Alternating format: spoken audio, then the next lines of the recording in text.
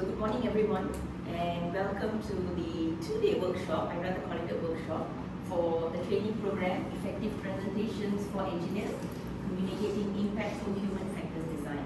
So I know you guys are the experts in this field. I'm probably the one from the language point, so we will see how we can bridge the gap between both. So what we're going to do is, as we go on with the training, I'm going to keep asking you questions to think about how you can actually apply the training in your current workplace. Because one of the main problems I found when I attend trainings is that once I'm done with the training, I honestly don't actually apply it back to my workplace because we don't know how to bridge the gap. So we are going to keep thinking about that throughout the training today. So when you go back after the training, you know, you can think of ways how to bring at least some of what you've acquired in the training back to your places, because you've got lots of presentations, right? So my name is Ratna, as you know, and I'm going to be conducting the training for the next 2 days. I don't have a helper for today, so it's just going to be us. Did you have a chance to look at the outline that I sent to you? So there are 6 modules there on the outline. If you look at it, you will see that it actually builds from different parts of presentation. So today we are planning to cover the first 3 modules of the outline, and tomorrow we will do the next 3 modules in the outline. Right? So we have to get the first 3 done today, so that the second half of tomorrow after lunch is going to be when you'll be preparing for your presentations and you'll be presenting. Right? So just to remind you, you need to have your laptops in tomorrow. Today you need your phones, as we've sent you the message initially. So you need your phone today because you'll be doing presentation recording today. And tomorrow you will need your laptops because you will need to work on your presentation. So choose a presentation that you have conducted before, you yourself personally have conducted before. So for those who are still in university, you're done. Okay, so you have your presentation, so they are probably going to be presenting something which is related to HFE. You can present whatever that's related to anything that you've presented throughout your years. Do you have any of them with you? Okay, well, you have one day to go look for it.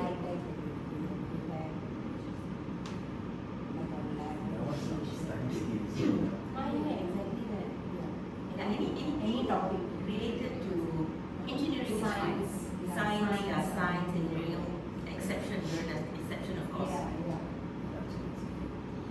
Okay, so for module 1, for the first day, this is what we're going to be doing. It's just basically what we're going to do is you will give a short introduction about yourself. We're going to identify what your current speaking style is, how you speak, what kind of voice you have, what kind of body language you have. What do people think of you when you stand in front of them? Do they think you are confident, or do they think you are nervous, or do people actually have an opinion about you when you stand in front of them? So this, we will do that at the very beginning of today, so you can compare it to tomorrow's speaking. And that's where you measure progress. That's how we want to measure progress. Alright? So every bit of how you are, how you look, your face, it makes a huge difference when you present. Even if, unless you're really good, but even then, if you are not sure about your topic and you don't know what to talk about, it will show on your face. So the whole package is important when you present the topic. Apart from, of course, you need to have the content as well. Okay, and finally, you will give and receive feedback on your deliveries. That's what module 1 is going to be. Okay, any questions so far? Anything that you want to know? Okay. We have 2 breaks in a day, which is going to be 15 minutes each, and we're going to have a lunchtime at about 1 to 1:40. We will go by how the timing is. So as long as we get the first 3 modules done today, then we'll be good to go for tomorrow. Okay. So let's start with the first game. I know you all know each other, but 2 truths and 1 lie. Have you played this game before? 2 truths and 1 lie? Okay, so you have probably played it, but the difference is, this is what we're going to do now. Okay.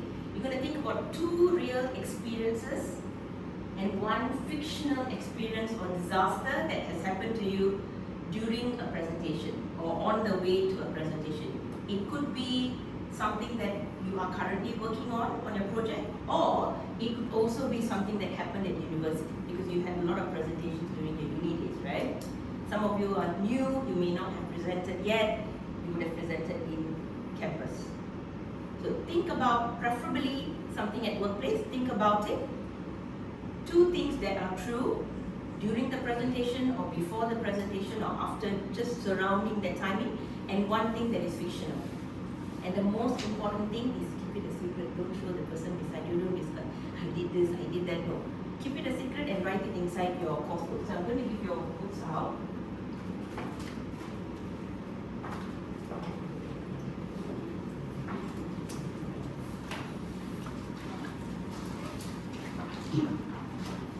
So you can go to page number 4, and on page 4, there will be a space for you to write 2 truths and 1 lie. Keep it short and keep it simple. Okay, I'm going to give you 5 minutes for that.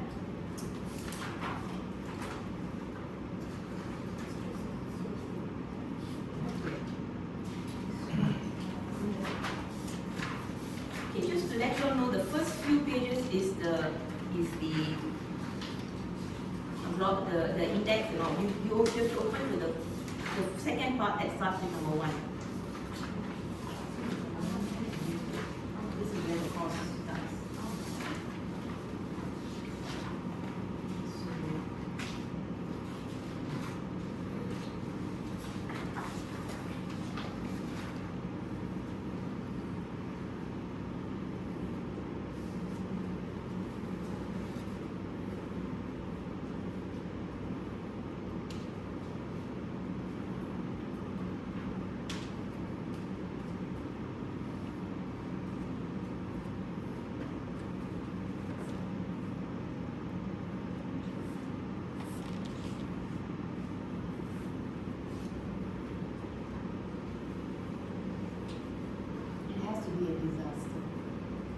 It doesn't matter. It could be an experience, it could be a disaster, it could be bad. It can be a mix of both, preferably disaster, but if you can't find a disaster, then it could be a good experience as well. However, the most important thing is the lie must be convincing. So don't lie about something that your friends can easily outguess that it's a lie.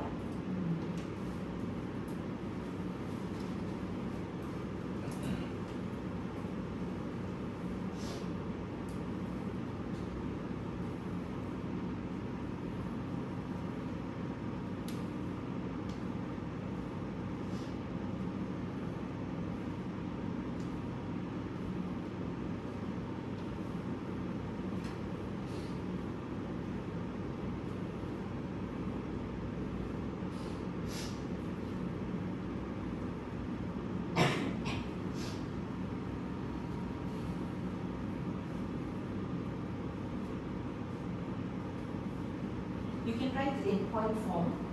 You don't need to write like a long, sentence.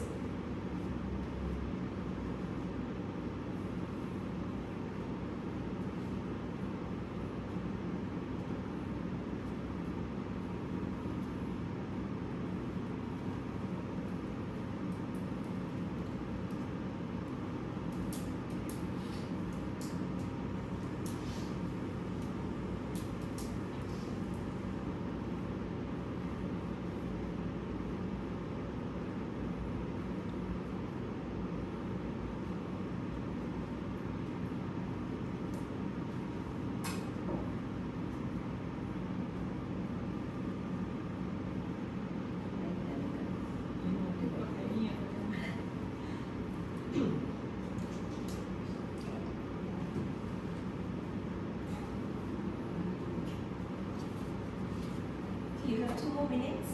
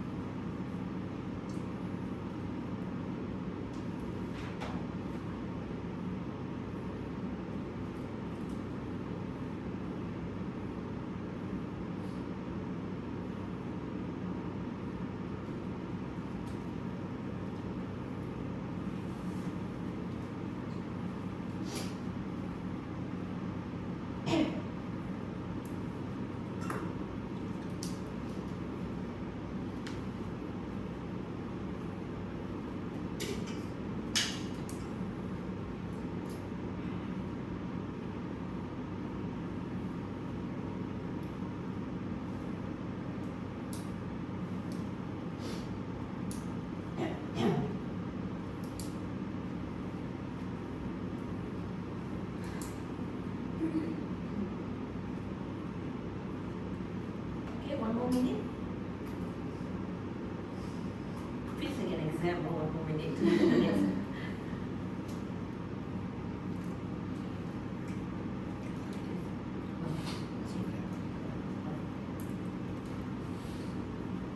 Okay, so time's up. Now, I'm going to tell you 2 truths and 1 lie about myself, and you're going to try to figure out which one is true and which one is a lie. Okay, the first sentence is, during one of my terms in university when I was presenting, my lecturer found out that the content of our group presentation was actually a replica of another group, so he gave us a D.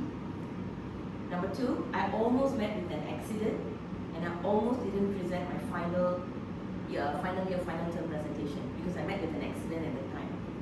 Number 3, during my first presentation at the university when I was presenting, and I was so nervous, there was one person who was looking at me all the time, one classmate, one Malay boy, and I only looked at him, and I literally just presented to him because he was nodding his head, he was smiling, and I blocked everyone else, and I was only presenting to him, so much so that once I was done, they were all making fun of me, saying that, why you, but nobody knew that the reason I was looking at him because I was so afraid, and I was so tensed up that I didn't look at anyone else. So which one is the truth? Which one is the lie? Tell me the lie. The first one is the lie. So easy to find out. Why do you say the first one is a lie? Do I not look like someone who will copy the content of someone else? You didn't explain much on the first one. You didn't give enough details for the first one. Okay. It was a very Brief one, is it? The other 2, it was very more detailed. Okay, yeah, you're right. So I'm not a very good liar, I suppose. Yeah, so the first one is right, and I don't copy content from others because I'm always because I don't do it, and I always feel that if I do it, I'll get caught. And I think that is always the case with people who don't lie often, I'm not saying I don't lie, but in terms of university work, if I do that, I know I will get caught because I'm not good at it. So yeah, the first one is right, and yes, I did meet with an accident, and I almost didn't present my final term paper. So can you guess what I did? For that, I just left my car in the corner with the accident, and I told the police and sorted it out later. And I went to the uni and presented, and then I came back and I sorted out. Oh, else I missed the whole term. I don't want to repeat my term because I don't want to extend my term in the university. Okay, so now what you need to do is, I want you to stand up. Okay, wait a minute. You're going to walk around and meet as many friends as you can, and you're going to read out your 2 truths and 1 lie to your friend, and your friend is going to guess which one is the lie. But remember, please do not make the mistake like me by not giving details. Lolita, thank you for picking that up. And do not give it away on your face when you're lying. You have to have a very poker face. That's right, you have to have a poker face. Number 3, see if you can remember what your friends told you, because later we'll talk about it. Right? Okay, your timing starts now. You can meet as many people as you can across the room. But you got to stand up and you got to walk around.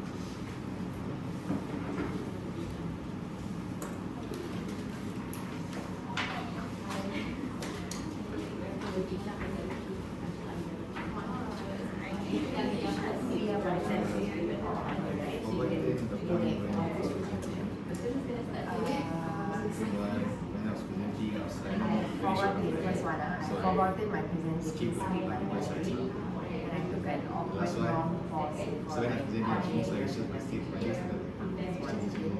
Second one is, I was too nervous and my legs started to feel jelly. I felt dizzy and blacked out temporarily.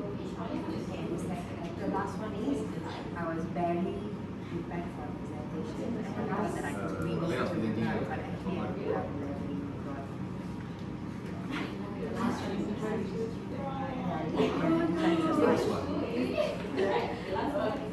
So I was like this standing there with it. So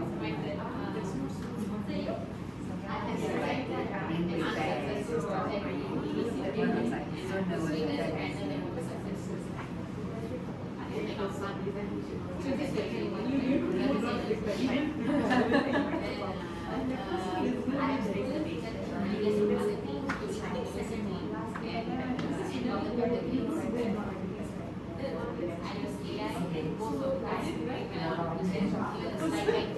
No, I never did. I never did. Definitely a far better liar than me. I was terrible at it. No, I didn't. I was didn't CDC and laptop. Never happened.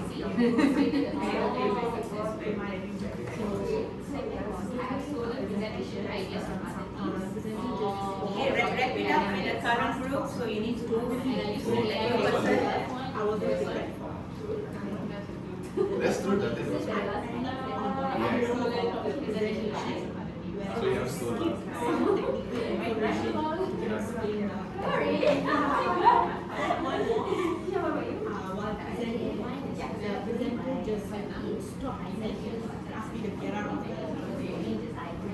The last one.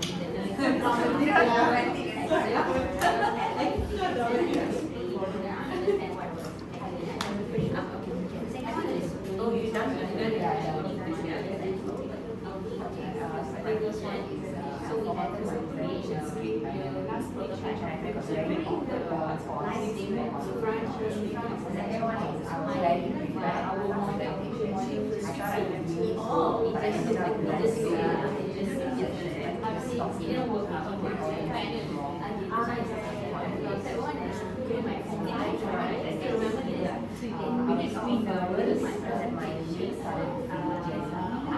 I felt easy and respected when it comes to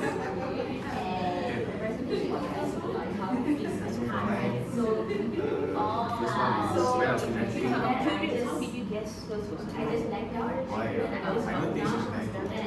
Because you see, there's no she remembers something like you were blabber. yeah, she remembers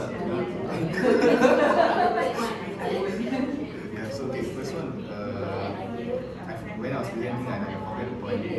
Then the second one is when I was presenting, I was running like short of time, so I skipped that particular slide to finish it off. Then that one also seemed like yours. I was feeling so anxious, my legs started like that. No, because the points on the screen, right? No, yeah, I don't forget the point yet. Because the point will be on the screen, so yeah, that's the third one, the first one. Okay, we can have one last swap. Whoever who's not. Have you met her? Not yet.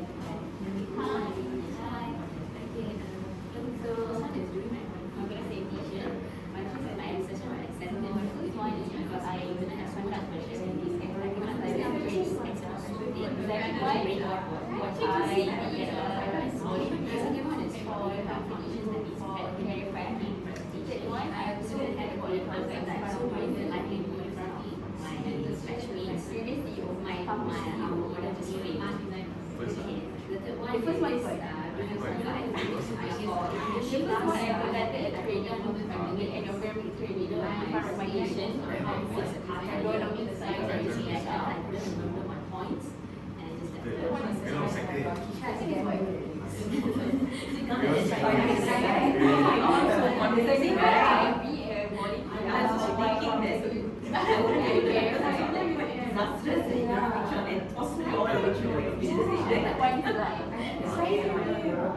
Exactly. You're right.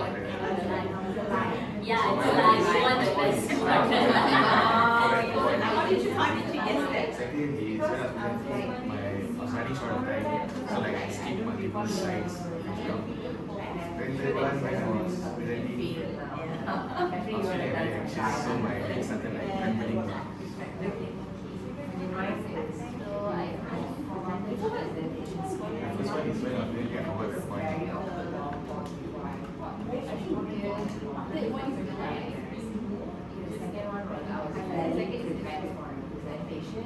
The first one is the yeah. Because the point will be on the screen. Yeah. So that's why I won't forget. Yeah. That's all. The first one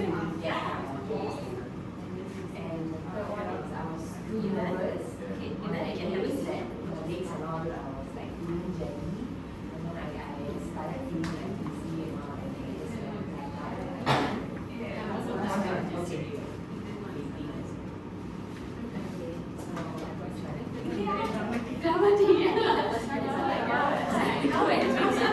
like,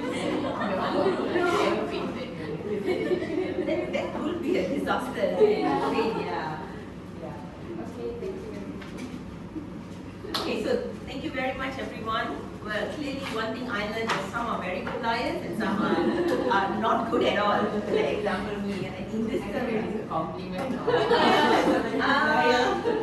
I think you need to know, if you're going to be a diplomat, then you need to know how to lie, probably. Or else, I don't know, I mean, depends on your perspective, I suppose.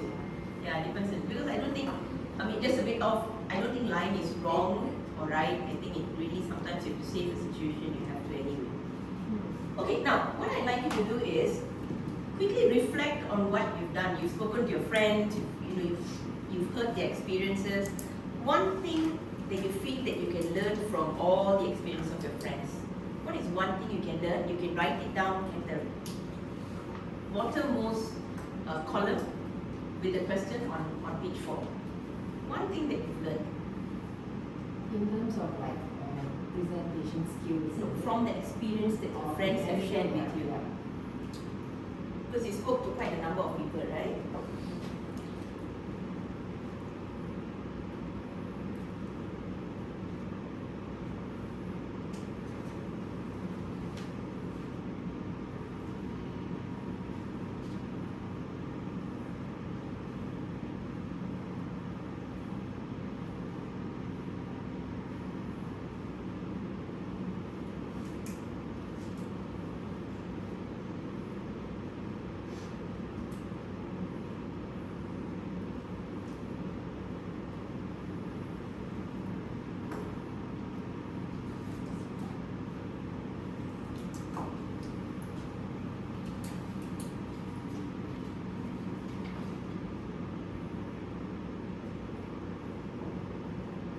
So what we're going to do is, we're going to introduce our names, since we've not got to know each other's names. So we'll introduce our names, and then we'll just read out what we've written about what we've learned. So I'll start with that. My name is Ratna, as you know, and what I learned from listening to all your experiences, a disaster at any time cannot be avoided because it is out of our control. Like example, an accident, or there are some things which are really out of our control. When you're going to present, during a presentation, like a technical failure with the laptop, for example, or like in my case, some kind of accident that happened. However, there are things that are within your control. So for things that are out of your control, you really can't do anything much. But for things that are within your control, you always need to find, in my opinion, you always need to find a backup.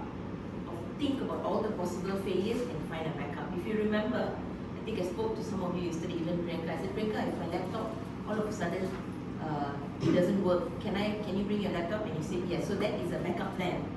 So I'm not going to come here and struggle with my laptop. And then remember, I spoke to her. I said, Shwani, my phone doesn't work. Can I borrow yours tomorrow? So it's whatever you can, whatever angle you can cover and think of a backup plan, you must. So anytime you have a presentation, I feel you always think of possible failures that can happen, and you think of what are the possible backup. Don't leave it in the grey area. That's one thing I like. If you leave it in the grey area, it will be worse when you get into a difficult situation. You panic, you won't know what to do. So always cover your angle, cover your grounds in possible failures. So you've got to think of all the possible failures that can happen, and then you cover that, and you see what are the backup. What kind of backup can you have?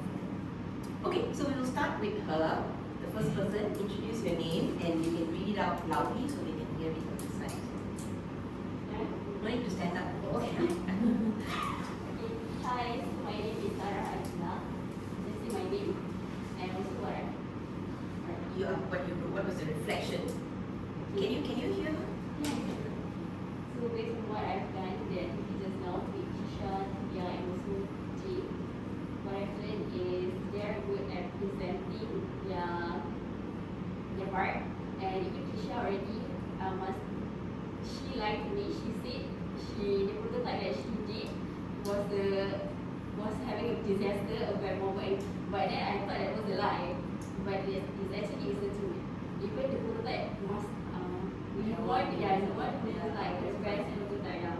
So that one I think what I've learned is you need to master your failure, and also you need to, when you are explaining the trend line, don't explain too much. Don't explain too much. Don't explain too But then much. I got into trouble for that. So when she found out I was lying. Yeah, because when you are explaining, meaning you are facing the situation.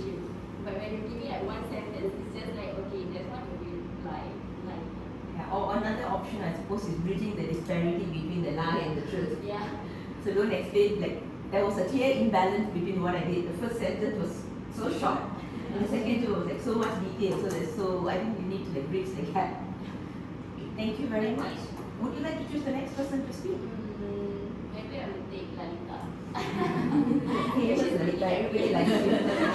Okay, thank you. So, what I get to reflect from this activity is always be well prepared prior to your presentation, no matter like how good you are. Like sometimes you are overconfident on it. This is just a simple one I usually do. You see people overconfident also. No matter what, even if it's the simplest thing or something that you do it often, then there should be a small preparation prior to your presentation. That is one. Second is to always stay calm when you're presenting.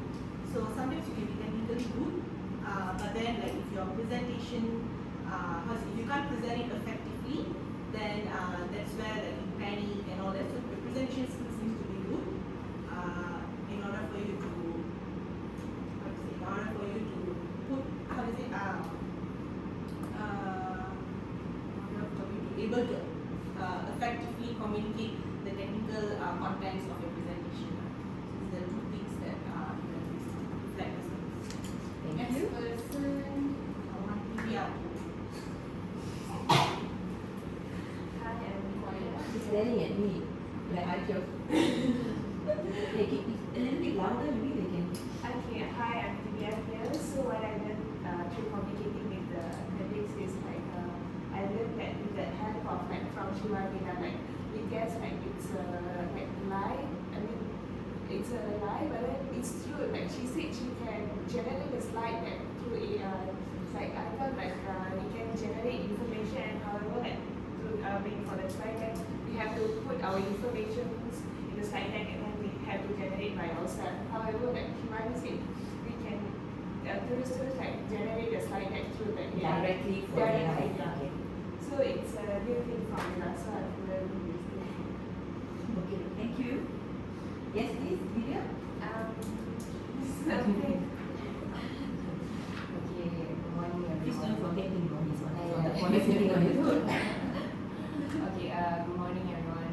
My name is Priyanka.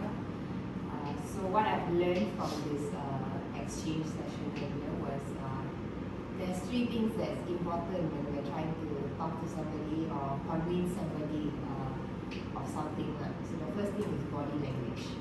So when you're talking, if your body language is too stiff or very robot, then people are not going to listen or be convinced by what you're saying. Second thing is your voice modulation.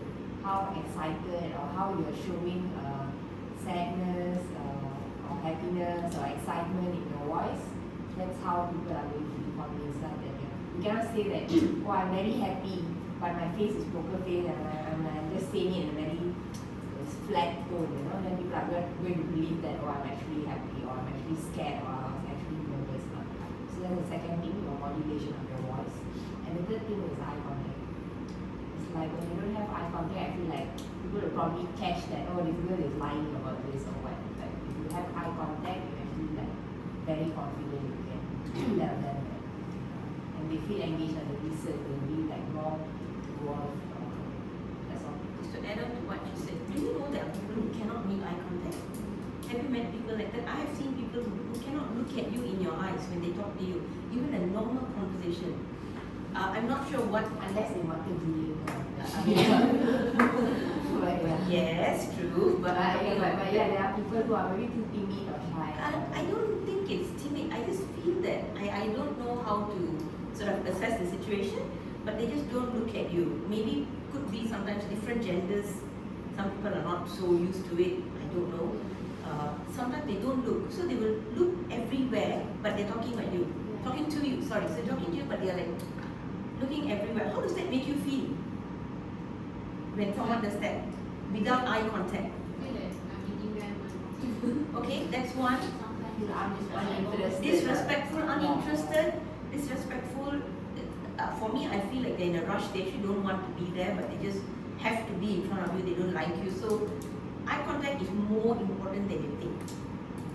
Alright, so these are some things that I will tell you during the presentation, during the whole course, are things that come up as I'm speaking. So it may not be a part of the slide, but it's just things that come up as I'm speaking. So one important thing you must remember when you have a presentation to a class or even to to your clients, if it's a physical presentation, don't just look at one person. You have to train to look at different people. So if you're here, you look at this corner, this corner, this corner. You try to maintain eye contact with as many people as you can. It will take time, especially when you're panicked, especially when you are, you know it's an important workshop, for example. Online, if you can get away with it, but physical, you can't. Especially an important workshop, you must train yourself to look at different people, not just one person. Then that itself, they may not say it, but that may actually impact the way they think about you. And you guys are doing like high profile workshops, right? So it may not even be your contact, but it's just the way you don't look at them and don't maintain eye contact. They will feel that you're not confident and don't know your content. There is a possibility of that happening. Do you think that's true? Yeah. In your own, think about your own workshop, is that? Yeah, it's true. Also, it makes like people are being listened, like make them feel good also. Yeah, you make them feel good because you look at each one of them and Like you're acknowledging them. correct. And especially in an environment like this, when you look at each person, they know that you're paying attention to them. So it's not like you don't know that they're not there. Okay, yes, Priyanka, the next. Jisha. Let's introduce first, right?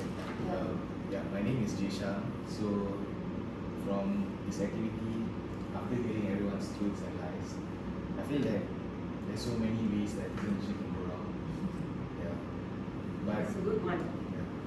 So but for one person it can be disastrous, for the other it won't be that big of a problem. Yeah. And some of the disasters can be avoided and some cannot. Thank you. Shivan. Okay, hi everyone. My name is Shivani. So, what I learned talking three people is the similarities. Everybody gets stressed or panic when they're presenting, and I'm realizing that's very normal. Some people can just straightaway go and present, but most of us panic. And then another thing I realized is all of us we can't think of a lie. It's like You're Yeah. very stuck at like. Can't think of the lie. Yeah, it's like But Kisha was quite convincing, I think. Oh, Kisha was Yeah, to very good. identify which was the lie. Sophia, But also like first I talked to Lalita, I was like a bit flat. Then after I moved to Desha, the I big tried flag, to. you mean like Maybe you like- couldn't identify? No, I mean she could like. I felt like I wasn't convincing enough. Okay. So when I went to Desha next, I tried to be more convincing. When I went to Kisha, so I tried to improve. So you're learning on your my feet, life. like you keep anything else to add? Hi, my name is Shantini. So what I learned from today's activity is that reading facial expression and body language is very important, so that you know like okay, your presentation is actually making them bored, or are they really invested in listening to your presentation or not. So the second one is lying convincingly is not bad as long as it keeps you out of trouble. I'm not sure about that, but I can't comment on that. But in terms of let's say during presentation, let's say you're not a very technically sound person, but if you have really good presentation skills, you can actually make them, you can actually buy them, like convince them. Like let's say you're selling a product, you just have to have very good technical, presentation skills, in terms of talking. I think that's why people like for example, we go to the mall and how they just suddenly stop you, they just want to sell, but the way they talk is like very convincing. It's like even though you're in a rush, it's like they have a hold of you because the way they present, the way they sell their product is like it's like that. So I think even though they might not have the knowledge of the product, but they're very good at presenting. So Who agrees? Who disagrees with her? Anyone disagrees with her? no, That means if you, I think it's more of like I would you like doing because you need to have the balance. imagine your field. Okay, forget about the sales that she's talking about in the supermarket. That's fine. Imagine in your field. Do you think you can go to a place and wing it with your presentation skills without content? I honestly think you can't. I think you can't. I think you need to know your content and you need to, yes, she's right. What she says is applicable in sales of things where people try to convince you. But I think when it comes to technical presentation, I honestly don't think you can wing it. You may be able to wing it in the beginning when everybody is not so alert, not so aware, and then as the time goes on, you have to keep presenting when the problems start arising from equipment or whatever that you have. You actually, I do think you need to have the content in place. Most of the time it's like that. So do keep in mind, yes, it is important. Presentation skills is very important. The first impression, yes, I think you must have. But as time goes on, there has to be, like you said, 50-50, a balance between presentation skills, your content must be there. Because people who are experts in the field, they can see through your presentation and your talking style. They will say, this person is, she talk very, yeah, they're winning it. I usually say that's the guy winning. Because if you're in the field for a long time, you attend something which is in a related field, you can immediately say whether they're winning it or whether they really know what they're talking about. So just be, the reason I highlighted this is, thank you for your point, Kisha, but the reason I highlighted this is because I don't want you all to get the wrong idea that, okay, can go, just go to have presentations here, and then you tembak in the workshop and say, Ms. Ramdas didn't say anything like Kisha, so I have to highlight this so you don't take the wrong thing in your mind, and remember that yes, it's important, but the content is also, you also need to be very good at what you do. So there's two things to it. Okay, so now this is the most interesting part where you're going to have a self-introduction speech. Alright, so what you're going to do now is you're going to introduce yourself and a current project that you're working on. Alright, a current project you're working on. If you go to page number 5, there is some space on page number 5 for you to write down short notes about the current project you're working on. Imagine you're going to introduce the project to a 10-year-old child. You want to talk about what you're doing to a 10-year-old child. Okay, you have 3 minutes to present and talk about what you're doing to the 10-year-old child. So introduce your name, your age, where you're working maybe, and just a short 2-minute presentation on what current project you're working on. Alright, I'm going to give you 5 minutes to write down short notes, and then we'll go to the recording part after that. So write your short notes first. Please don't write long sentences. Short notes is fine. Yeah, I don't have project. So anything that your father need presentation? Now only I finish first year. Okay, so did you do any presentations? Yeah, but What lab? Something like English subjects, any group of That was- one, I like, yeah. group work. Any group work done? Your group mates did all the group work. no, I did, but Think and I did. I think you're a bit too young to be forgetful.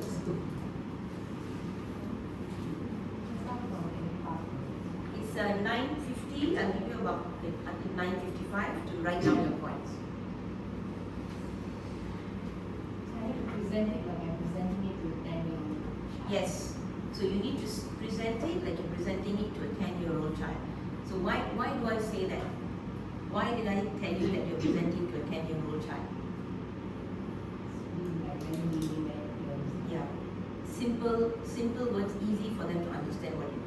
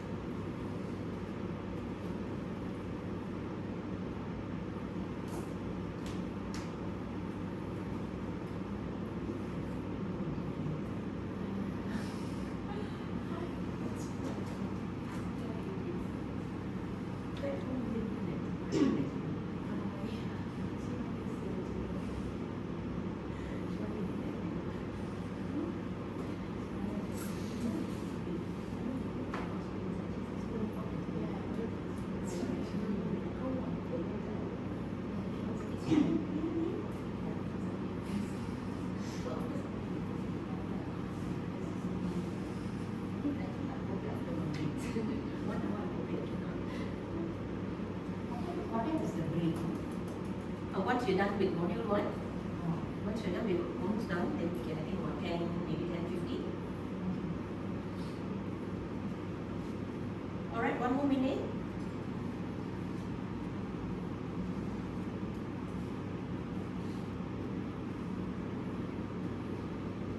I see some of you writing very long notes. I'm very happy to see that. But remember, your presentation is only going to be for 2 minutes. Yeah, so you need to summarize it.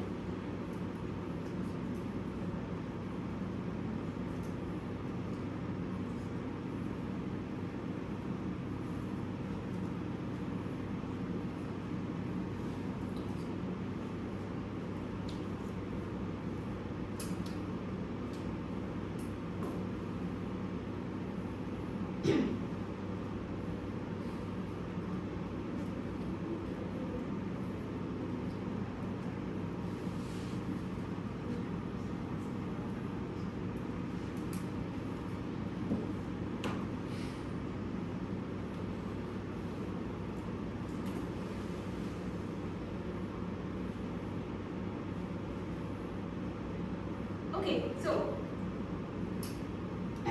this is what we're going to do. You need your phones for this activity. Okay, you need your phones for this activity.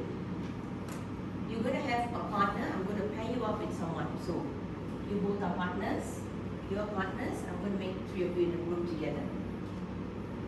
You will need to present, and your partner will record you on your phone. Okay, you can do it inside this room, and you can use outside as well. There's no one there, right? Yeah. So if you feel it's too noisy here, you can also just go out here and you record it. So look at your book, look at your notes, see how you're going to present it in 2 minutes, and then you stand in front of your partner. Your partner takes your phone and record your presentation on your phone for 2 minutes. I can refer to the book. Yes, you can refer to the book. You can refer. I'm going to leave it. I'm not going to tell you anything on how you need to do it. You do it however you want to do it. Just make sure it is for 2 minutes. And then your partner will they will present and you will record it on the phone. Alright, so 1 minute, look at your notes, organize it in your mind on how you would speak about it to a 10-year-old child. So imagine you're presenting to Kirana, how would you tell him?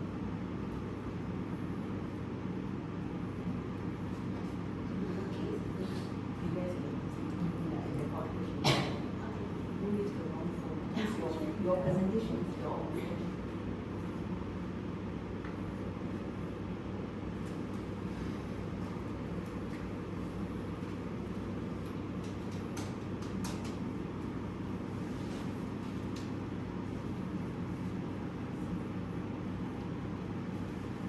okay, one more thing before you present.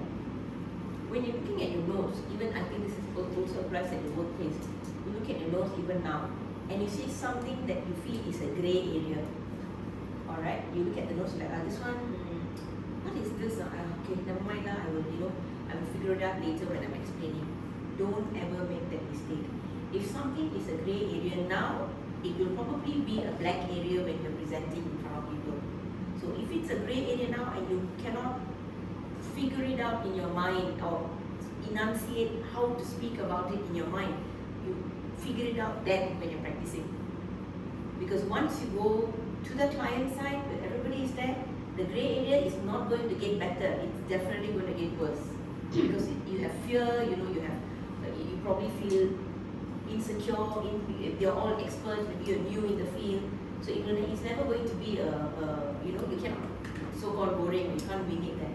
Grey area, every grey area you have in a presentation, fix it when you're working on it. You write notes, whatever you do, when you're presenting, then it will be clear. Then when you're presenting, at least it goes to a grey area. Then you can, you already have your notes to support you. This is just from my experience, because I've had occasions where I think, okay, this grey area, I'll figure it out later. Because it's simply because you don't want to acknowledge the fact that there is something you need to work on. So you're like kind of going into a denial. Later, when I had to go through it, I actually went blank because I didn't fix it at that time. So just remember that when you're having a presentation. Okay, so are we ready? Yep. Alright. Maybe this group, I think you can do it there. You can this corner here, alright? Maybe both of you can do it in that corner. So it's not so noisy. I think you guys can go out and record your session.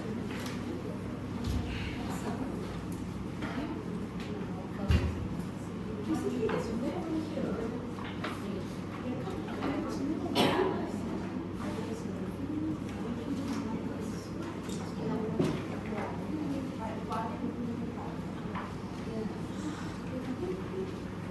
Okay, can I give you around 10 minutes maybe? Yeah, and then once we're done with it, then we can take a break after that.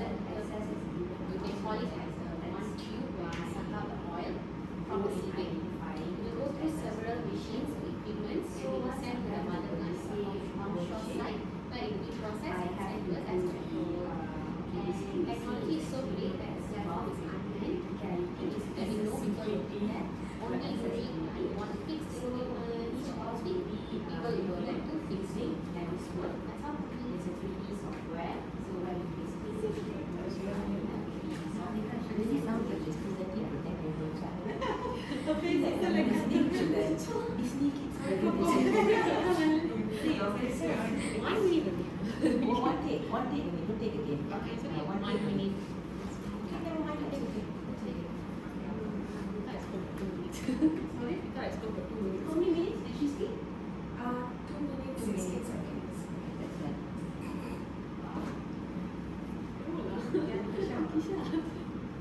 It's okay. You can do music, it's exactly correct. You don't have to memorize it.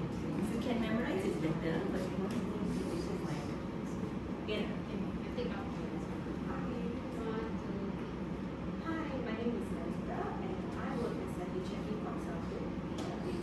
So currently I'm working on a project of Assam, Assam. It's an offshore project. So imagine like a Lego city, but this city produces oil.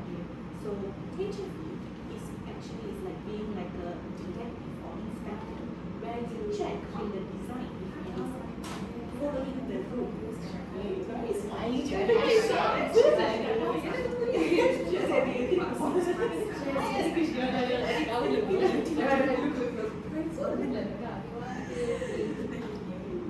Hi, my name is Larita and I work as a HRDF consultant and human resources specialist. Currently, I'm working on EPC Assam project. It's an onshore project. Imagine like a Lego city, but this bahasa bahasa project. So these engineers built this like sorry,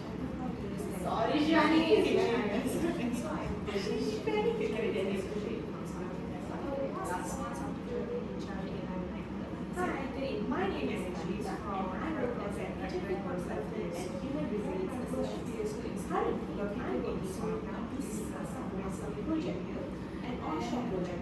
So imagine like a desert city, but this city produces oil. And HRD is being HRD is like being a detective or an inspector to check on the design if it is following a set of rules which has been set by the company. So engineers build this legacy and I, as an HRD consultant, make sure that this city is safe for humans to use. Some of my work to make sure that this has a safety is to make sure people can walk through on the floor safely without falling. People can reach for buttons and washes comfortably. And the last one is control rooms are designed obstacles to users and their legal solutions. That's all about my job. Thank you. Presentation like that. Job scope is to review the latest work and identify how many models within the FPS, so how many vehicles, how many turbines, whether they are in good condition or crashing, and the volume is currently modeled, and yeah, so this affects the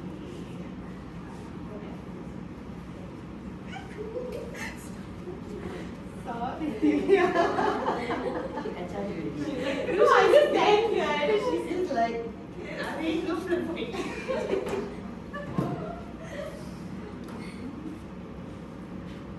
Want to do it again? What? No, can't do it.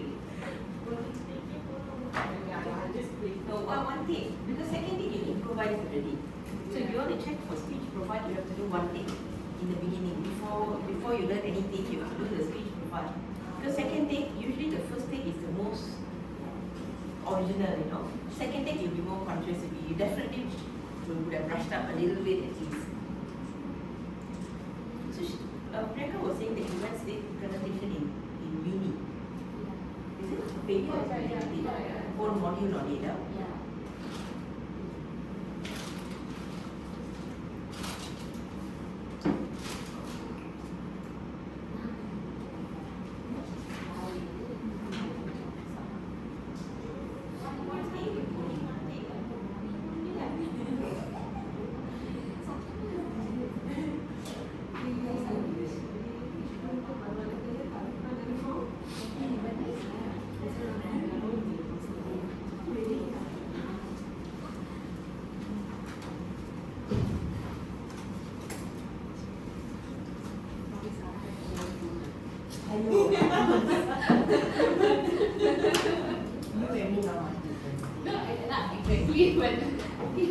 Okay, so now, yeah, I heard all the presentations. Some of you, the reason I also did it was so that I can identify what you are, you know, what is it that I can add on if I need to add something on tomorrow, what kind of problems when you're speaking, what are the repetitions you make, what kind of things I can do, so I can actually add a little bit more on that tomorrow. That's another reason.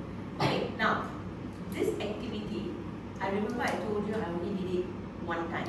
So first question, how do you feel after, during the time, before the activity, or when you're recording it after it? So many mistakes. Self-conscious. Blank. But you had your notes with you, right? different compared to what I was saying.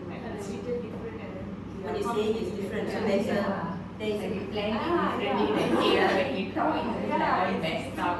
so the disparity between what you wrote, so basically the written and the spoken words, right? Yeah, okay. Self-conscious, yeah. Okay, so so I want to just talk a little bit about the self-conscious. We all know each other. So what was the purpose for the self-conscious? Why, I mean, I just want to know, It's like being recorded. somebody else recording you. Okay, so I think Divya almost closed your face with the I don't want to say anything just like that. So I went aside and looked at her. Oh, I said, no, her face can't be seen. It's like this, slowly the book is like going at one point I'm gonna cover her face. No, but that is those are natural things that people do when you're presenting.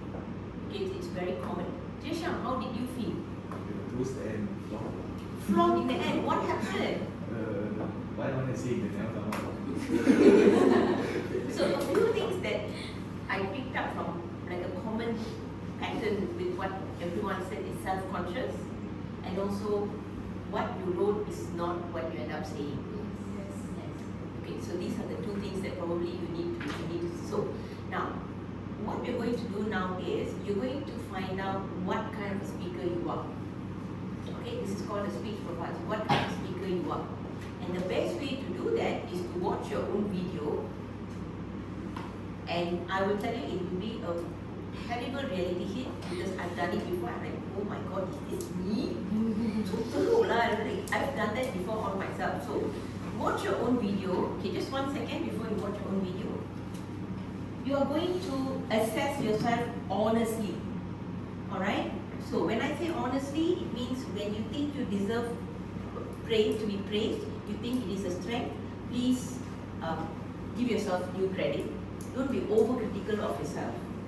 Alright? Number 2, if you think you've made a mistake, there are people who don't like to praise themselves, they are very critical about themselves.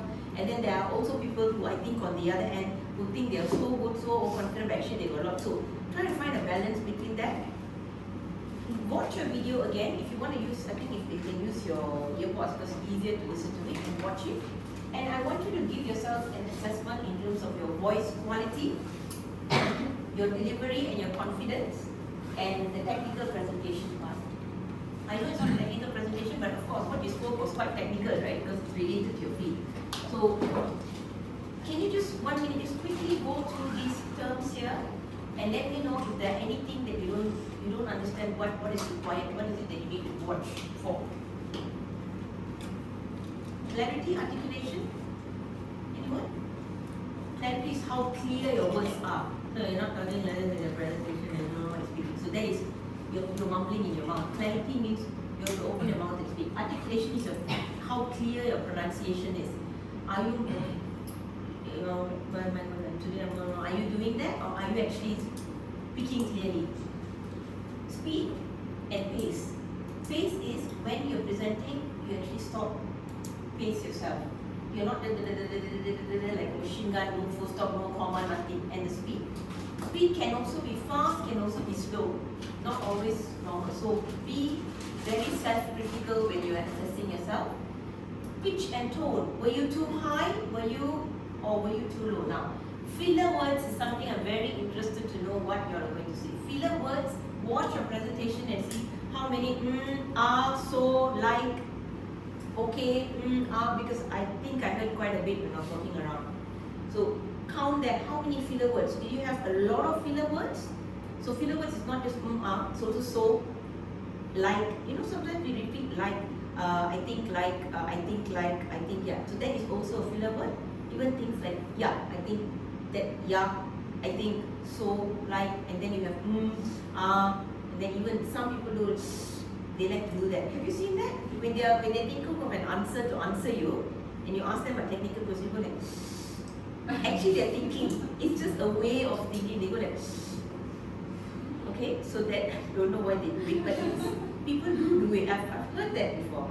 I think I do that sometimes as well when I want to give a technical in my field kind of answer. Okay. Eye contact, I think, are you looking at the camera? It's a bit more simple because you're recording yourself. Body language, for example, are you trying to cover your face or putting your book down, or how did you stand in the video? Were you actually rooted to the ground with your feet? So feet must be true to the feet, not like one side like that, one side. This is also it's a bad imbalance. And some people tend to do that with the presenting. They like that, then they're like that. They can't. Yeah. So you root your feet. Are you doing that? Is your posture straight? Are you slouched? So all of that is the way you assess yourself. Confidence, how confident you look. Engagement, your energy in the video. How was your energy? If you are an audience and you look at yourself, do you think you have excellent energy, or do you think when people listen to you, they're going to fall asleep because you just have no energy. And this part, I think, is what you all said. What you wrote was not what you spoke, right? Did you have like an introduction? Did you talk about the problem that you're having?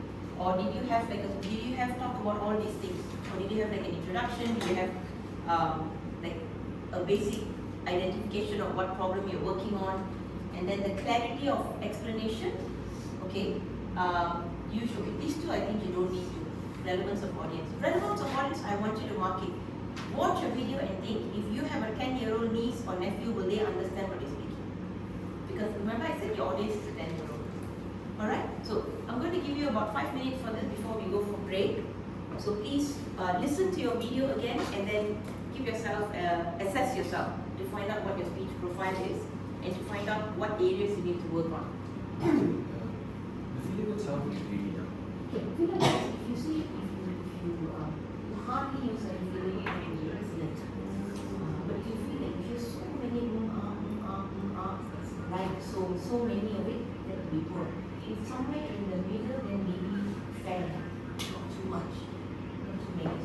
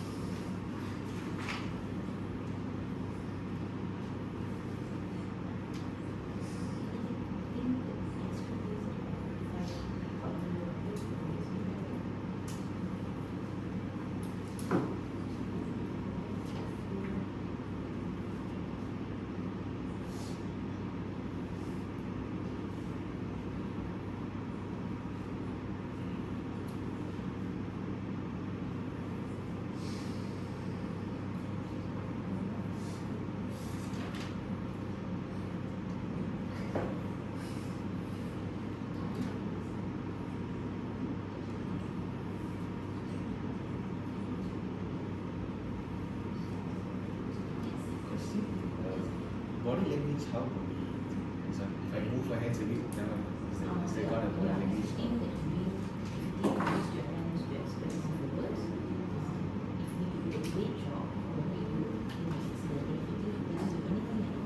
Maybe like some things. It's fair.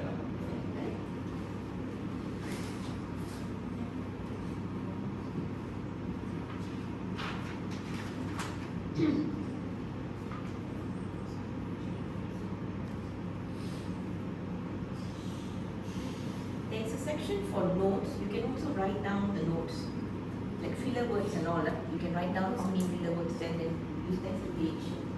Filler words.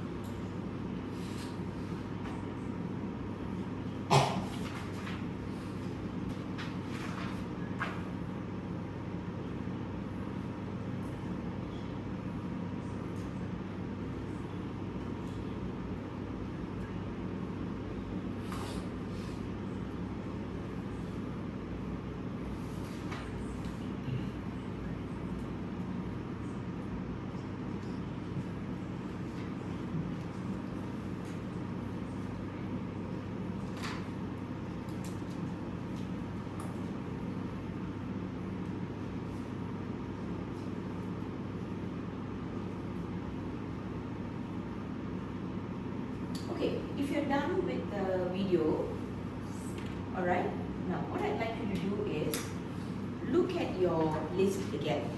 Alright, look at your list again, and I want you to identify, sorry, okay. I want you to identify 2 things you feel you're good at and 2 things you want to improve on during this workshop at the end of the presentation, which is the presentation tomorrow.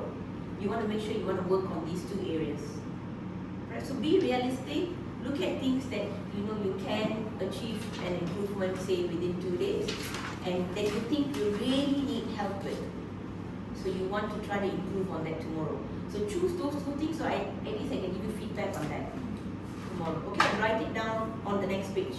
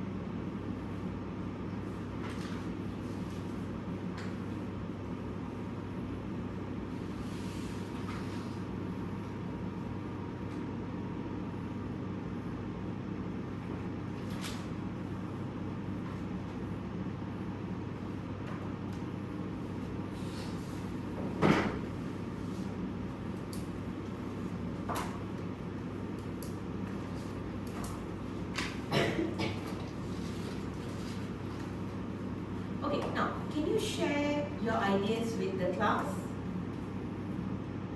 Alright, share it with everyone else on, I want you to tell me the 2 things you want to improve on. You feel that, oh, this is really not good and this is something I want to improve on, at least try to improve on it in the next 2 days.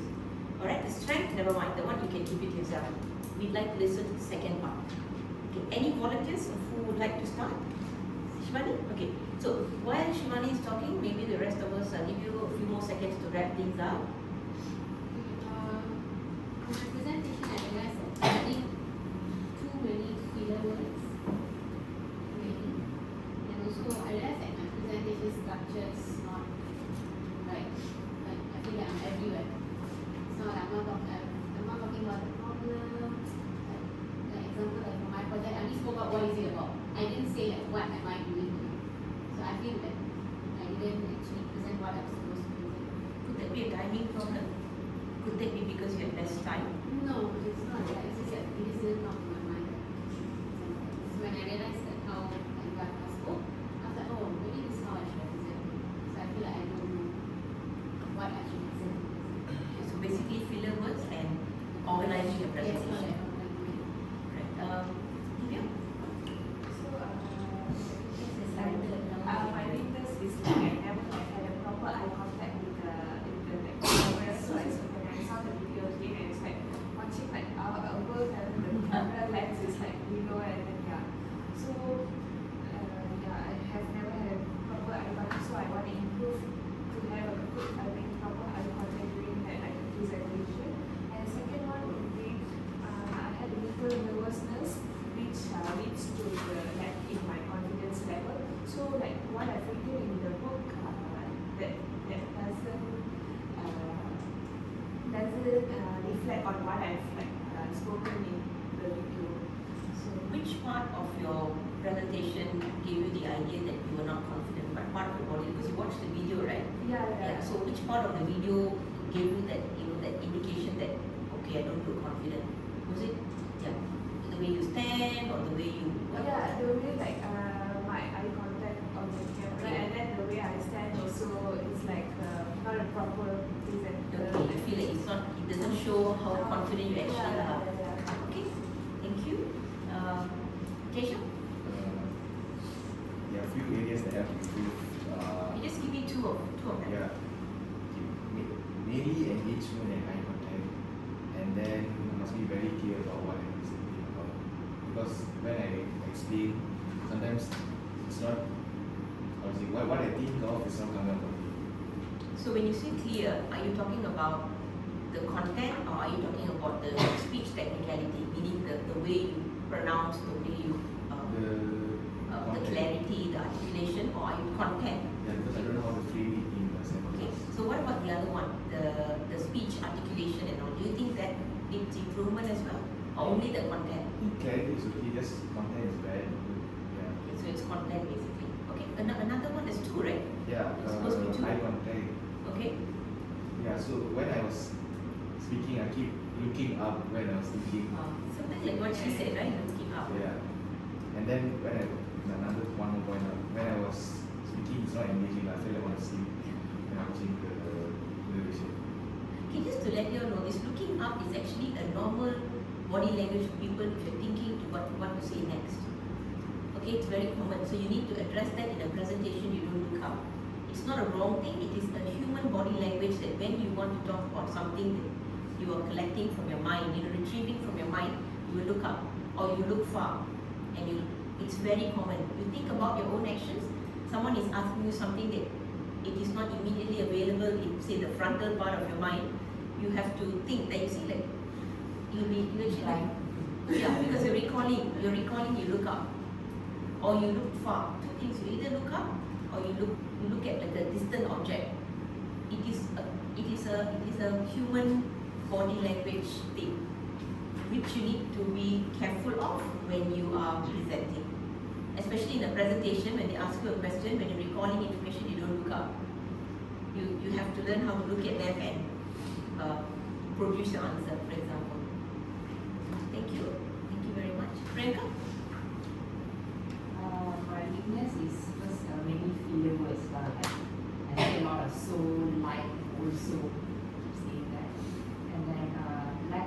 structure sounds like I'm winging it. And You if I feel didn't- like you're winging it? I'm winging it. And then it's like I didn't prepare properly. So I only had 5 minutes. 5 minutes, yeah, of course. So next is I feel like I'm not staying composed. Like I'm like repeating the same movement a lot. Like I keep saying it and then maybe it's also to mask my. I think it's also to mask my nervousness or what. So I tend to like a lot of like too much lah, or maybe I need to reduce that a bit. So stay a bit composed, polished.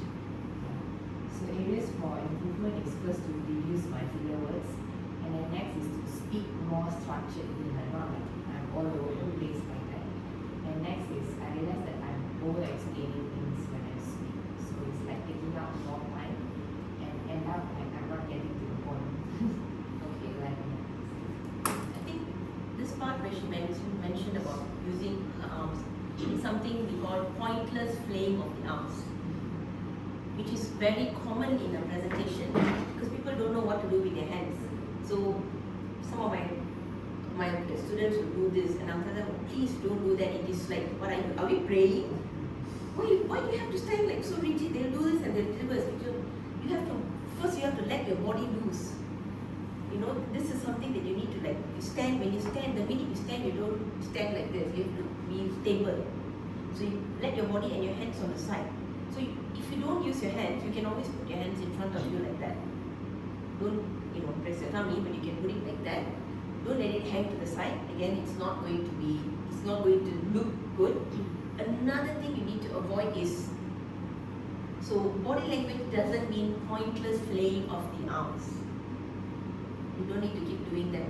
It is not only Priyanka. A lot of people, many people do that.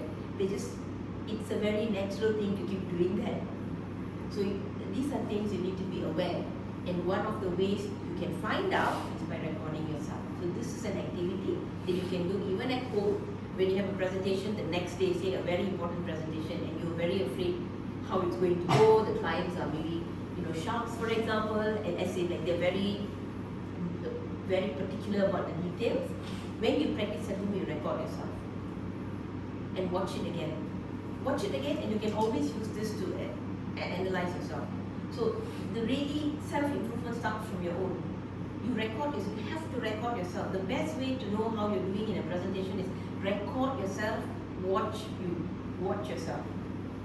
Then you will identify what you need to improve on, and then from there, slowly you take one point and you improve on it. Another point and you improve on it. So what I want you all to do now is, before we go for break, remember you have 2 weaknesses. I only want you to choose one that you think you want to work on. Focus on that in this class, and by tomorrow you try to see how you can improve on that. So in tomorrow's video, when we do the recording, there should be a comparison between that and today on that one particular weakness. Let's be realistic. You have a 2-day course. Some things need time for you to improve on and to practice and to get where you need to be. So choose one and tell your partner which one you've chosen. Which one you think you want to work on? That you think is more pressing and important? Get your idea. Why that?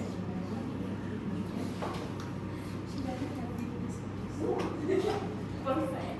I can't say anything about that. So which one are you going to structure? But I think you don't think so.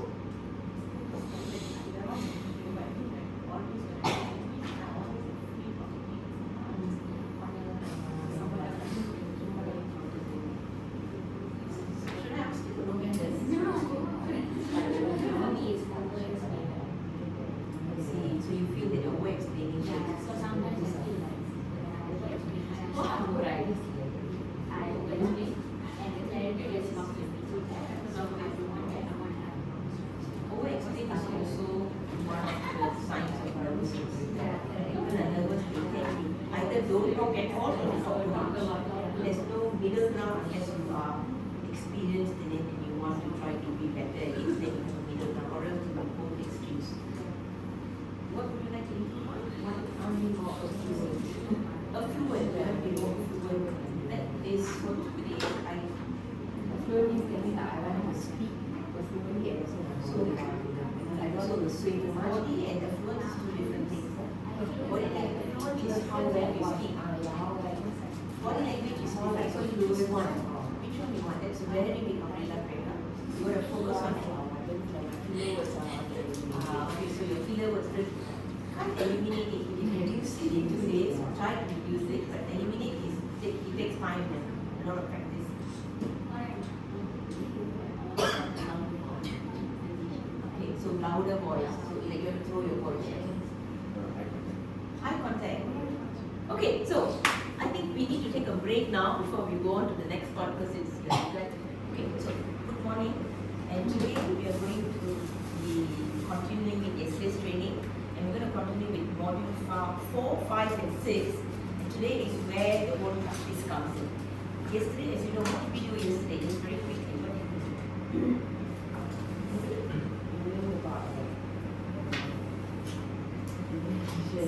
Yeah, okay. Important aspects of the presentation. Okay, and what can go wrong? okay, so How to tackle it? Alright, so do's and don'ts, what can go wrong? Signposting, so how do you compose a presentation script as well, and also one of the things that we spoke about, I think, which I kept stressing over and over again, was catering your slides to different audiences. That's right. So you cater your slides to different audiences, and the importance of that, especially in the field that you're in, which is HFE, which is very like high risk and high accountability, very high accountability field, right? So today we're going to go to the second part. So the composing, preparing of the script and all was yesterday, and then you had a homework where you had to rearrange your slides to suit the targeted audience that you had selected yesterday. So today is going to be the second part, which is the speech, the voice, the actions, all of that will be today. And then after lunch, we're going to prepare for the presentation, and we're going to combine whatever we've learned yesterday and try to apply at least some of them in today's presentation. Okay? And how do you do the comparison? Remember the video that we filmed yesterday? So we're going to take a video again today, and then you have 2 sets of video you can take home and you can compare both. Alright, so we'll start off with module 4, which is visual and vocal delivery. What is visual delivery? What is vocal delivery? And this encompasses voice, body language, and confidence. Okay, remember we were talking about voice, intonation, manipulation of your voice, how to use body language, not to flay your arms. So all of that, we're going to try to do a little bit of that today, so you have an awareness. Again, what you need to do is you need to take it back and you need to put it into practice. So you have to keep practicing at every opportunity that you get for a presentation. You need to keep practicing over and over again some points. And one thing, do you remember yesterday you wrote down one part of the presentation that you want to improve on? Okay. I'd like you now to go back to that point. Look at that point and write it out of module 4 for the space on page 30. There's some space on page 30 in the bottom. I'd like you to write that goal back again, so you're constantly reminded of what goal you're trying to improve on for today.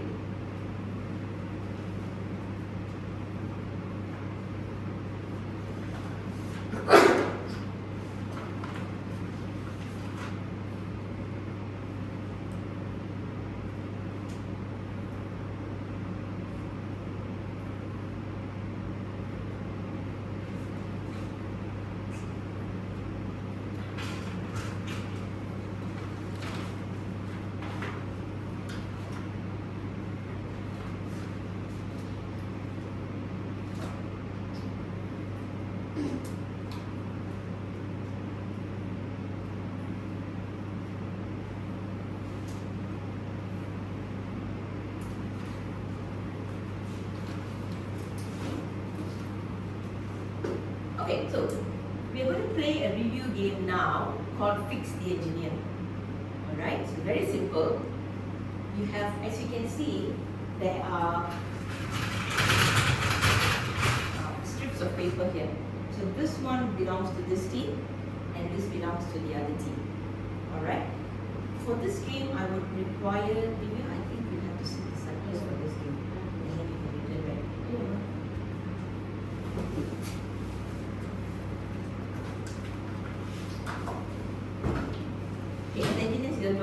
fix, right? That's what you do anyway. So the name of the game is Fix Your Engineer, and can you figure out the flaw?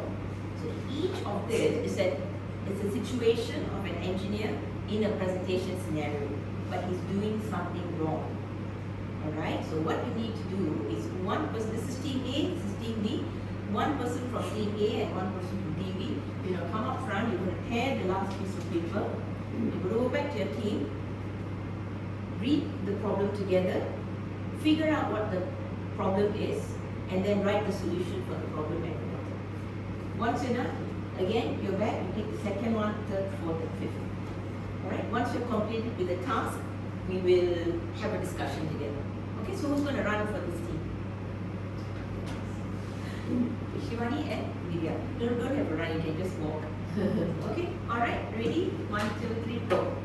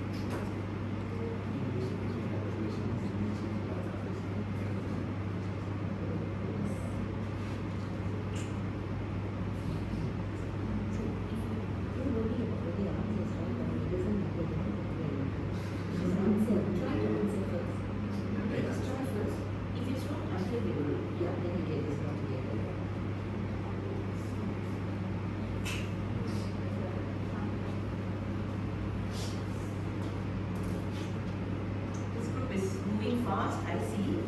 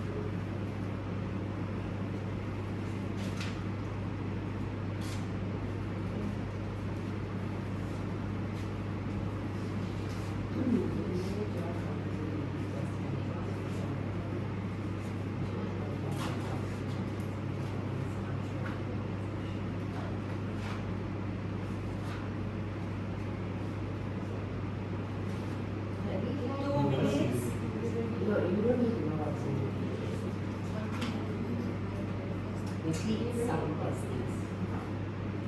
Some testing results. And then design the recommendations. And then back to technical context.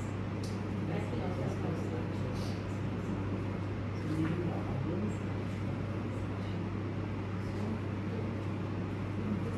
2 minutes, if you move it a little bit quicker.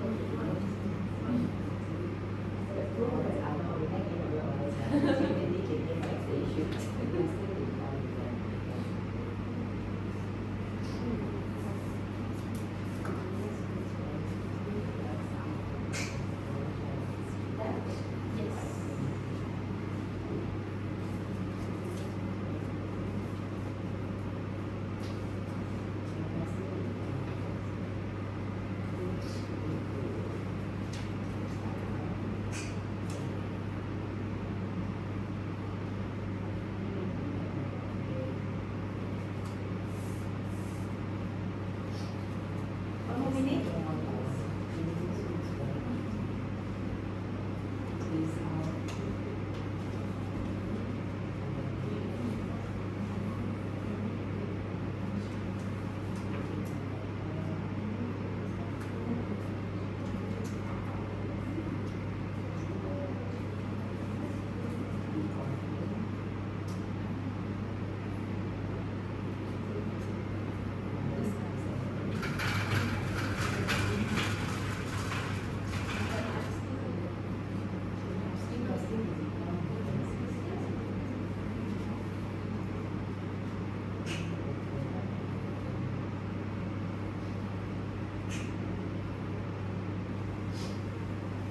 Okay, so you can arrange all the problems on the table, right? So talk to your partners and choose one of it that I'd like you to read it out, and then you explain what the problem is and what solution did you suggest. Shivani, maybe you can do this one. So the other team, please listen to Shivani while she's speaking.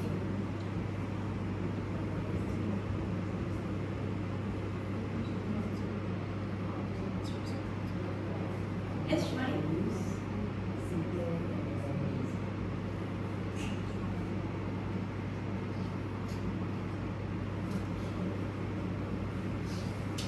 You can sit down and read it. Okay. So the problem that we chose was during the A slide. little bit louder so you can hear it.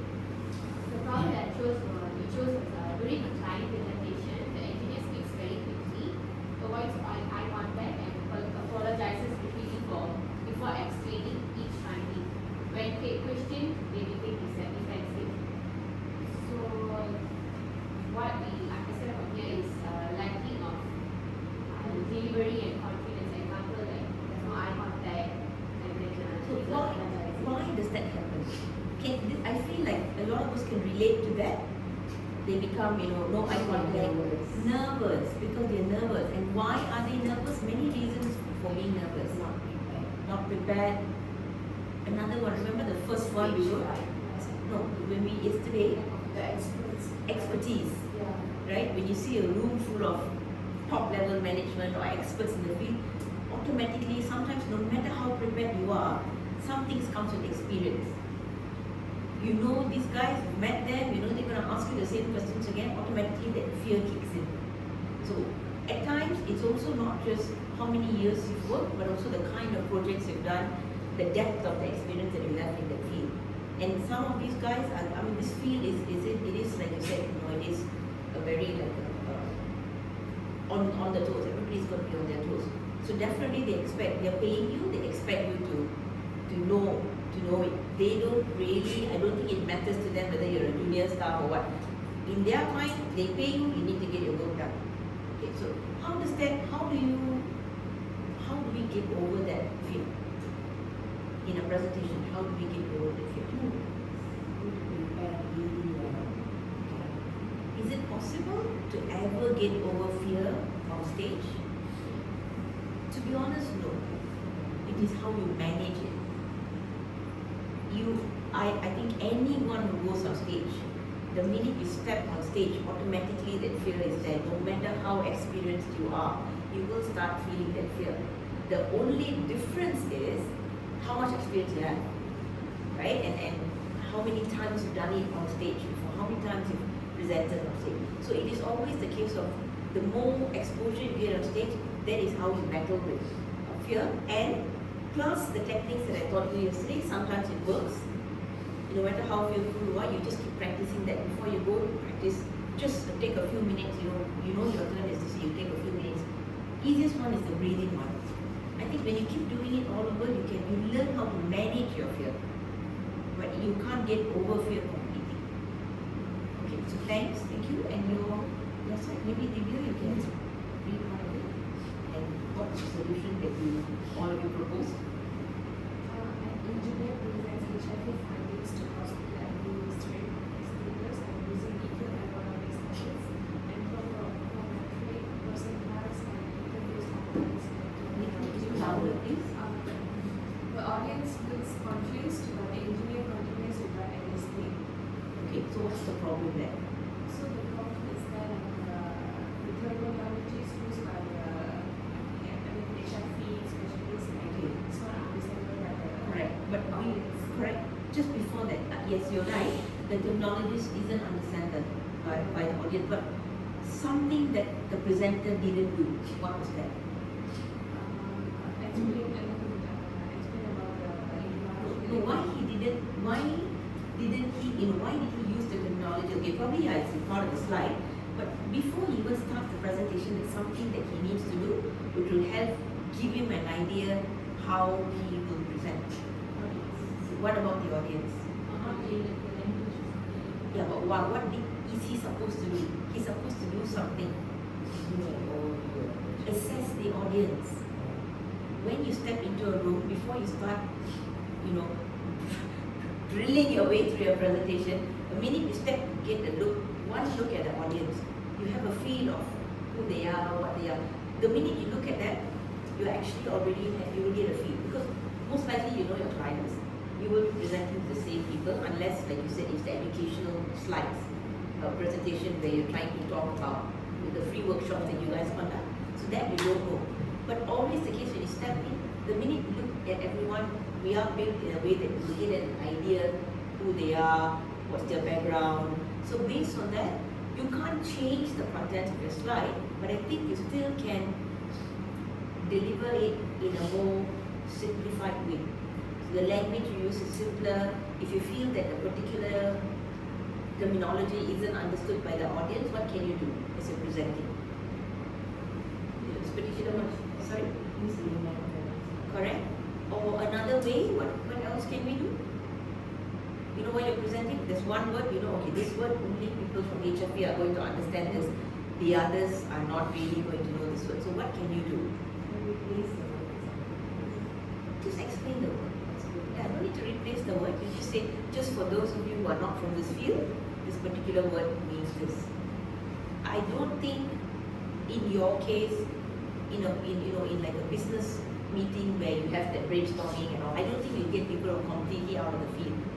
However, like this, the educational training, you might get people from just managers from different parts. So there will be some words that they don't understand. It's not all, some words. So you can pick and choose those words and just give a quick explanation to them. Or another option, what can you do? Apart from explaining, what can you do? Another option. Do you hand out presentation slides to them before you start your presentation? Educational one? You don't. Okay, so presentations, they do hand out slides, right? What can you do when you hand out slides?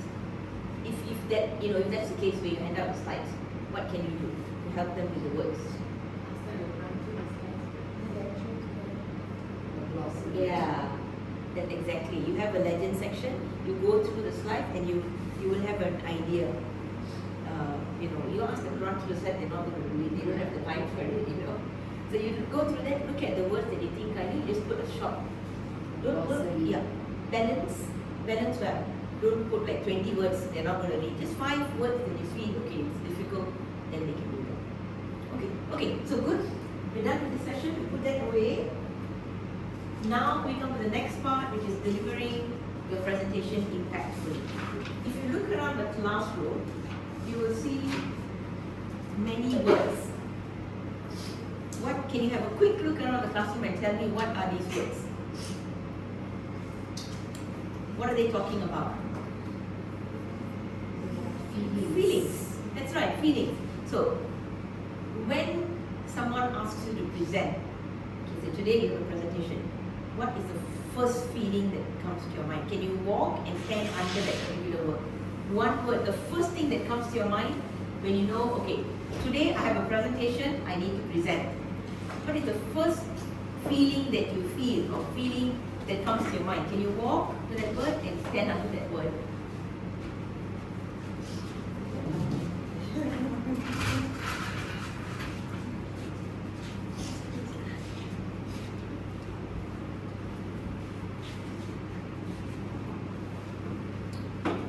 Okay, so Priyanka, what is the word? Okay, so all presentations we have to send Priyanka, I think. So Priyanka is optimistic. So interesting that, that's why I have some confident words as well. Interesting that you feel optimistic. And why is that? First, I'm very familiar with the audience. Okay. So I don't feel nervous or anything. Optimistic because I think I will be able to apply what we learned yesterday and probably what we have learned today. Maybe. Relate that. Okay, but if you go to a client that you don't know them. If usually I'll prepare, you will prepare. I'll have my script and everything. And if I'm confident, then but as like you said, like the stage fright, right? No matter how prepared I am, sometimes I'll definitely It's very common. a bit nervous or restless a bit. Yeah, but once like I get into the presentation, then in the flow, momentum, then I'll be okay. Okay, so what was your? Olivia, what was yours? Yeah, I was like nervous. Restless. You can't sit. You're like, okay, what? Why? Last presentation was during like 1 year back, I guess, like Okay. during my FYP last year. Okay. Yeah, after 1 year, and then to present again, so quite nervous, and then I don't really everyone. So that is okay. All right. But you do know that once you start working, you have, especially in this job, you have to present a lot, right? Yeah. Quite new, so yeah, having got the opportunity to join the workshops. Okay. So let's go to Chimani. Panicky is, I think these both of them for presentation, put them together, they'll bring the room gone. Yeah, Chimani. I tend to panic a lot. Why? I'm very, why do you panic? Even though I feel like during my uni class, even if I'm prepared, but it just keeps saying I panic, then I'll feel restless, maybe terrified. Yeah, but do you when you panic, are you able to? Okay. So for example, if I panic, I can't do anything because I panic. I'm in a panic state, so I can't do anything. So I have to actually organize my thoughts on the mind and do one by one by one. That helps for me. Have you tried that? Can you do anything? Sorry, when you're panicking. I'll just have to say things out of stuff. There was even once I accidentally just skipped the entire thing and just straight back to the conclusion. Oh, Yeah, during the presentation, during the is it? presentation also because I panicked. I just went blank. Okay, alright. Terrified. Okay, that's a big word. Scared. Yeah, so if I'm given a presentation like the day before or something or the next day, I feel like very underprepared, so I'll be like scared to present. If you're prepared, will you still be terrified? I'm not much, but a bit more anxious. So it's still the same restless, panicky, anxious. Okay, interesting, Nalita. You are in between insecure and self-conscious. Are you self-conscious? Okay, self-conscious. Why are you I always self-conscious? have this that when I'm talking or when I'm presenting, suddenly I feel like, okay, this person is like, is the person judging me, or am I saying the correct thing? Is my hair okay? And then what am I going to say the next? What's the right word that I need to like find, like correct words that I'm going to use? It doesn't come flowing. But normal time when I'm going to talk to Priyanka, it's fine. But when I'm presenting, I actually miss out on the correct words that I'm going to say. Okay, so I automatically feel self-conscious about myself. I started focusing more on myself. Like, am I properly dressed? Am I okay? Is people judging me and all that? Okay. What I want to present is like, it becomes secondary. Alright, okay. Thank you very much. Have a seat. Just quick recap on that.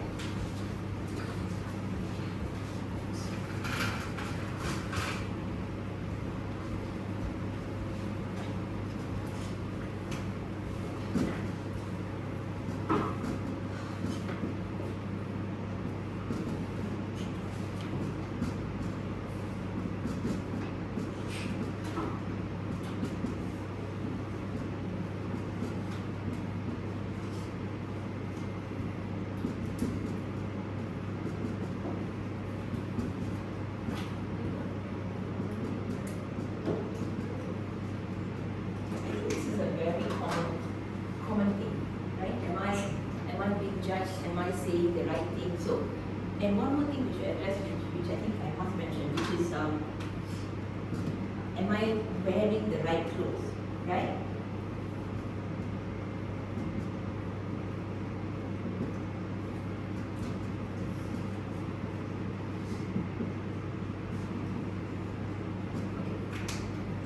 So are these things within your control or out of your control?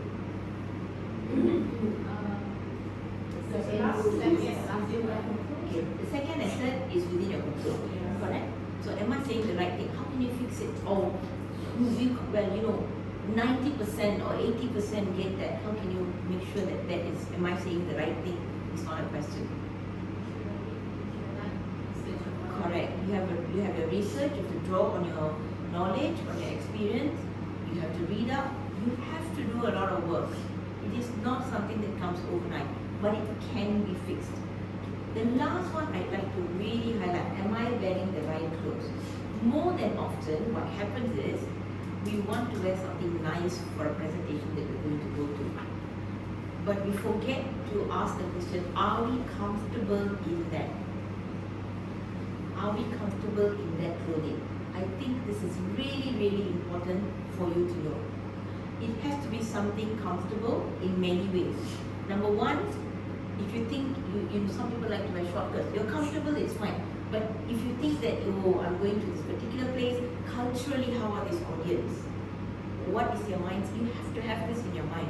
If you're going to a particular community, for example, you feel that maybe they're a little bit more, the thoughts are a little bit more maybe, not so forward-thinking, then why would you want to wear inappropriate clothing?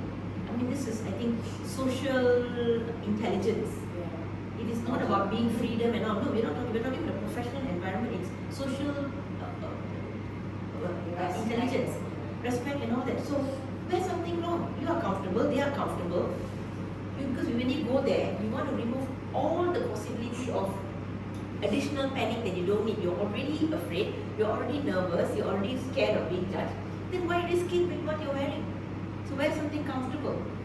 So if you don't know whether it's comfortable, you don't know. All the time it's been comfortable, but the day of the presentation morning you're like, or the day before, oh my God, I don't know whether I'm going to be comfortable with this. What can you do?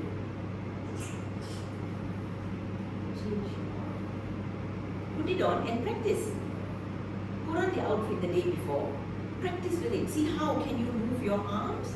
Some people wear the clothes so tight, the minute they lift, the shirt will go up, comfortable, so move your arms. See, if I raise my arms high, how high is my skirt? Because you're talking about safety, sometimes there may be a chance where anybody, you don't even know you're doing it, right? Anyone, any questions? You raise your arm. And then you realize you have a short skirt, the skirt is definitely going to go higher than it should. So why risk it? You wear something you're comfortable with. If you're going to wear a coat, put on the coat and present. Move your arms. See how free you are to move your body. Don't wear something that's going to constrict you and your body and make you feel so uncomfortable. So all these things are things that you can do before a presentation that you can avoid it.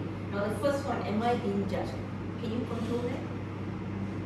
Is it on you that you're being judged? No. You must remember one thing. You are the expert of your presentation. I assume you should, when you're presenting, you should know what you're doing. So you must always think you are the expert of that. If you're not the expert, then make yourself the expert.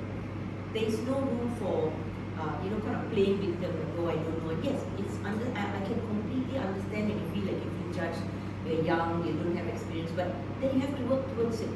And this is also a learning curve, I think. Right? So you have to remove that from your mind. I just give you an example about how the mind controls, right? It is not related to this, but I think it's an important example because it is a learning ground. Okay? So I always like to do push-ups, but I can never do it. Because in my mind, I'm always thinking, you're so hard, so hard, so hard. I look at all the videos, this person can do it, that person, why I cannot go down? Every time I go to the gym, I'm lifting heavier and heavier. My chest press is higher weight, 20 kg, 30 kg. But push up, I keep not going down. I keep not going down. Why is it so difficult? Why? I keep asking, why is it difficult? Why is it difficult? Why is it difficult? So one finally I asked my coach, I said, Coach, I'm strength training for the past 3 years. Why can't I not do a push-up? Why is it so difficult? He said, okay, come now. He's on a video call on the other side. And I'm like, what? If I just had my lunch, dinner, now you go on the floor and you do it. He said, don't focus on, I was like, now, it's not even, he said, no, you do it now. I want to see what is the problem that you always tell me, it's difficult. So do it now. So he told me to do it. He said, okay, you just go down. Don't focus on how many you can do.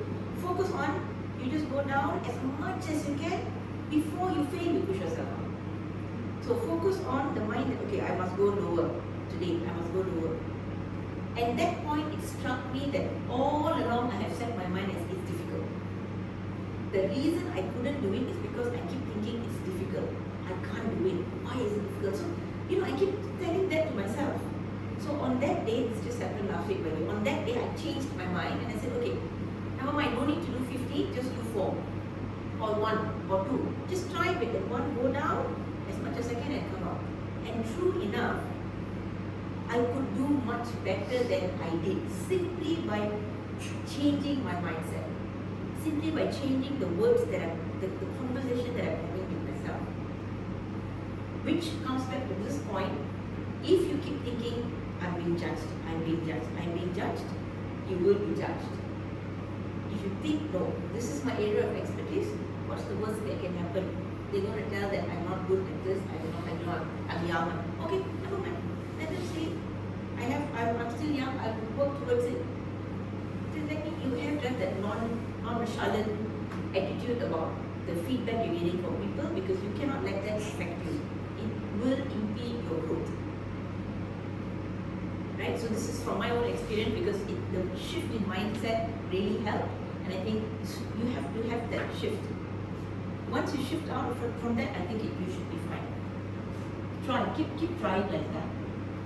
Okay, so now when we talk about presentation deliveries, which we're talking about now, we're going into now, we have visual delivery and we have vocal delivery, which is what we're going to work on for the next hour or so. Alright? So when you talk about presentation deliveries, there are 3 things that matter. How you look, what you say, and how you say it. How many percentage of each one of it do you think has an impact on your presentation? Okay. If you go to page 31, you'll see a pie chart there, an empty pie chart. Can you represent the percentage on a pie chart by just drawing it? How many percentage of how you look do you think has an impact?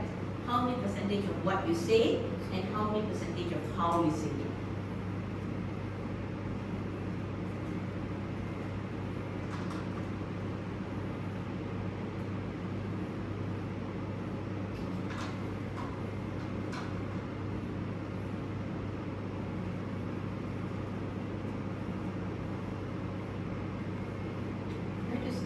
minute or two.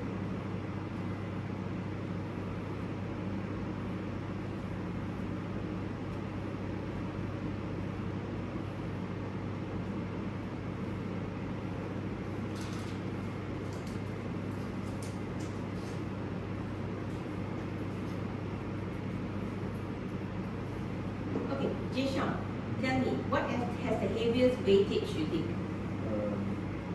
It's between how you see it and what you say. You have to make a decision and choose one, please. So because it's like very clear, Right, so it's a split between how you say it and what I say. what you say. So are you saying that how you look, it doesn't matter so much? And it's like this. You don't care that much, but presentation is not about you, it's about the audience, right? Okay, never mind. Lalita, what has the most weightage you think? How you look. How you look has the most weightage, okay? Okay, and the lowest? The lowest is what you see. Okay, alright. Divya? Highest percentage is how you say it. How you say it, okay? And then the next one is how you look. Okay, let me get the, before I show you the answer, I'll just give you a tip. Let us go back to Vijay's presentation. Oh my god, this past 2 days, I think Vijay will be like the Sada, you know, talking a lot about him. But thinking, why suddenly I'm getting hiccups, right? Who's thinking about me or biting his cheek? Anyway, so we go back to Vijay's presentation. How did he look? Good. That's all. Right? He looked great. He had a coat, very well kept, nice pants, I mean, very well dressed, right? Okay. What did he say?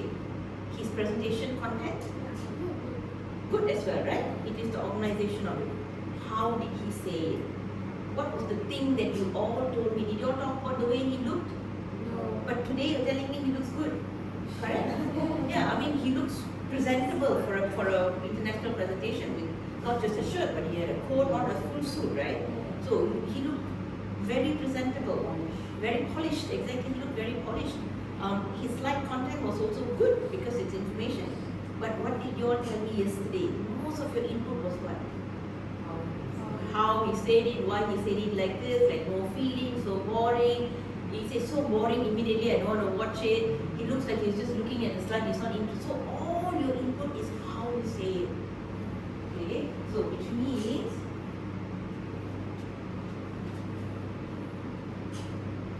so how you say actually has the most percentage, 55% of the impact that you create in a presentation. And how you look and what you say is also quite close. Actually, how you look is also important. You can't say, I don't care how I look. This is my way of looking. Well, you can try. Try it one day and see that I don't care how I look. It's good at presentation. Look here is more like what I understood was your energy and how confident you look. That is how you say it is your energy.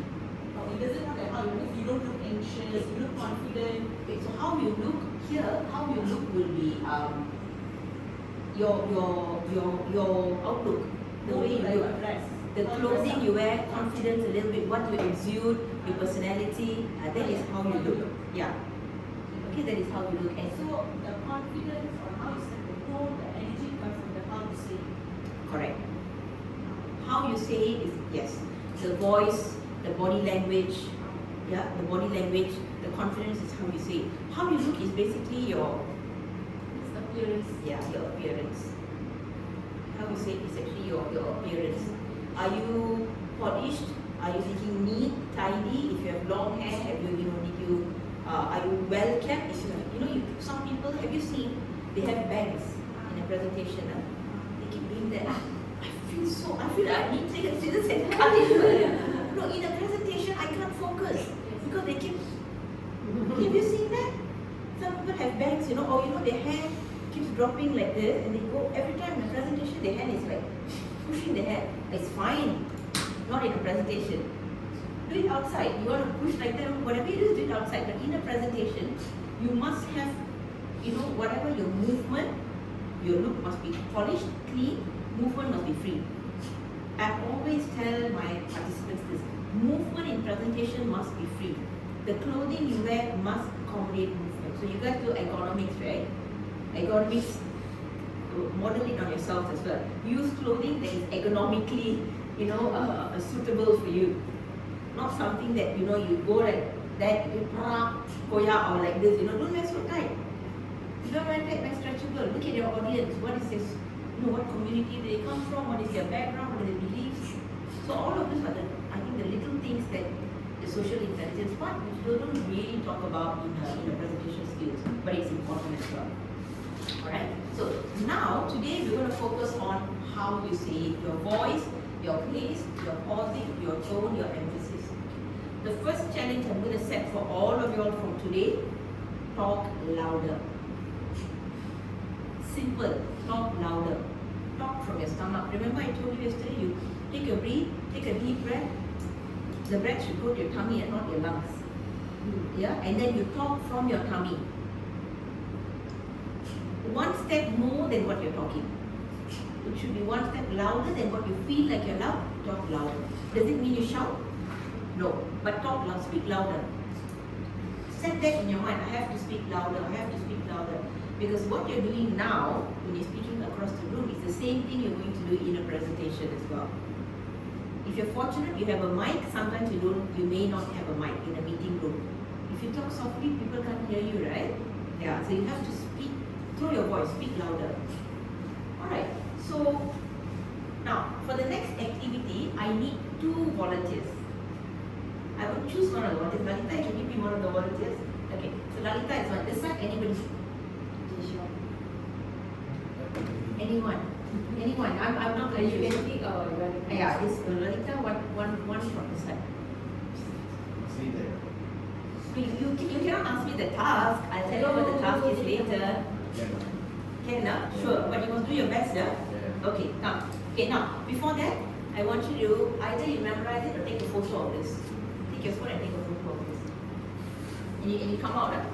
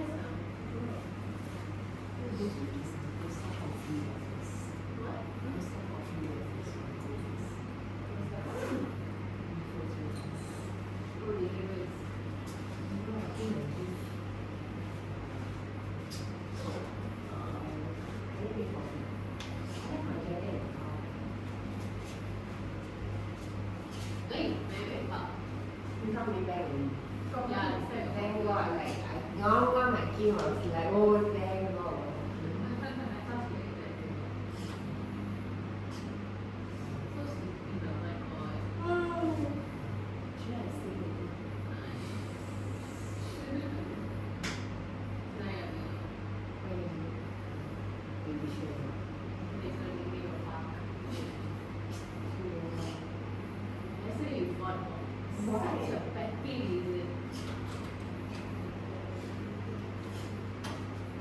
Okay, what I want the rest of you to do is I want you to, when they come in and present, okay, I want you to observe them and write down all the notes that you need. You want your observation of their presentation.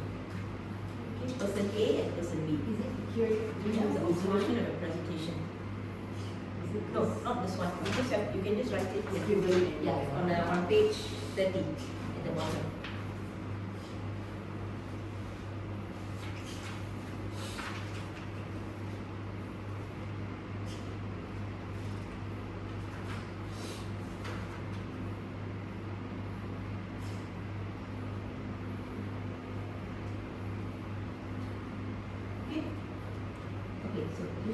Okay, I'm bringing person A in.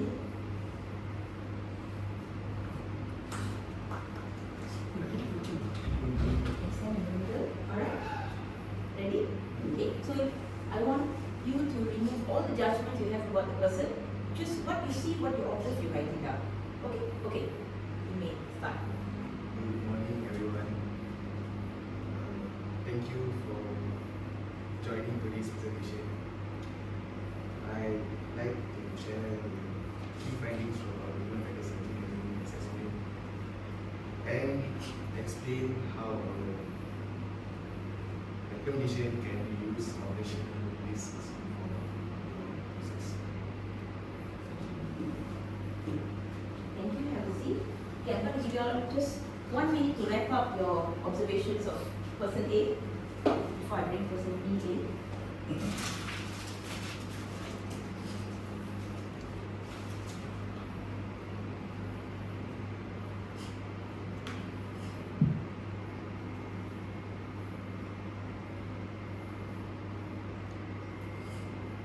Okay, now I'm going to bring person E in. Are we done?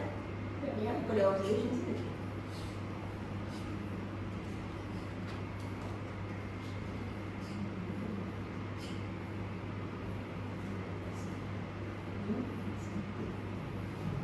Okay, so this is person B.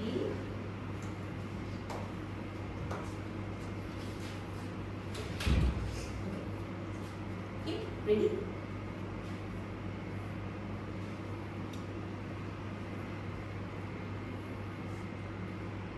Good morning, everyone. Thank you for joining for today's presentation. So today I'll be explaining on the human factors engineering assessment risk and explain on how explain how it can reduce on the operational risk for your users. Okay, now observation of person T.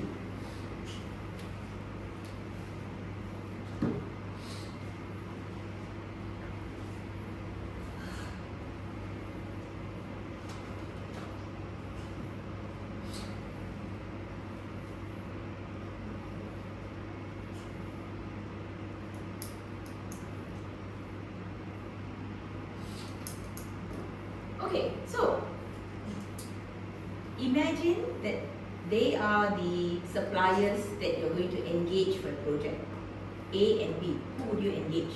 They said similar things, they had the same thing to speak, but who would you engage, A or B? Lalita, so B, right? Why? Why would you engage B and not A? She sounds like she knows what she's doing. Okay, and why is that? Loud and clear, alright, and then? Confident, she looked confident. Eye contact, who did she look at? All of you, she looked at all of you, right? I mean, yeah, of course she forgot the script, but that's fine because she still referred to. Generally, loud and confident, she looked at all of you, she had good body language and eye contact. She planted her feet on the floor, right? Now what about Jaisham? Why wouldn't you choose him? I think he said the same thing as well, right? Monotone. Reading from the phone. Okay, reading from the phone. He looked like he was not prepared. Okay, how was his body language like? No body Okay, no body language, that's a good one. And could you hear what he was saying? Not much more. You have to strain your ears. Yes. So imagine in a situation, actually in reality, Jaishab is has far more expertise than Lalita, but you have no idea about this. Yeah, I mean, of course, you get the resumes in, you have to vet them based on the resume. But you look at the resume, roughly it looks about the same. However, actually, in terms of experience, he has more depth of experience on site than Lalita has. Lalita, maybe she just goes to monitor or just visit. But you have no idea about this. Yet, who would you choose? Simply because her voice. Simply because she was clear, her voice. So imagine 10 years of experience is all gone if you don't speak well.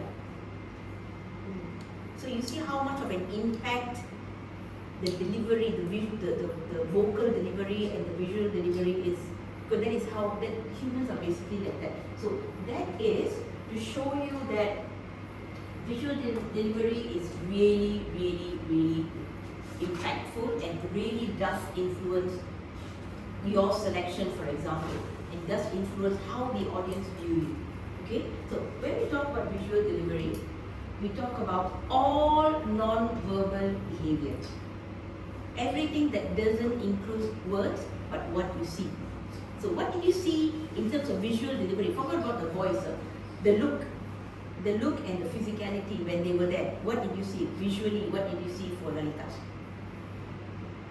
when she was here, standing here? Happy? Her body pose?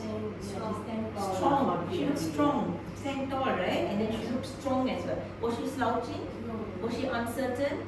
No. How was Jesha? By the way, I told him to act like that, yeah? Okay. So how was Jesha? How was he standing? Not bothered, like one side like that, right? And then uncertain. Did he read the script from the phone? Yeah, every single word. Did he have any eye contact? No.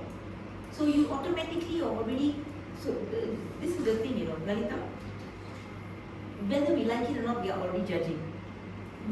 That's the truth. As much as others judge us, we are also judging others. It is how, we can talk about the whole world, oh, let's not be judgmental. No, it is human nature to assess.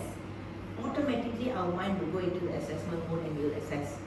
Some people call it assessment, some people call it analysis, some people call it judging. It's just different words for the same thing we're doing. So we cannot avoid that. It just comes. So that is out of our control. So rather than bothering about what is out of our control, we have to look at what is in control for us. Okay? Now, when we talk about non-verbal behavior, as I said, there are many kinds of non-verbal behavior. These are all the different types of non-verbal behavior that does influence how what your impact is in a presentation that you deliver. Okay, you have posture, the way you stand. As you said, Lalita remember I was telling you yesterday, when you stand, plant your feet like this. Okay, why do I say plant your feet like this? Why not like this? Why? Remember I told you yesterday, feet should be like this. Why not together? Stable. Sometimes when you're presenting, you feel like you're down a bit, you're a bit like dizzy because you're breathless, you are panicky. We go into different kind of modes. So like this, there's no chance of higher chances for you to be more stable. Sometimes when you're like this, you can be a little bit, you feel like you're going to talk. More stable, gives you the stability you need to ground you. Alright? Eye contact. Who did Lalita look at when she was talking? She looked at each one of you, right? That wasn't very difficult, was it, Lalita? You did it, right? Yeah, you did have eye contact, yeah. Facial expression.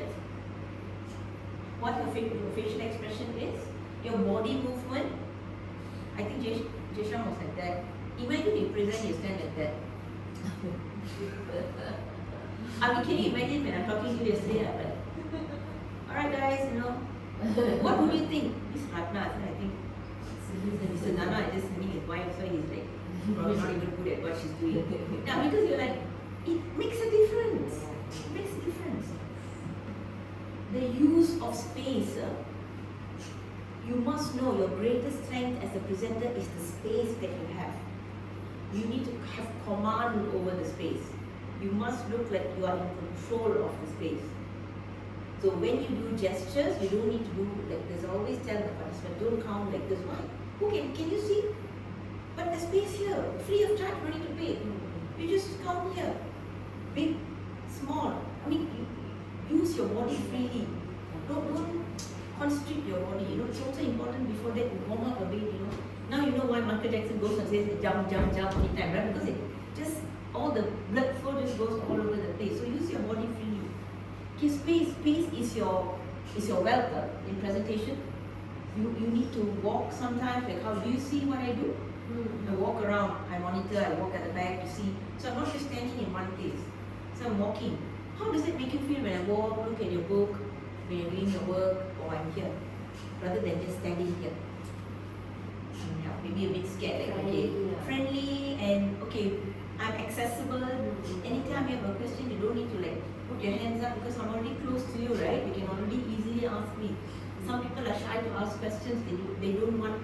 They may feel, oh, okay, this question, it's right or wrong. So all of these comes with experience, yes, but it's also awareness of building that.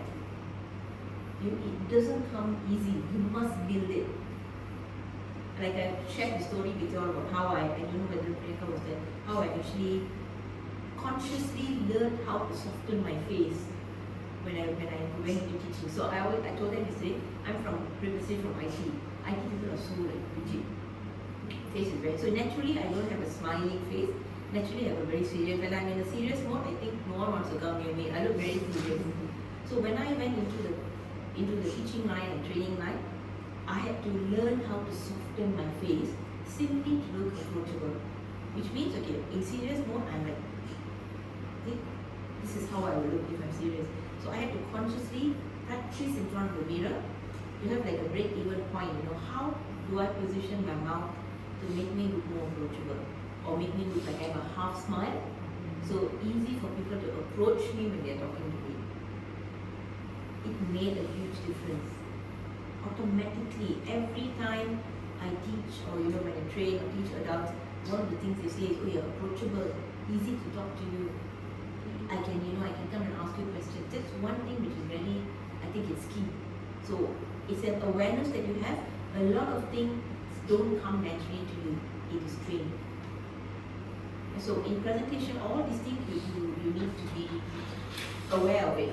If you think, same way, if you think your face is too serious, who's in your room? Who's seeing? Stand in front of the room and relax your face. You smile, try to make your face relax a little bit. Don't look so stressed up. Yeah, rigid, exactly. Okay, and then fidgeting. You've seen that, right? Some people hand in pocket during presentation. I don't know what they're pulling. I don't know what they're pulling in the pocket. It's like hand in pocket. Do you think it's right to put one hand in the pocket and one hand with the, like as if you're holding a magical wand or something? No, right? And some people also like, this is fidgeting too, when you do like that, and then you do that, like that every time, also fidgeting. Don't. If you think your hair is a nuisance to you when you're presenting, tie your hair. Use a hairband. Whatever works, you know your body better. Whatever that you think is going to get in your way, and you're going to blame that, remove that equation out of the picture. Simple as that.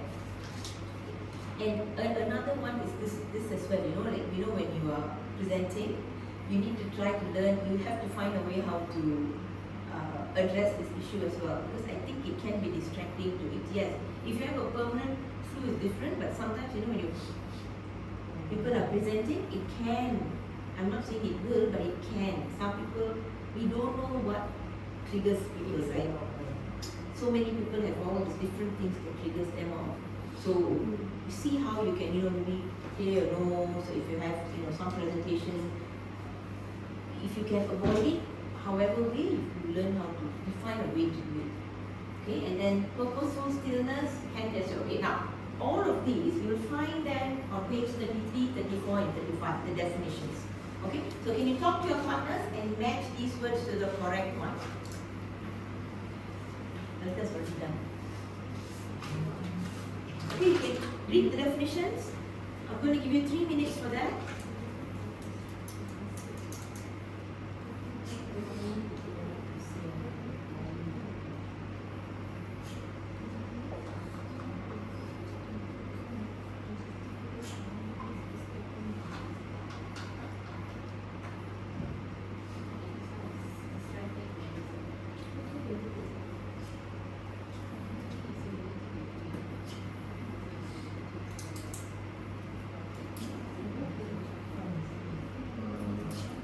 There are many like vegetarian restaurants. Yeah, it's vegetarian on the 6 bar. You show all the vegetables. There's like 3 or 4 like that. But this one is the Chinese vegetarian. Yes.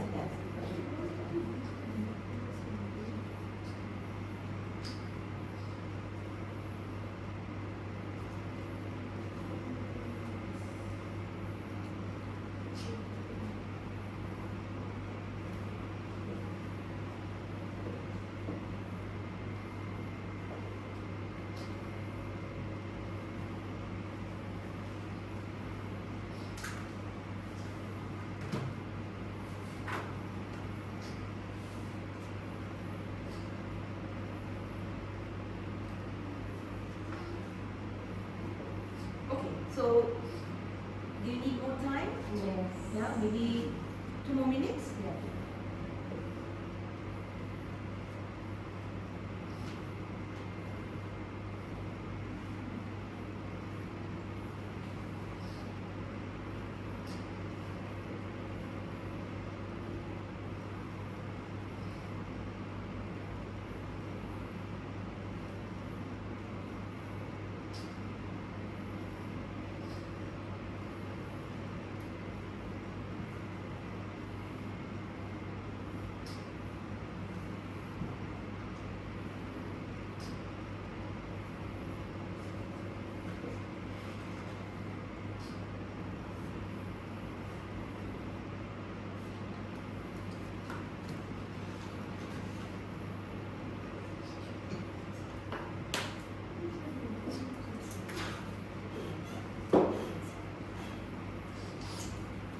I'm going to show you all the answers so we can go to the next practice activity. Okay, so these are actually the answers. All the different kind of gestures that you have. Some of them are positive and some of them are negative.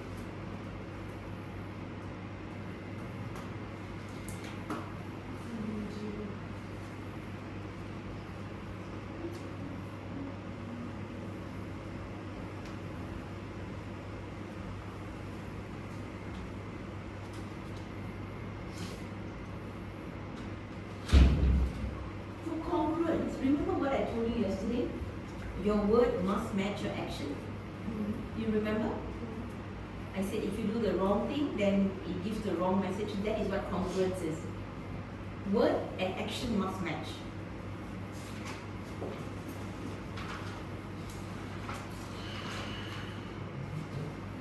What about purposeful stillness? What can you tell me about purposeful stillness?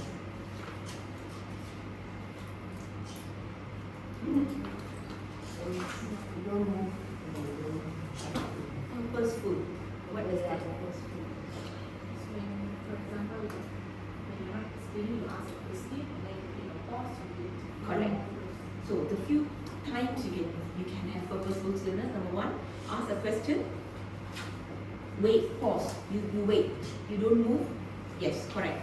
Another, I think the second time is when you want to share an important information and you say something, and can you guess what the results are? The results are you let that excitement sort of brew in the air and then you announce the results. So those are the different times that purposeful stillness means. Okay, so among all of this, we are going to focus on hand gestures today. Because again, hand gestures is the most important thing. So when we talk about hand gestures itself, you have all kinds of hand gestures. Empathic, emotional, descriptive, and enumerative. So without looking at the description in the book, can you quickly tell me what you think they mean? Empathic, emotional, descriptive, and enumerative?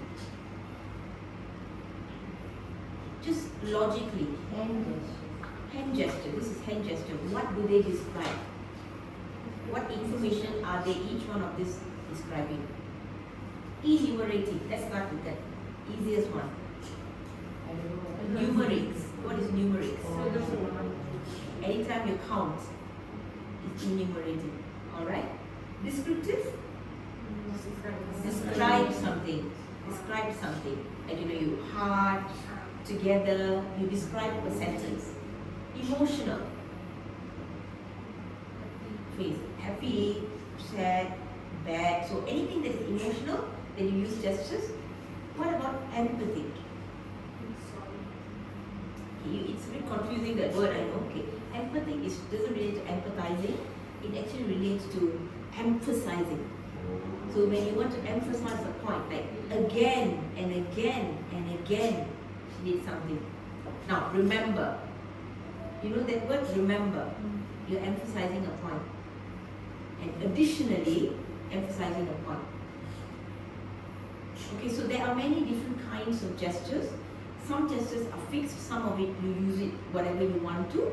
However, you must remember, as much as you can, you link the word and your action together. Alright, so I'm going to give you 1 minute. We're going to play a game after this in teams. Alright, I'm going to give you 1 minute to just quickly match this with the right descriptions on page 31 and read through the descriptions to get an idea on the different kind of gestures.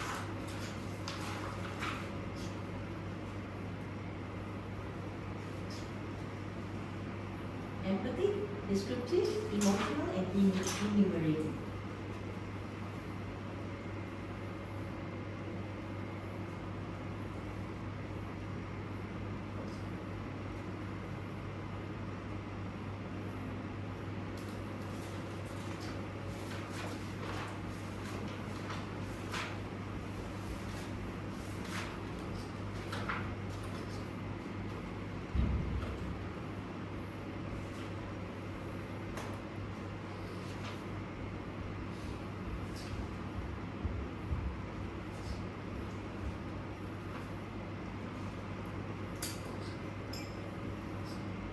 Okay, have a quick read. We will have the break right after our game, so it transitions into the next part.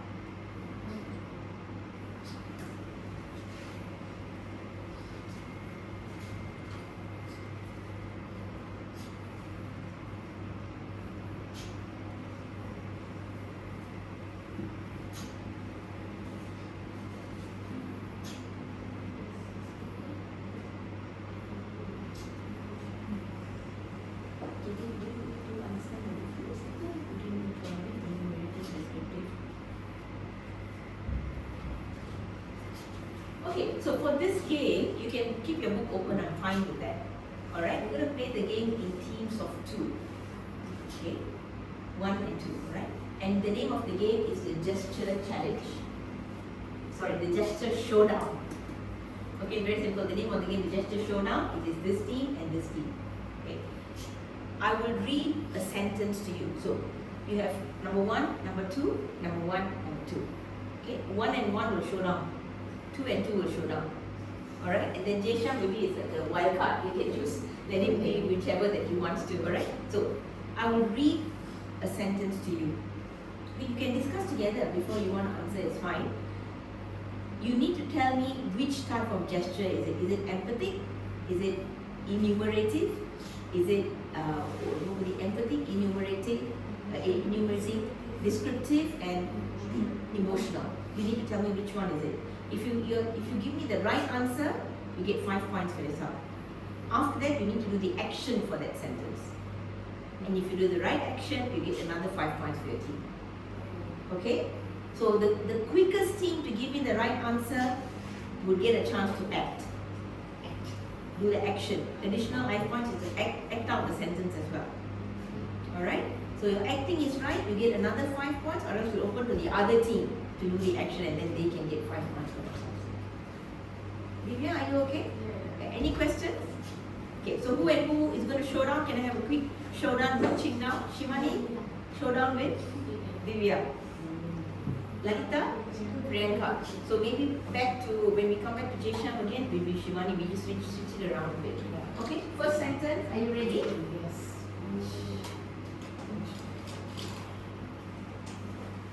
The machine is extremely heavy. The machine is extremely heavy. Okay, good. Descriptive. Can you act it out for me? You could stand up, please.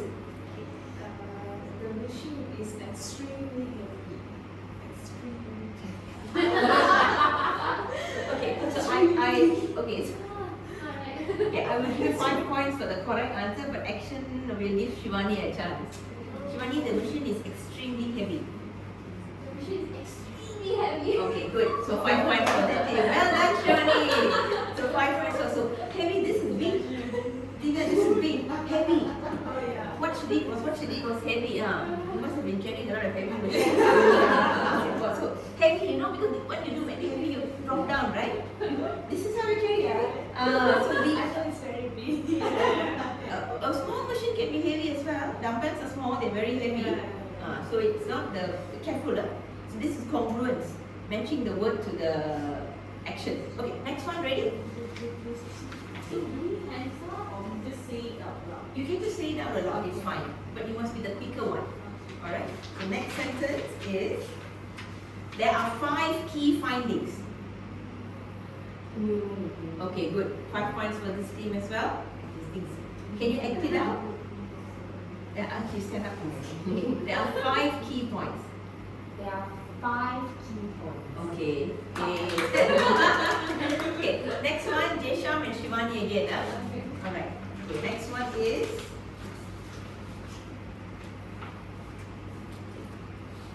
I was delighted with the client's feedback. Jesham and Shivani, I was delighted with the client's feedback. He was faster. Alright, emotion. Okay, stand up and do the action. I think we can do the action. Okay, Jesham. Try, come on, try. You have to try. Try first. What was the feeling? I was delighted with the client's feedback. Delighted means happy.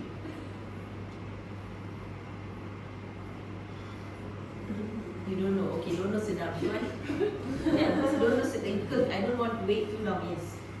I was delighted with the client's feedback. I don't think you have a lot of trouble with delighted. Yeah, 5 points. She's like the action queen. Okay. So 10 points for this team and this team had 15, right? Yeah, because you acted the 5 points, isn't it? Okay. Next one, ready? Lalita and Divya back again. Divya, heavy and big is different, huh? Okay, next one.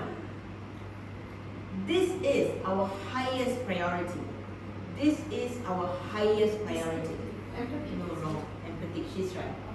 highest. Remember, you are enforcing a point, right? Okay, action. This is our highest priority. This is our highest priority. Action. Oh. Okay.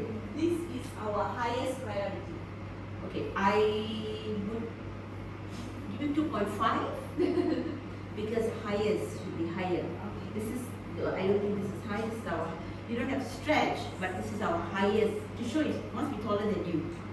This is our highest priority. Okay, so this team, how many points we have at the moment? Where are we? Keep tab, please. 10. Okay, 10. 10 plus 2.5.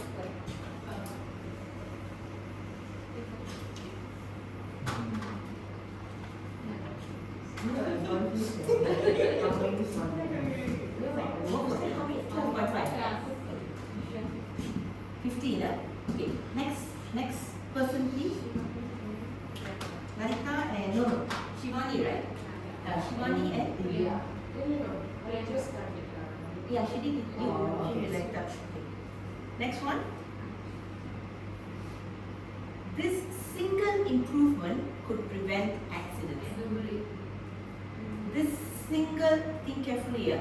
This single improvement could prevent accidents. Empathy, that's right. So, I know there's a confusion because of the word single. Now, enumerating is always counting, numbers, signs, but in this case, you are emphasizing that this single equipment. So you are actually, it's empathy because you are emphasizing on that particular one.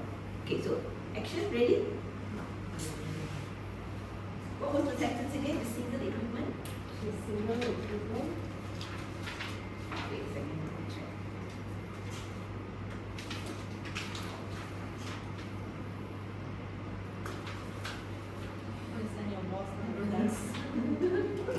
The single improvement could prevent accidents. Okay, ready? 1, 2, 3. The single improvement can prevent accidents. Okay, alright. 5 points, so that will be 10 in total, am I right? Okay. Next one, please.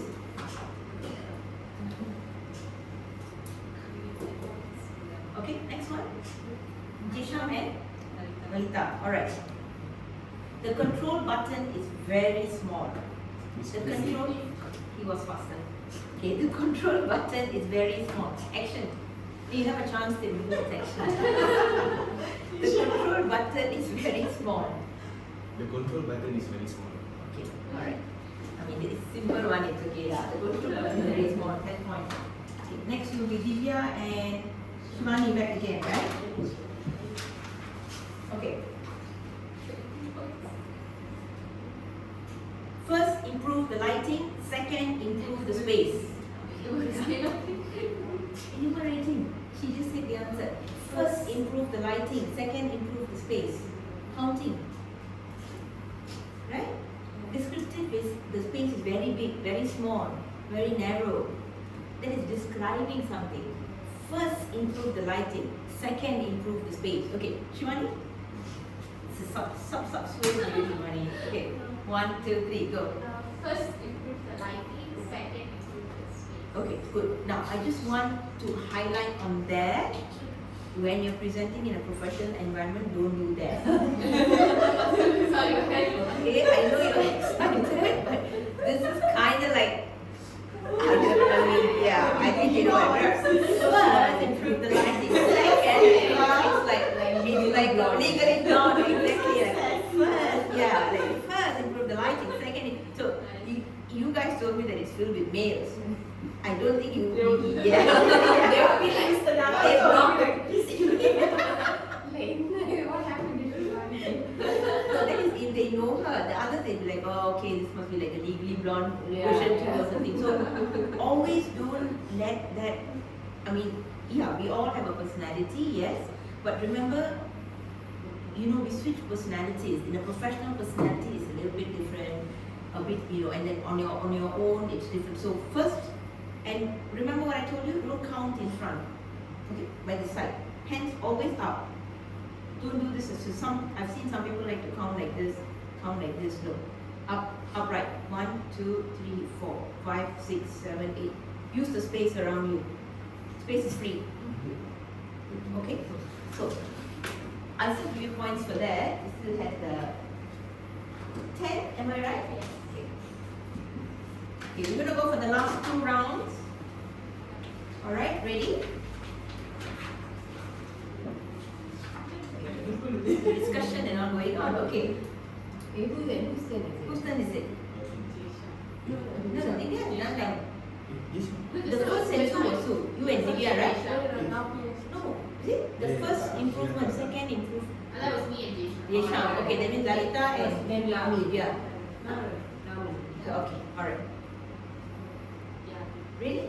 Yeah. No, it was actually it was me and Divya. Ah, okay. So Yeah, yeah, yeah. now, okay, alright. Okay, ready? The maintenance team was very disappointed. I think Priyanka just took a deep breath. You already I just heard her. You need to answer and then that's already okay, yeah. The maintenance team was very disappointed. Okay, 5 points. Come on, Anita, you can do it. Action, please. The maintenance team was very disappointed. Yeah. Action. Face up. This one is to be a bit more face. The maintenance team was very disappointed. Good. Okay, so gesture, one more thing, sometimes you can't just do it there. The maintenance team was very disappointed. So feelings, most of the time you have to use your face as well.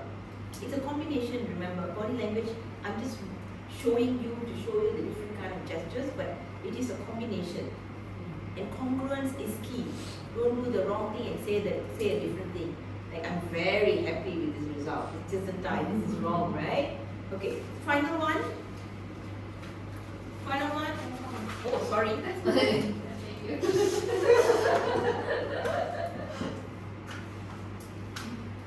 Okay. Final one. Choose your best person in your team. Whoever you think is going to win it for you. Okay, you got 10 points, huh? Final one is 10 points.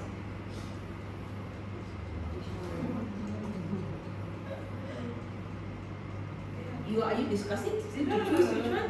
Shivani is doing here. Anyone was Always If you don't choose, if he's quiet, you're choosing.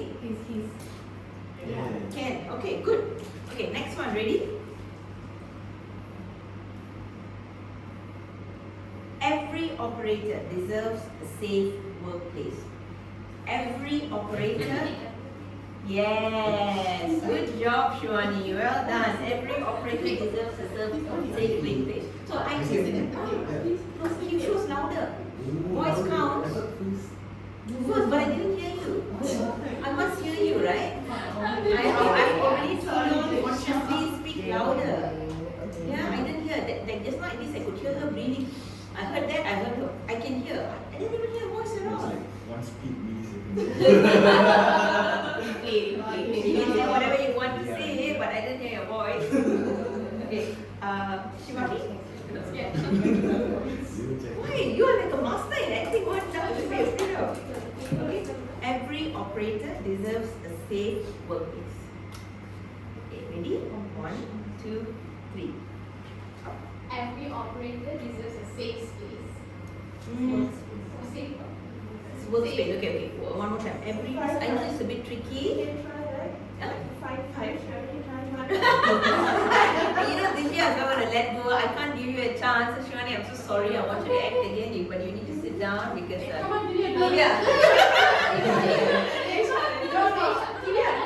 Nina தைரியமா செய். Get up faster, do. You comment on Shivani. Let me do. Come on, I want to Okay, see. who is the action? We'll still make her do anyway, but then Sham, this face off is between you. Okay, then Sham, yeah. Every operator deserves a safe workplace. Every operator deserves a safe workplace. Okay, 10 points. actually, they both were like a little bit. No, his was more. I think he didn't do safe. He didn't do, but at least the every looked more pronounced, more firm. Shivani, I couldn't see much of the action actually for this one. A bit more, not so. So that's another important thing that I want to highlight. When you do the action with your hand, firm. Don't like like wave. Sotong, yeah, exactly. Squid. When you use your hands, make it firm. Every workplace, you see, when you do every workplace, how does it look if you don't firm it up? Every workplace, or every workplace, not every workplace. So all of that makes a difference on how people view you as a presenter.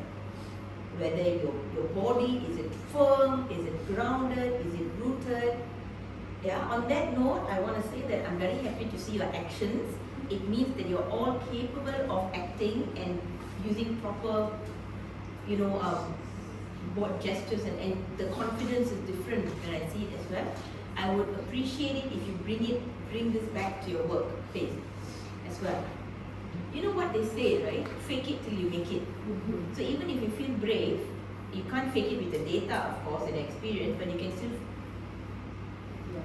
pretend like pretend, oh, I'm confident, and pretend like you're confident. Eventually you'll grow into it, the confidence. It doesn't always, eventually you forcefully be aware and you do it, you speak louder, don't care what people say, who cares? You do your job, you want to improve. Every presentation opportunity you get at work, think of it as, okay, this is free of charge, You're getting free training by getting the exposure to do it. I would look at it like that. Every opportunity you get, you do your best to implement whatever you've learned. That's the way forward. So on that note, shall we sum up? So that was a 5 and a 5, right? Yeah, so this is 37.5, 40. Okay, Lalita moved by 2.5, Lalita. Okay, anyway, congratulations to the other team. And I remember yesterday I owed the team for winning something. Who was the winning team? I remember there was a team, Divya's team, which was Divya. Yes, team. The team was that way, I think. I think Sarah, no, the team yesterday that won the game. We split it, right? One I don't remember now. Yeah, one team. It was you, me, and Yeah, I remember you, Lalita, right? And Sarah, I think. Sarah. Okay, so you Sarah. However, I didn't have the heart for the losing team not to get something, so I have to get it for participation. But of course, I have to get a smaller one. When not fair, they won, right? So, alright. Okay, so a quick recap of our activity before we go for a break. Which gesture was the easiest for you to recognize in that game? Numerical. Numerical is very direct and straightforward. And Apart from emotional as well, provided that you show it on your face and you do it well.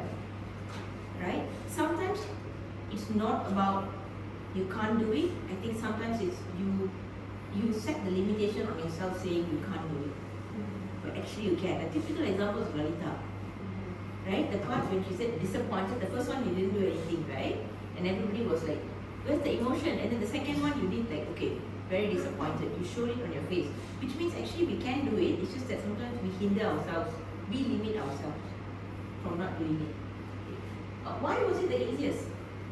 Enumerating, sorry. Why was it the easiest to understand? Hand gesture. 1, 2, 3. The second easiest one, feelings. Descriptive. No, the second one was feelings, right? You mentioned was. What about the third one? Empathic as well. This, because high, low, very important. It's a bit more grey. Like it's not like 1, 2, 3. No, sorry. Like this is the highest priority, empathy, because you are emphasizing on something. This is the lowest priority. I'm never going to do it. It's all of that is empathic. Descriptive is very. The problem is I think it's very subjective. Different people will look at things in different ways. Like she heavy, right? She heavy. So for her this is heavy, but for her this is heavy. But again, most of us, which one did we understand? Okay. So let's take a quick. Can we make it a 10-minute break? Since we started early, let's take a 10-minute break, and then after that we will go on to the next part, which is voice. All right. Okay. So 10-minute break, and then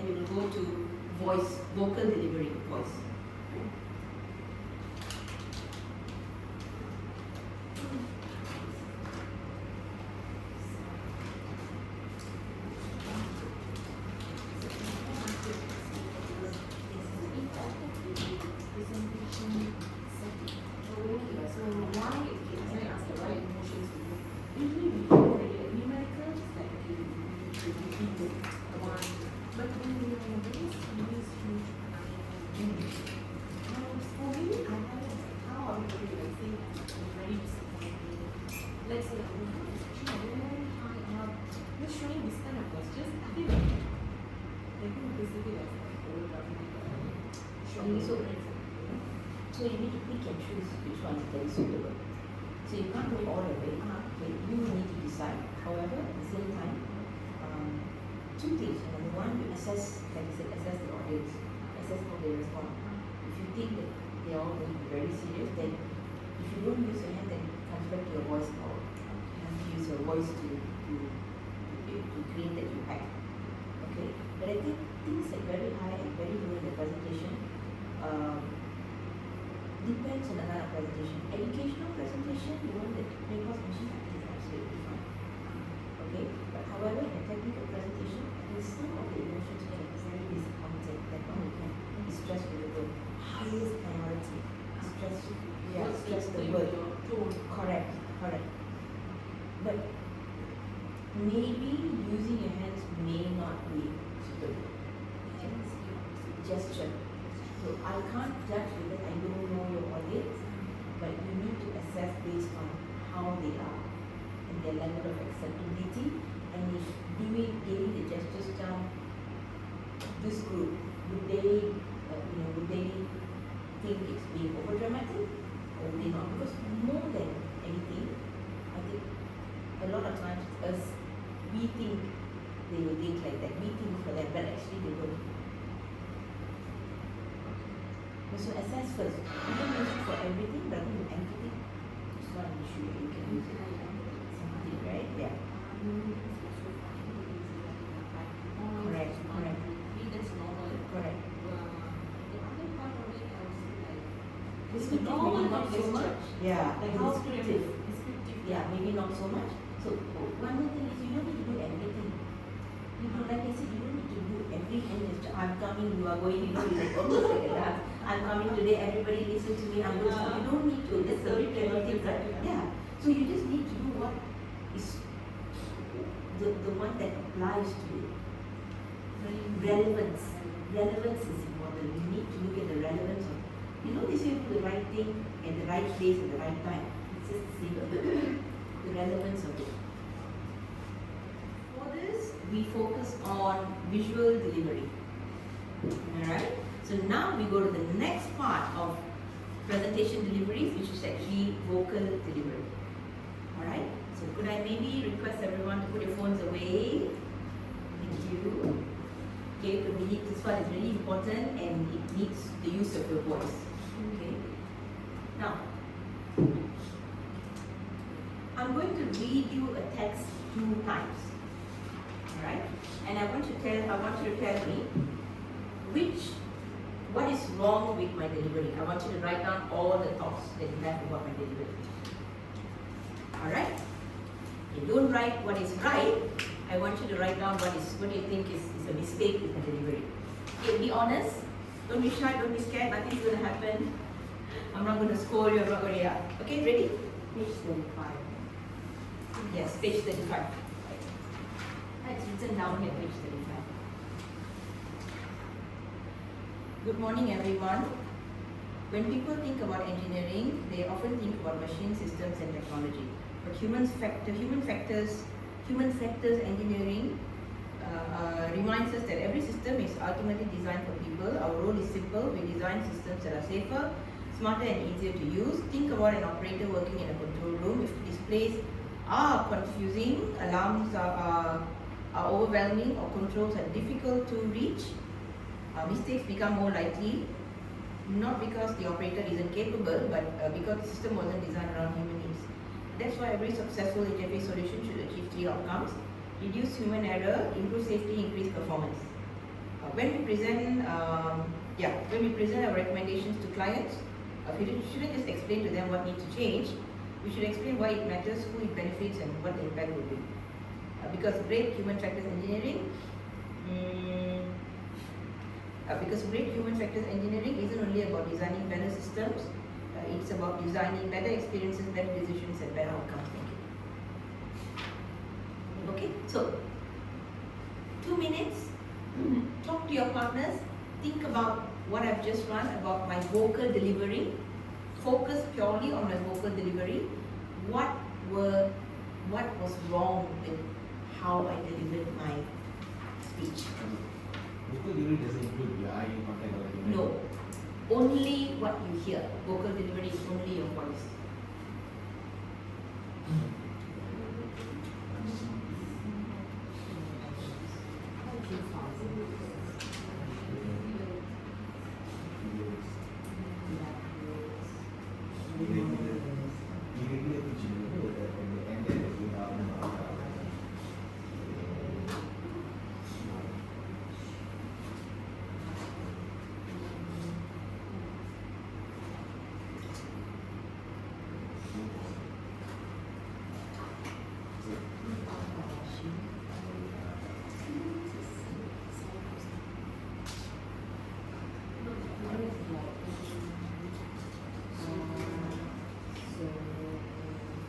So, what were the problems that I had?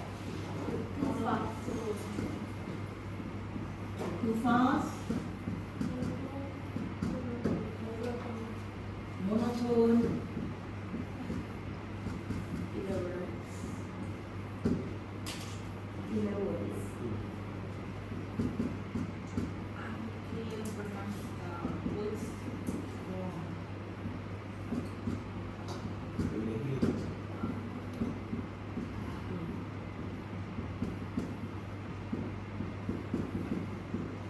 unclear pronunciation, weak articulation of words.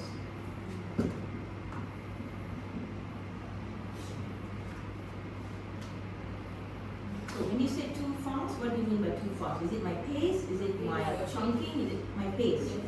So no pauses or what? Okay, so very.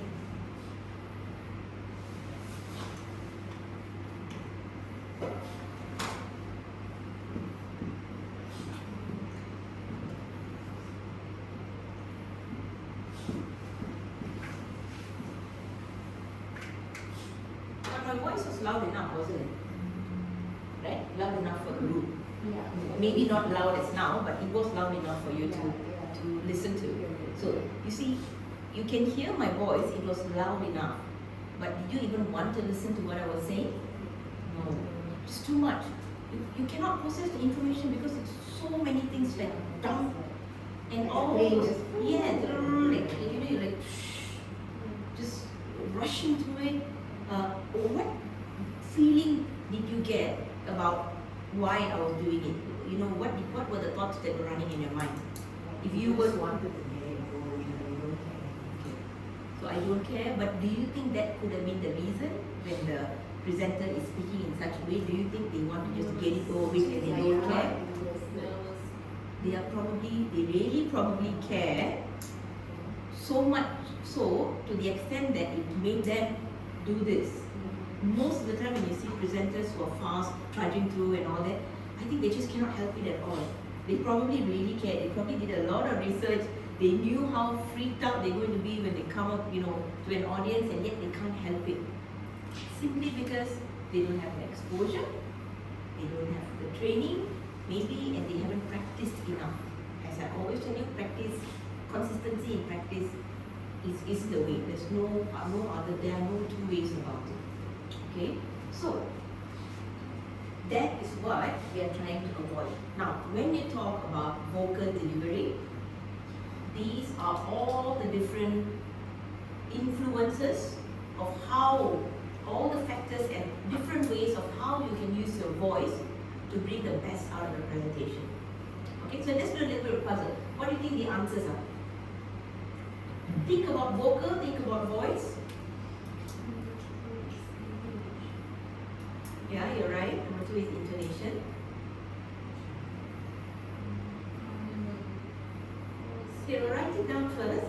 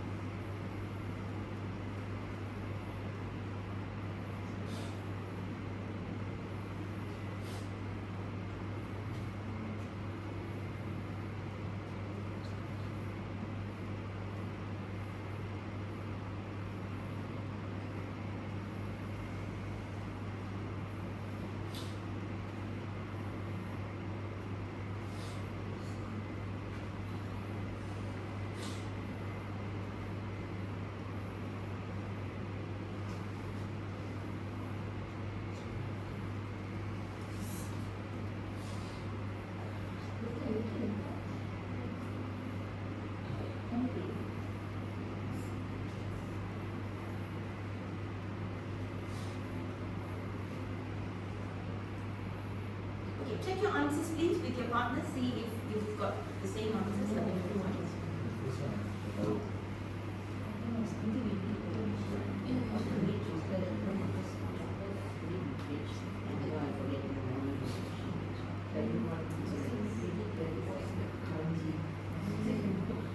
But I was my first option. so So it's really nice to hear that we not forget and come then by the time I come in the room. this one. Listen to think. As you know it, but I think you just can't figure out. You know what is it? Sure you know it. What words you know? Okay, so has anyone got the answer for the first one? Anybody? Sentence stress. Stressing different parts of the sentence, words in a sentence when you're speaking, when you want to. Sentence art. The art Which one? is like The first word. No, it's jumbled up. The words are jumbled up, right? Both sides. Yeah, it's jumbled up. The whole thing is jumbled up. Yeah, it's not, because it is not jumbled up here, the whole thing is jumbled up. But I had to separate it to show you that there are two words. Okay, next one. Lalita, you got the answer to that. Okay, third one. Chunky. Okay, and next. We spoke about that. And finally, pausing. And an extra one that we're going to do today, filler words. Okay, we have that as well. So today we are going to focus on chunking, pausing, filler words. Because these are the ones I think are usually not addressed and you need to be made aware of it, especially chunking and pausing and fillers. These are really important because these are the ones that I found you had issues with, so I thought you should work on that today.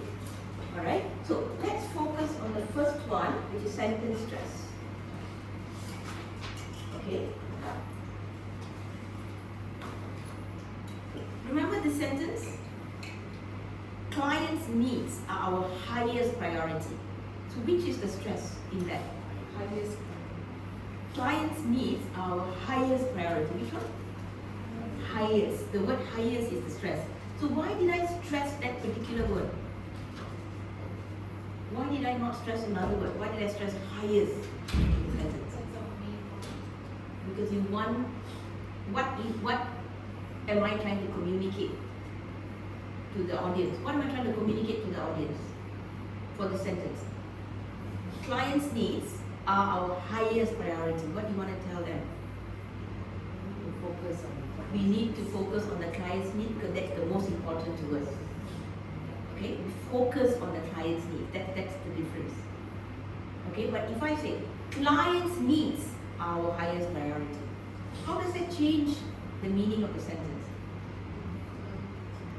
Client's needs are our highest priority. I mean, it's not wrong. No, it's not wrong. It's both are right. It's just where you want people to focus on.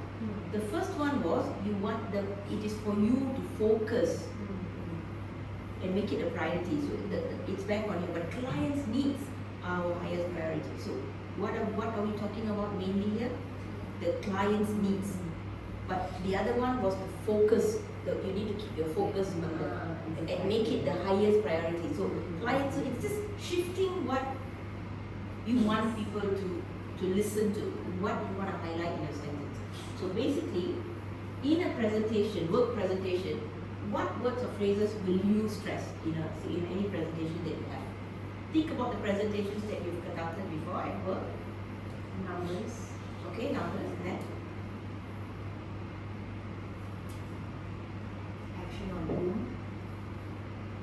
words action, the action word. on who. Correct. It's, I need to take action or contacting. Okay, so who is accountable for that? So he is, example, Azmin is in charge of this. Ali is in charge. So who is in charge of? Yes. So that is. So the priority is you want people to know this person is in charge. This person is in charge. Okay. Yep. Good. Do we also stress maybe the action that needs to be done? Okay, Ali needs to work on Excel sheet. So Ali, Excel. People hear these two words. Amina needs to get feedback from clients. So Amina, feedback. You see, this is what they pick up. They may not know who she's getting feedback from, but they know, oh, Amina needs to get feedback. So that is what chunking, that is what sentence stress is. And do you think it's important to stress sentence in a PowerPoint presentation when you're presenting? Yeah. How important is it? On a scale of 1 to 10, what would you say? 8. Okay. So it is very important. Okay. So now on page 36, there are 3 different sentences with different stress words. Okay. I'd like you to read each one of it out in your team, get everybody in your team together, and I want you to practice this and decide how the meaning changes in each one of it. Okay, let's just do the reading together, and then after that you can discuss and decide on what the priority is in the first one. Anyone want to try before I show you how to do it? Priyanka, would you like to try? Yes. Our clients will never agree to that. Okay. So our clients will never agree to that. So you see, never, we automatically, we also kind of stress it because you know it's also important. So it's like a secondary sentence stress, you know. Client. Okay, so which brings back the question, can you stress more than 2 words in a sentence? Yeah, why not? If it's important, I mean you can't stress every single word, but you can stress 2 important words you want people to hear it, right? So our clients will never agree to that. You see, clients never, so you know, these clients are never going to agree to it. Okay, can I have everybody maybe repeat after me the first one, number 1? 1, 2, 3, go. Our clients will never agree to that. The clients are never, say it with a punch, say it stronger. Okay, number 2. Now without me, I want you to try that. 1, 2, 3, go. Our clients will never agree to that. You also stress clients. Don't stress clients, you only stress the underlying word. Okay, 1, 2, 3, go. Our clients will never agree to that. Okay, good. So what's the difference between the first one? Our clients will never agree to that, and our clients will never agree to that. That's the difference. The first one you read is our clients will never agree to that. The second one is our clients will never agree to that. You see, our clients will never. That's where you stress. Okay, now the third one, our clients will never agree to that. Okay, 1, 2, 3, go. Our clients will never agree to that. Okay, so first one, what are you trying to stress? Stress it. What are you trying to stress?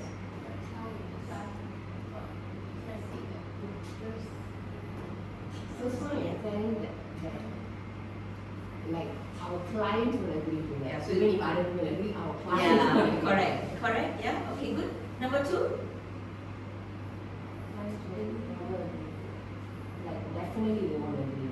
It's For only sure, for this particular decision, they will not discussion. agree. Yeah, no room for discussion, correct. So number 1 is, no matter who agrees, clients are never going to agree to it. Number 2 is, no matter what, how we, what the decision, what, yeah. So this particular one, they're never going to agree to it.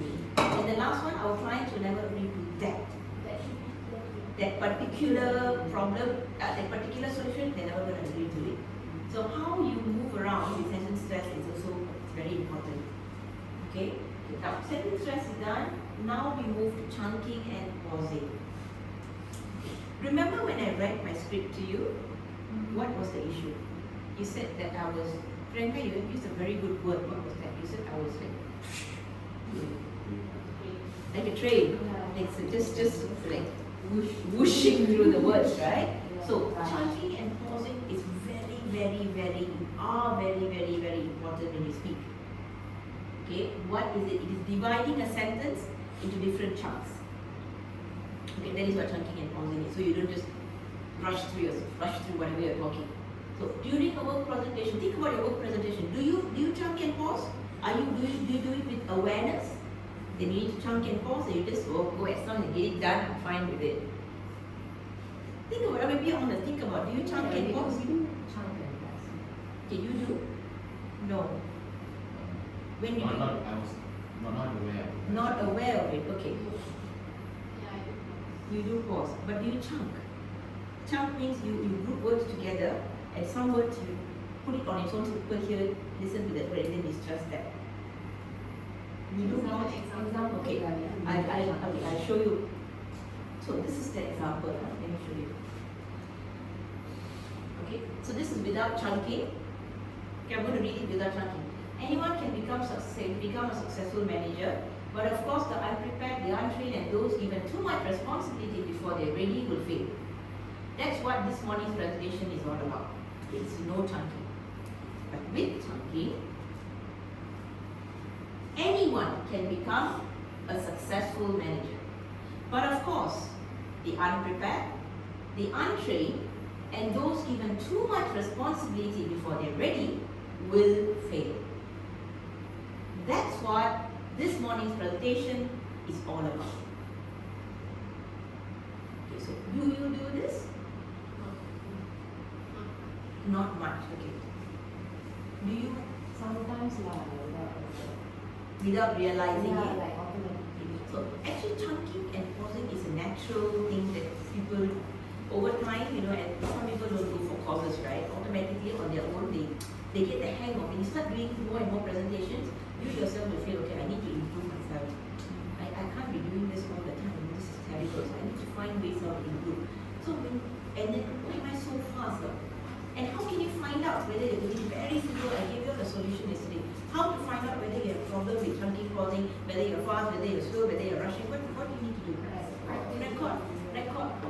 Record yourself first.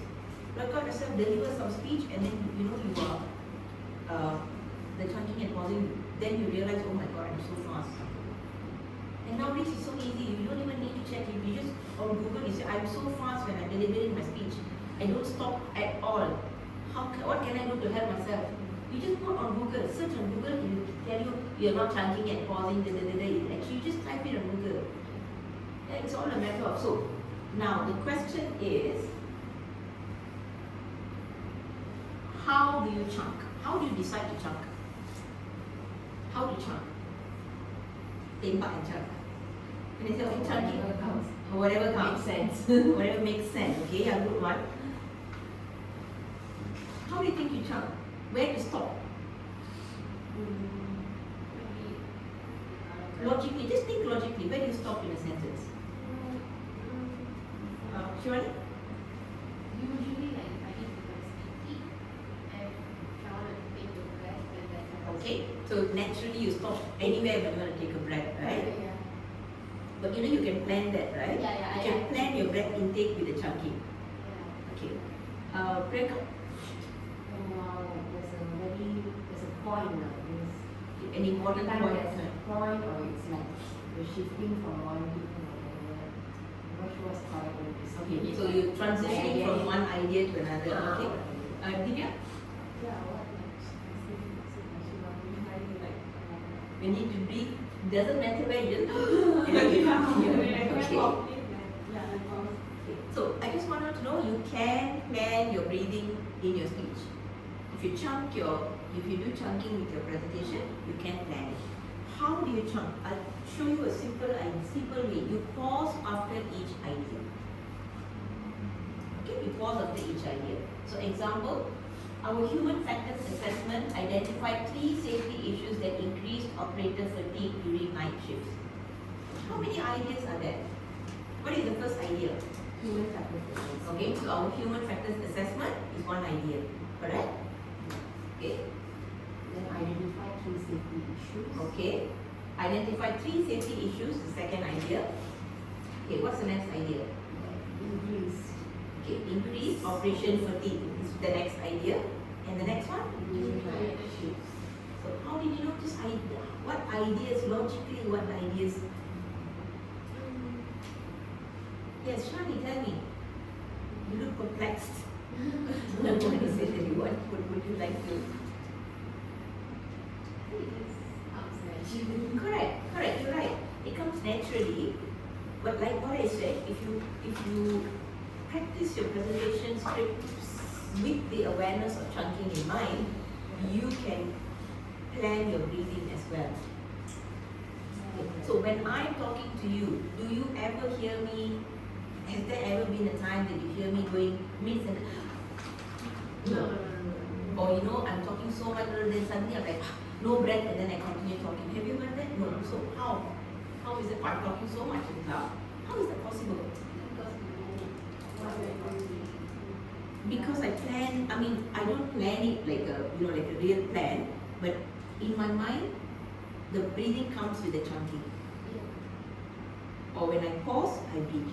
When I chunk, I breathe. So it is sort of naturally coming in between. You see, like now, it's naturally coming in between. So the breathing will automatically happen if you practice chunking. When you practice it, you breathe in between. Accordingly, it will come naturally to you. I must tell you that it is not. It will be more challenging when you are presenting in front of people because you are in fear. Once you are in fear, your body sometimes can get out of control. Okay, so for this, the ideas will be our human factors assessment. This part, identify 3 safety issues here that increased operational fatigue here during night shift. Okay, now we're going to play a game called Beat the Clock. Okay, the name of the game is Beat the Clock. Alright, so very simple. You have to beat the clock with 30 seconds. I will give you one sentence to your team. Are you able to play or can, or shall I get him to move here? Can, huh? Okay. So, very simple. I'll give you a sentence for your team. Each team will get a sentence. Don't start. When I say go, you have to read the sentence, mark the chunking, and practice in your team within 30 seconds. Once 30 seconds is over, time's up, both teams will read the chunk sentence out. The team that has better delivery wins. Okay? Alright, first one, are you ready?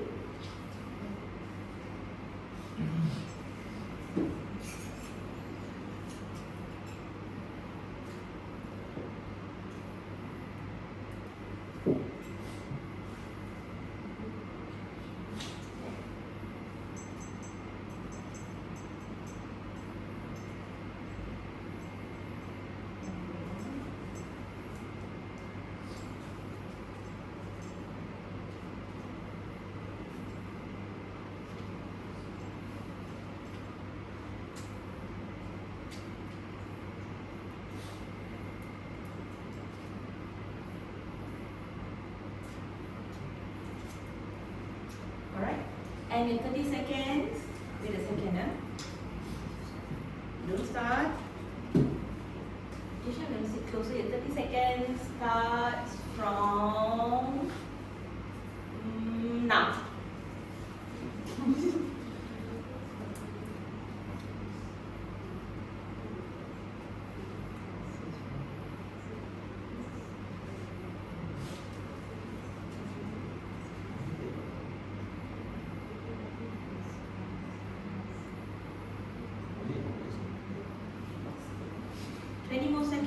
Not practice.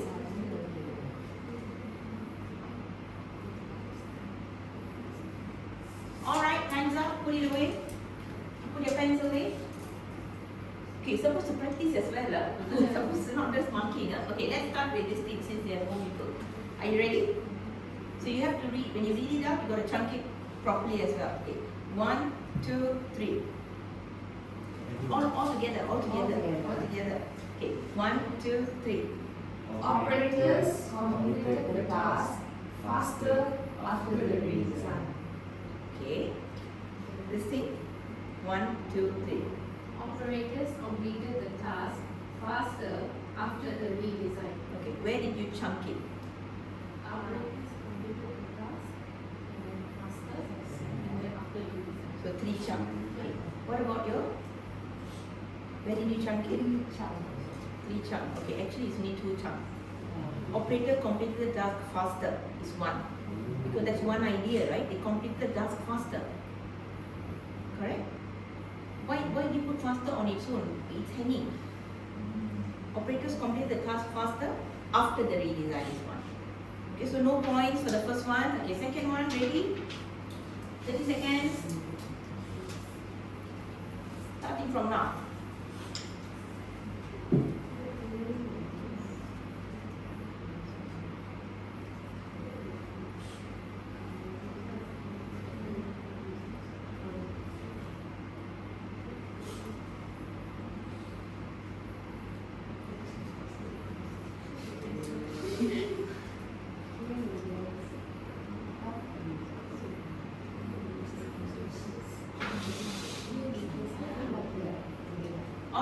down, done?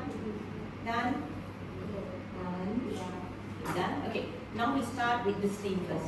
Was it? Yeah, this theme, right? Okay, ready? 1, 2, 3.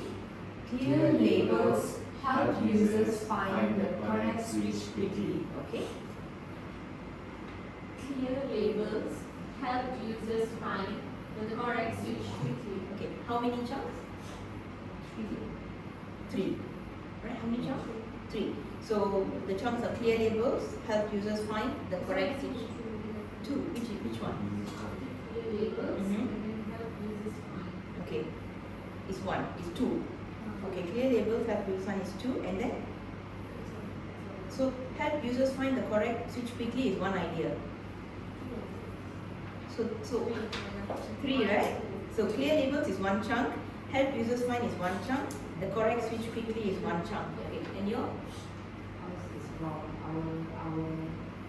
Our chunk was, tell me first. Tell me first. the first chunk was clear labels. Okay. The second chunk was help users. Mm-hmm. And the third chunk was find the correct switch quickly. Okay, so they are right. Okay, because the first idea is clear labels, yes. Help users find is one idea. What does it help users to do? It helps users find something. So you see what I mean? The idea is together, you know. If you say help users to do what? Right? Fine.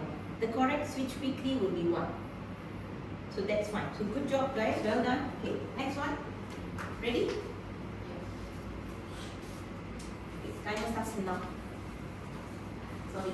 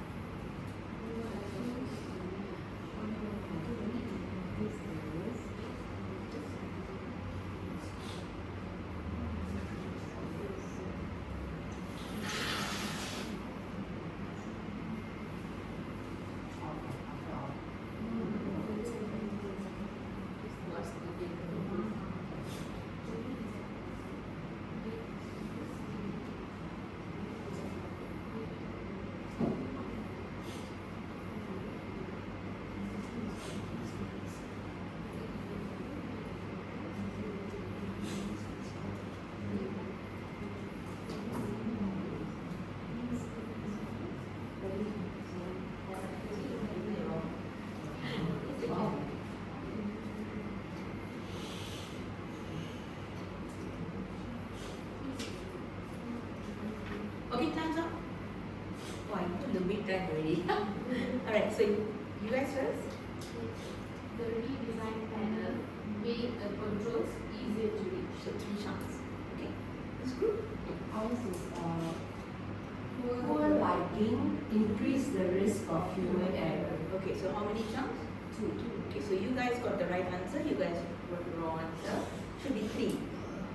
Poor lighting increase the risk of human error. After this, After risk, there's a. Okay. So think logically another way. Chunking means if it's so long, it can't be a chunk. Isn't this logically think about it? Poor lighting increase the risk of human error. It's quite long. Isn't it? Chunk is usually 3, 4 words maximum, 3 or 4 words. Alright, okay, final one. Ready? And your timer starts now. the alarm sounded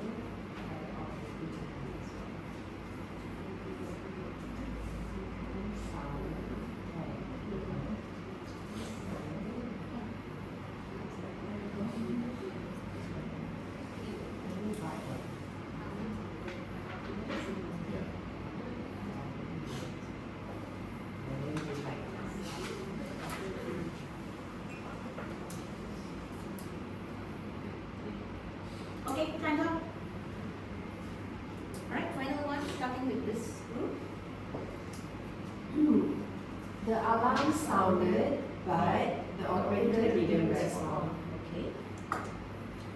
The alarm sounded, but the operator didn't respond. Yeah, right. Oh my god. You guys are like kings in chunking, huh? Lalita is please also still smiling. So, how is that a chunk? It's not an idea. Yeah, it's not an idea. Chunking means doesn't mean you have to cut the words, you know. It's chunk, it's the idea. So the alarm sounded is one idea, but the operator didn't respond. It's 3 chunks. Okay, but don't worry too much about chunking. As you go and flow with it, you get. How did you get the answers? I'm curious. How did you get not but the operator is? Why? How you combine here? So this is one idea. All right. So how can you now? As always, how can you apply this back to the presentation that you are going to give? Okay. First question: do you write a script for your presentation when you present? Sometimes. Okay, when you go and present to people, do you write a script? No, you don't. Why not? Why don't you write a script? Very busy. Okay, very busy, but if you want to improve yourself and you really want to get, remember you told me the idea, I may miss this, I may miss that. You know why that's happening? Because you don't plan your script. Okay, so you must plan a script. So just to let you know, this is what I have, this is my plan that I brought.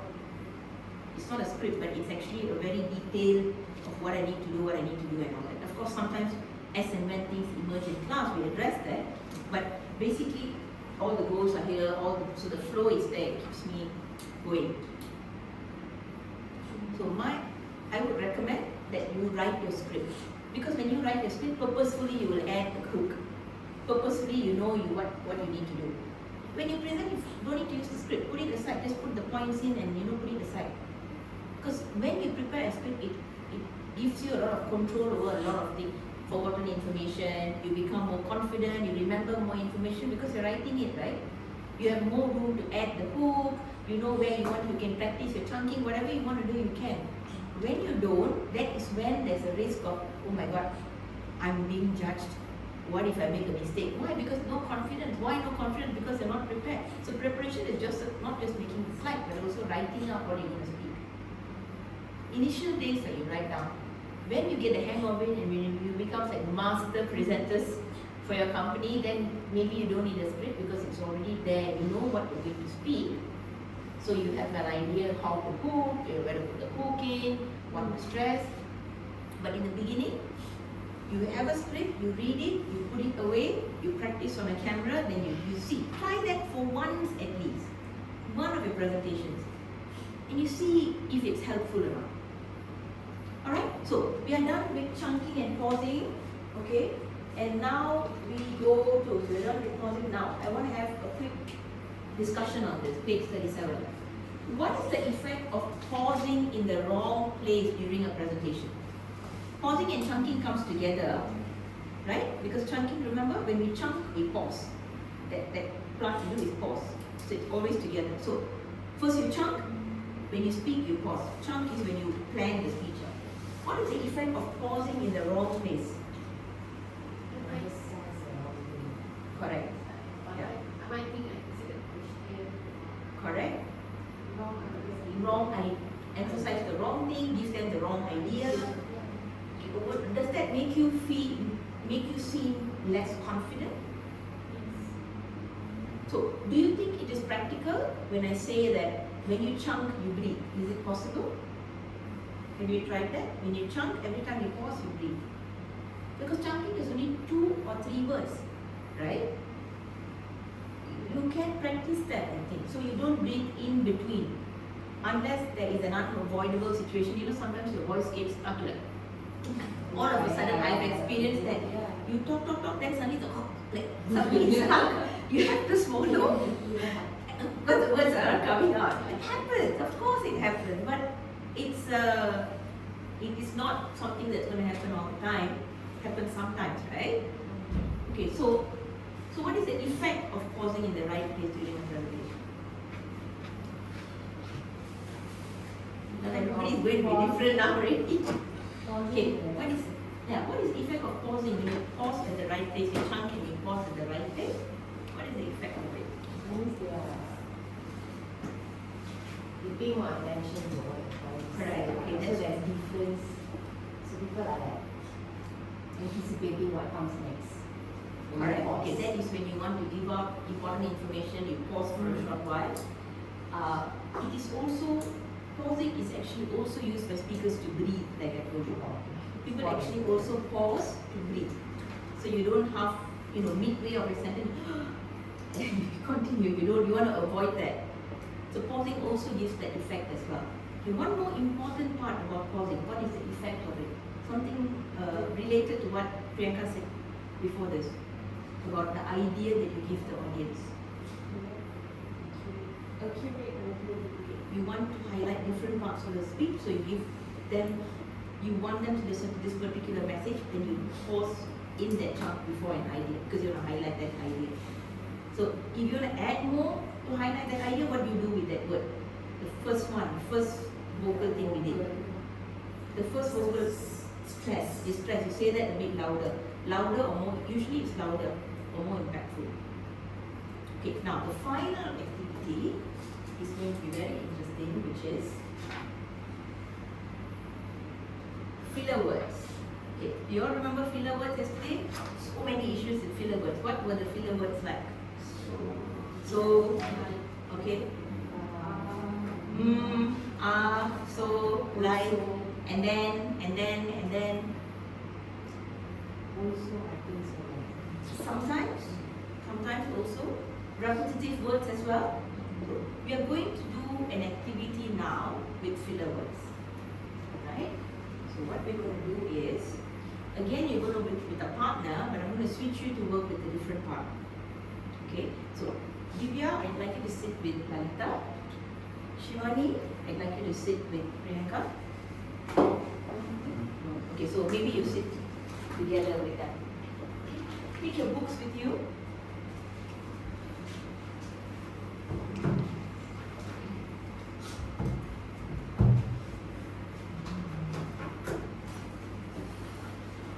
Okay, so you are A, you are B. You're both B. Okay. You are A and you are B. Alright? Now A, listen carefully. This is an impromptu speech activity. You do not have the time to plan.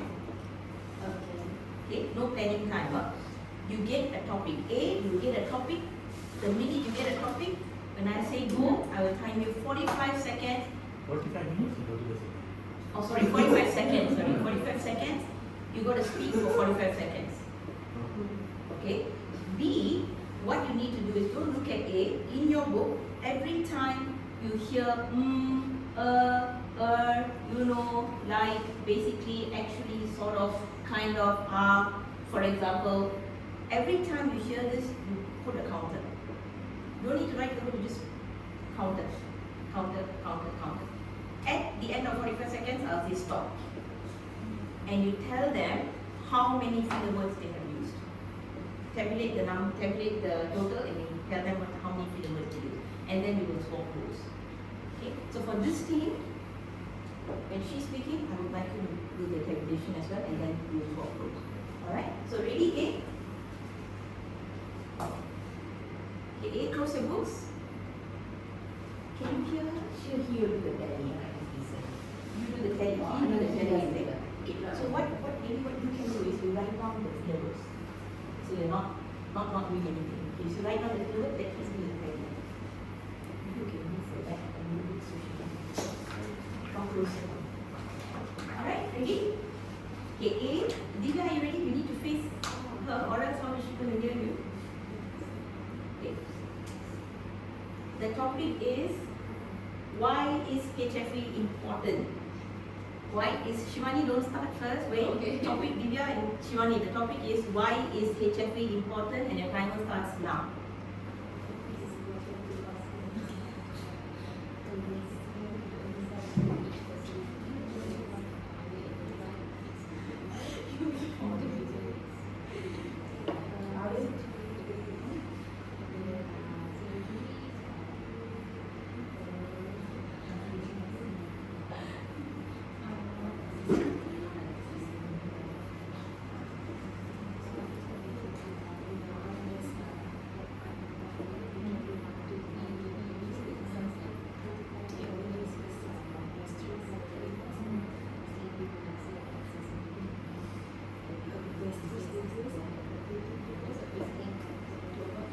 Okay, time's up.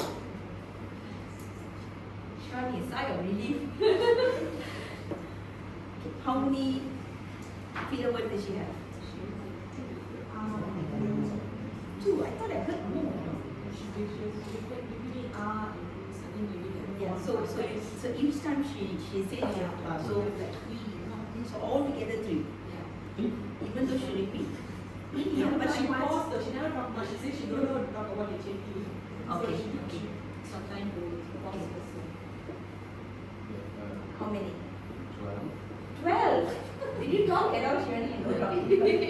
Okay, what were the filler words that she had? Like, basically.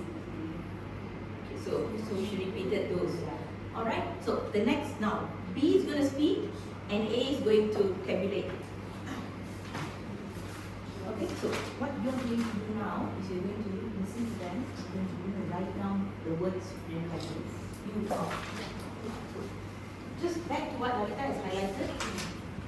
If they repeat R, sometimes there will be 2, not 1 now. Okay, so it's not like just or 1, or they said they know.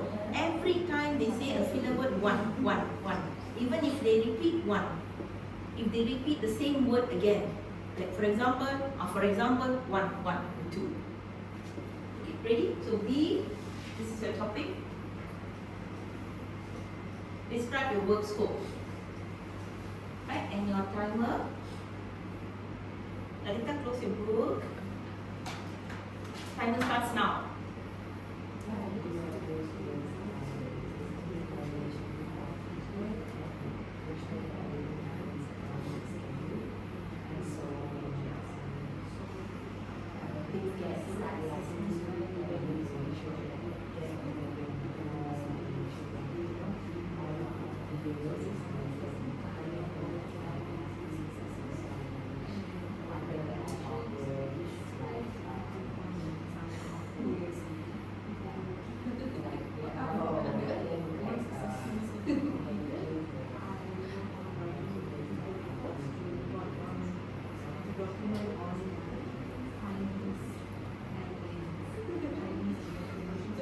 Okay, time's up.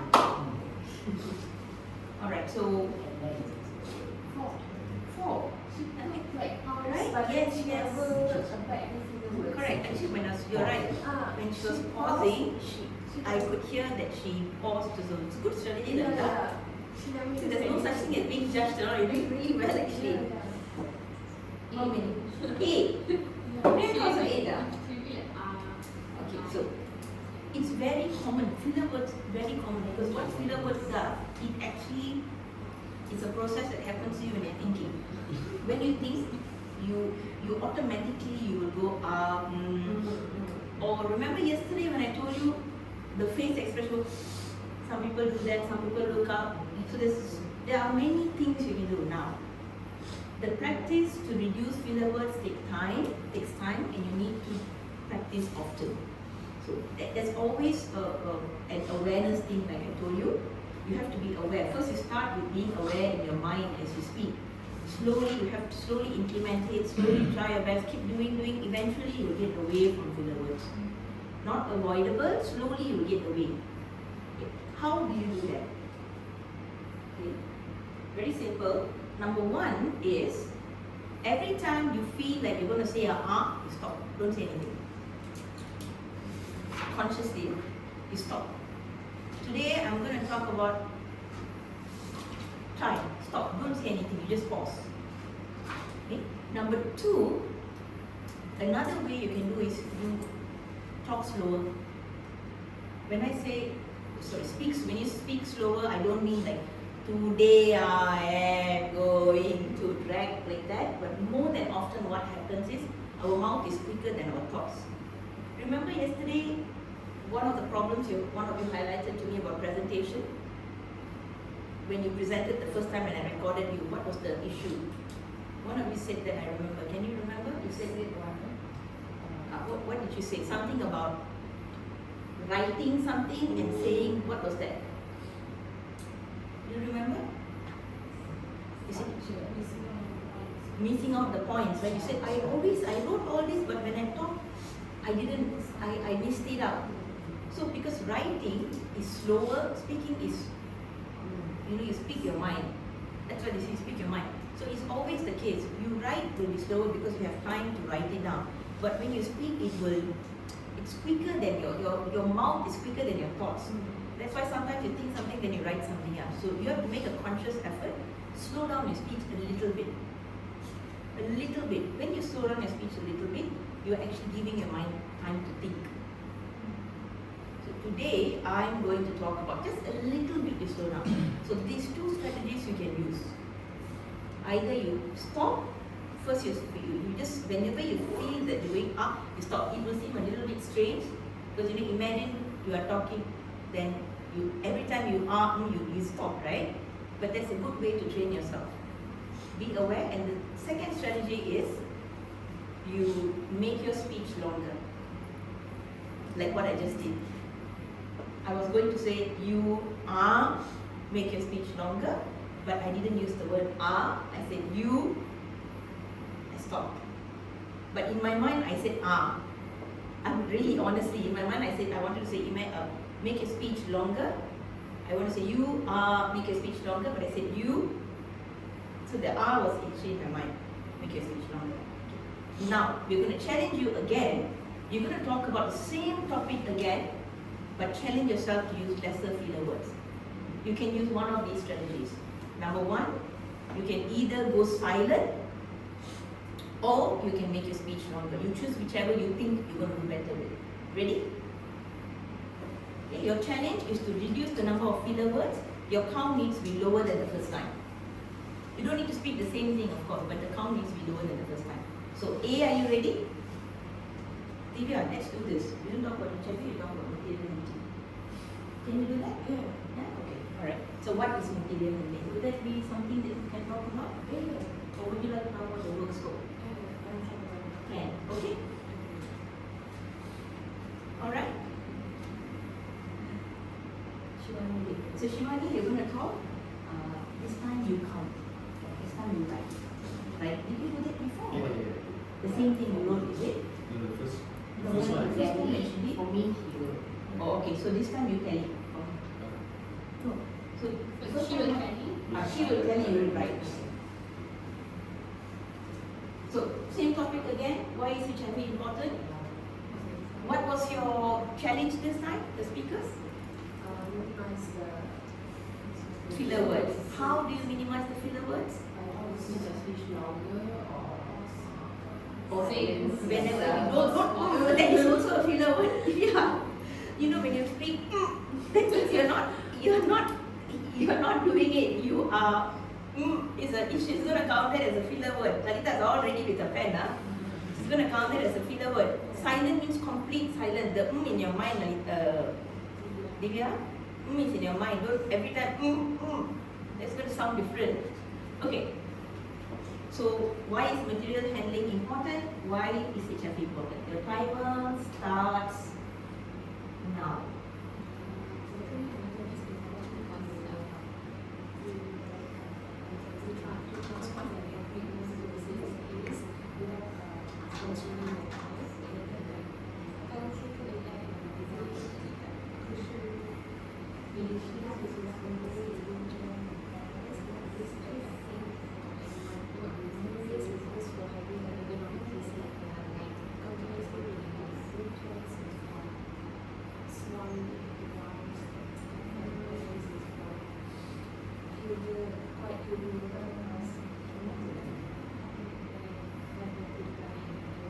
Okay, time's up.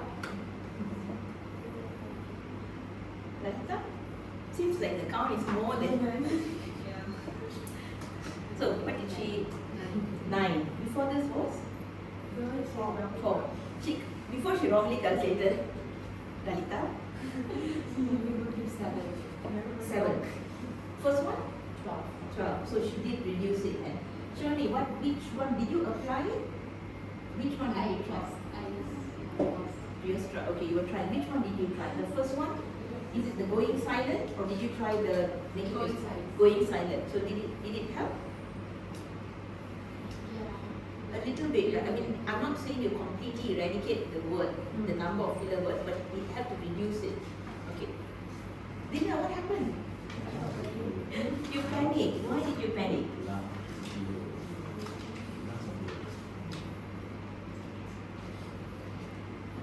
Panic for unspoken reasons. For what is that? Lain-lain.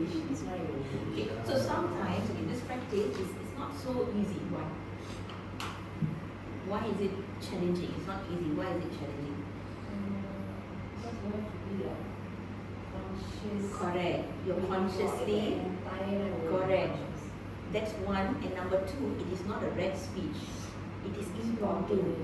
So you have two challenges. Number one, you're organizing what to talk on the topic and you don't want to say the wrong thing.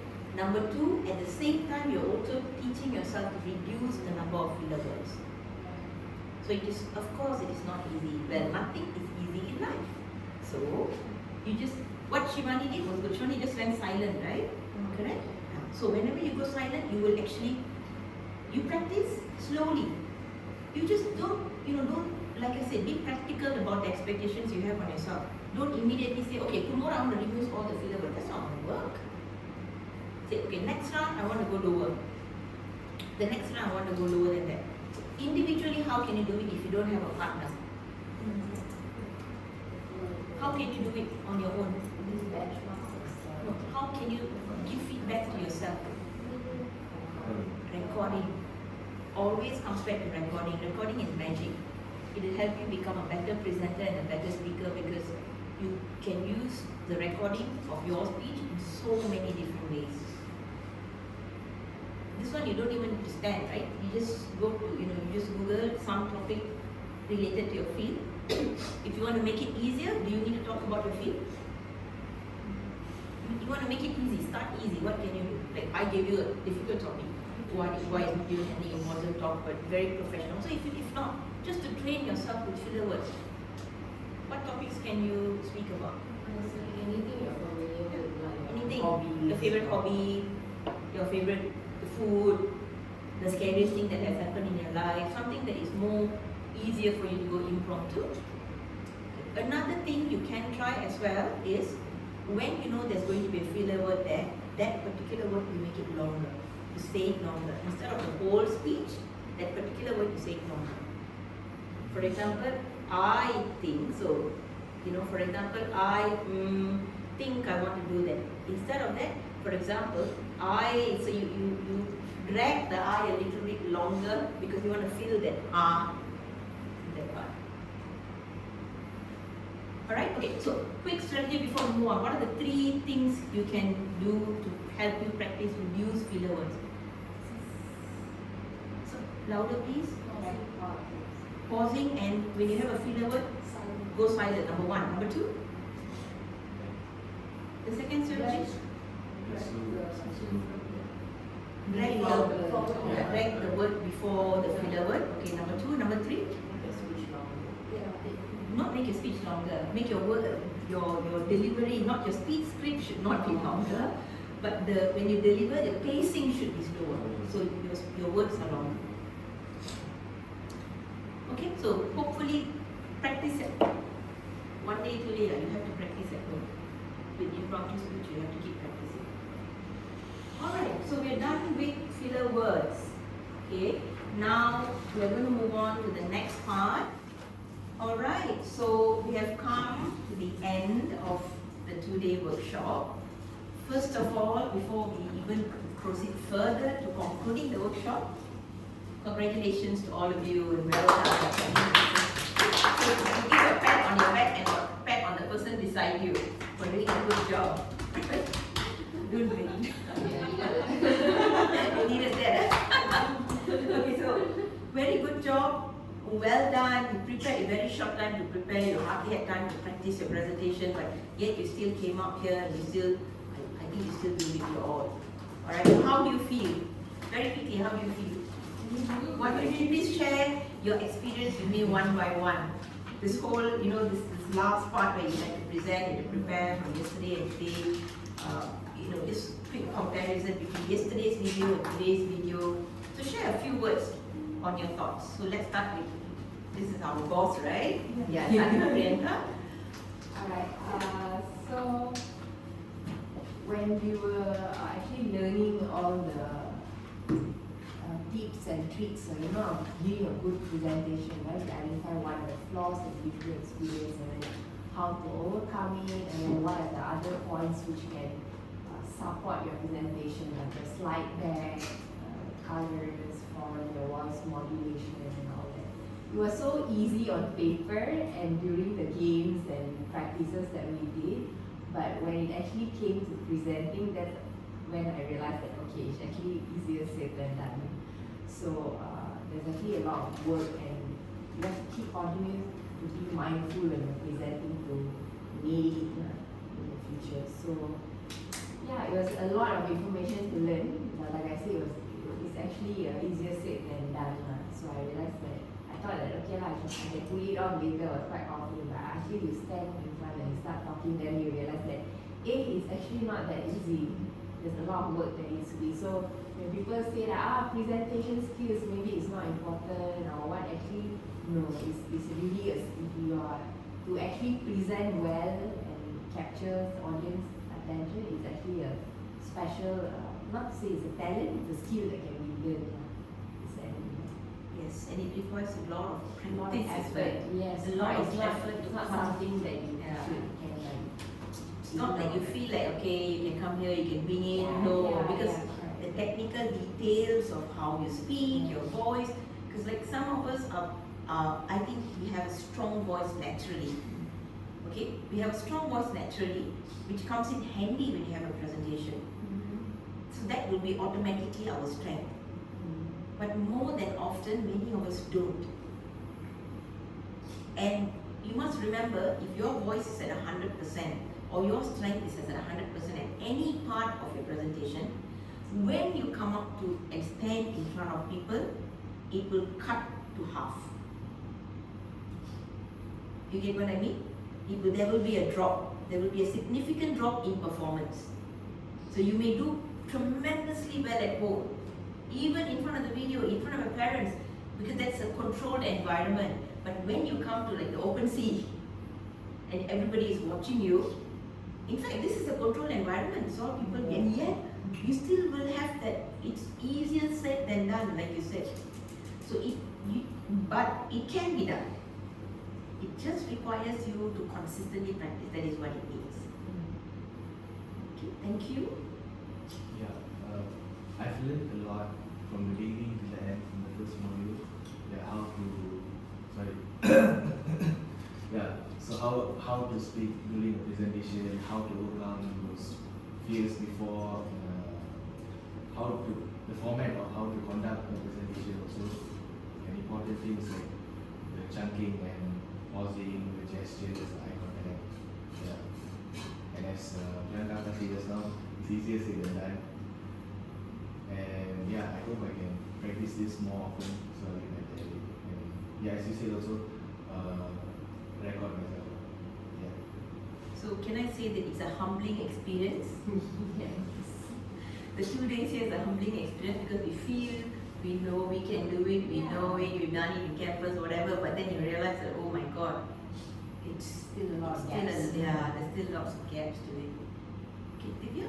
Yeah, for my slides, actually took 2-3 months for our colleagues to actually, like our team members did, like we had given them instructions to Dana, like he wants the better picture and then the less words, so the arrows. So the structure of those presentations like took 2-3 months for our colleagues to do, and then that's why it's like a great slide compared to like others. It's well structured. So it takes time to prepare a slide and then a well prepared slide to present. And then like I've also like attached whatever like Miss taught us like yesterday to attach the hook, the pictures, and easily like can grab the audience attention. What are we explaining? Like they have some idea already, and like whatever like I learned like yesterday and today, like I've implemented, added into the slide and I presented. But I know like my presentation skill will be like low. I have to congratulate that, especially on that. The fact that most of you tried with the hook. You tried something with the hook and you got the right hook actually. Yeah. That is the key. You have the right hook that helps you to lead into the all of you had the right hook. In fact, Shivani also had the right hook. Just that the order of the information, the technical part will take time. Right? And that's why you need someone to give you feedback. So she went like with the question and then she before people could answer, she gave her name and all, then she gave the answer. So the question was a fantastic question. Actually, my question, I was supposed to end my slide presentation with the answer, but the time was running away, so I panicked and I just said thank you again. Whether I should have said what was the answer. So then why did you answer it in the beginning? You also answered in the beginning. Yeah, So that is a good technique actually. What she did was excellent. What I think maybe she could have done is, here is a question for you. Right? Ask the question, give it a minute, pause. You're waiting for the answer, right? I tell you at the end of the presentation. yeah, I should have said that. That stop. That's it. Then my name is Shivani. So people will be like, people always when you ask a question they want an answer. So is it you wait, let them answer. You're waiting for the answer from me? Well, you get it at the end of the presentation. Done. Just before you say thank you. Oh, remember? I was supposed to answer your question. Then you answer the question. There and did. So that's a very creative idea, I think, of asking the question, letting them have a thought about it, and then at the end you tie it back to, because it's all tied the whole thing. Right? So that is a kind of creativity. So your presentation, except for maybe like hers and yours a little bit, I still think yours, maybe hers is very technical. Yours, I still think there is a room, there is room for creativity. A little bit, it will still be helpful. Your images were good, very good. It's not boring, although it's like but you get people to talk, basically the hook, what it does is, it not only to grab people's attention, but to direct everybody's minds on the topic. So if you ask the right hook, thoughts are all over the place. When you ask the right hook, okay, then you anchor them to the topic, then you start. So you got their attention not just on you, but on your presentation as well. So it is that anchoring factor is what the hook does. Okay, so good job with the hook. I know you all, I think, did a bit of job. You look for images, and most important that I'm very proud of is the fact that it links to your presentation. It's not some hook that has no, you didn't put a hook for the sake of putting a hook. You put a hook that helps people. Jason too. The image, when you put a hook that relates back to the topic. Maybe your language in the way you relate it can be improved on, but the whole content is relatable, which is great. Okay. Shivani? Me, all I learned was I didn't know there was this much to prepare presentation. Like, over the 6 modules, they got the structure, even the bleeding, I didn't know there was such thing. So I felt like I learned a lot. Even for my presentation, honestly, I wouldn't have expected to start out with a hook. Yeah, my presentation is always straight up like, oh, I'm going to talk about this is an outline, this is one. So starting off with a hook was quite interesting because I was anticipating everyone to ask the question like, how much HR would break out, oh, what's in the picture? Or, those kind of things. So it was quite fun. So adding on to that, you don't have to be so fixated with your book as well. Give yourself leeway of 1-2 minutes to have the interaction with the audience if you see that they are interested. Yours was a great opportunity to add a little, just push it a little bit, because your picture was interesting. We could watch, we were all saying one thing, you can actually build on that a bit. Then you get to experience like just maximum 3-4 questions, like, you can see that interesting, isn't it? So you make it a bit more conversational. Not too much, but I think you can. Don't have to be so, okay, hook, 1 question, 2 questions, go. No, so you make it a bit more conversational. That's the photo. So what can you see in the photo? Okay, if you don't say you give a hook of a photo, nobody responds. What can you do? Just to add on a little bit. One example. Just give them a clue. So, okay, I think you guys are, okay, let me give you a clue. Look at the light. Do you think it is bright enough? So you just give like a trigger question that's going to lead in question to get more answers from that. One leading question. Sometimes it works. Most of the time it will work. Sometimes it will, audience not good, you won't get it as well. So it very much it depends on the audience as well. And remember, people need time to think. The minute you ask a question, you cannot expect an answer from them, especially with the photo. You need time to look. It's not your area of expertise. So give a little bit more time. Don't try to rush into giving the answer. If they're not talking, it doesn't mean they don't know. Sometimes they need time to think and give the answers if the answer is not so glaring. Okay? Lanjutkan? Although it was very insightful, but the application part is the one that is like quite difficult. There are so many factors, so many things that you need to consider in the presentation. One is the slide, another one is like while presenting, no matter how you prepare. I think it comes from several times that you have to do it, not only at one time you present, I think you do it many times you have to present to get that confidence and also that flow of it. It also comes from the behavior that your the implicit behavior that you have for presentations when you come, because you're not coming as clean says no idea about presentation. You also have your anxieties, your concerns, your self-belief, all of this ties back to speaking in front of people, being judged, your worth, your expertise. So all of that influences. You have to manage this, then you have to manage the information, correct? You have to manage all these beliefs, your information, you have to manage how your visual delivery, you have to manage your vocal delivery, you have to manage your voice. It's not easy. I can understand that. So it takes time for you to process it and go through it. So not to worry about that. We will talk about that at the end on how you can do it. But just so you know, you've actually come a long way. So look how far you've come in the past 2 days. You started with day 1. First we had the module where we built a little bit of confidence, am I right? And then we move on to module 2, we define the audience. I made it practical for you so you get the right audience. It's not a fictional audience, but it's a real audience that you get for your presentations. So you get like a mini practice in a real life kind of mini practice. Okay, and also I think that really helped with the kind of material that you need to develop as well.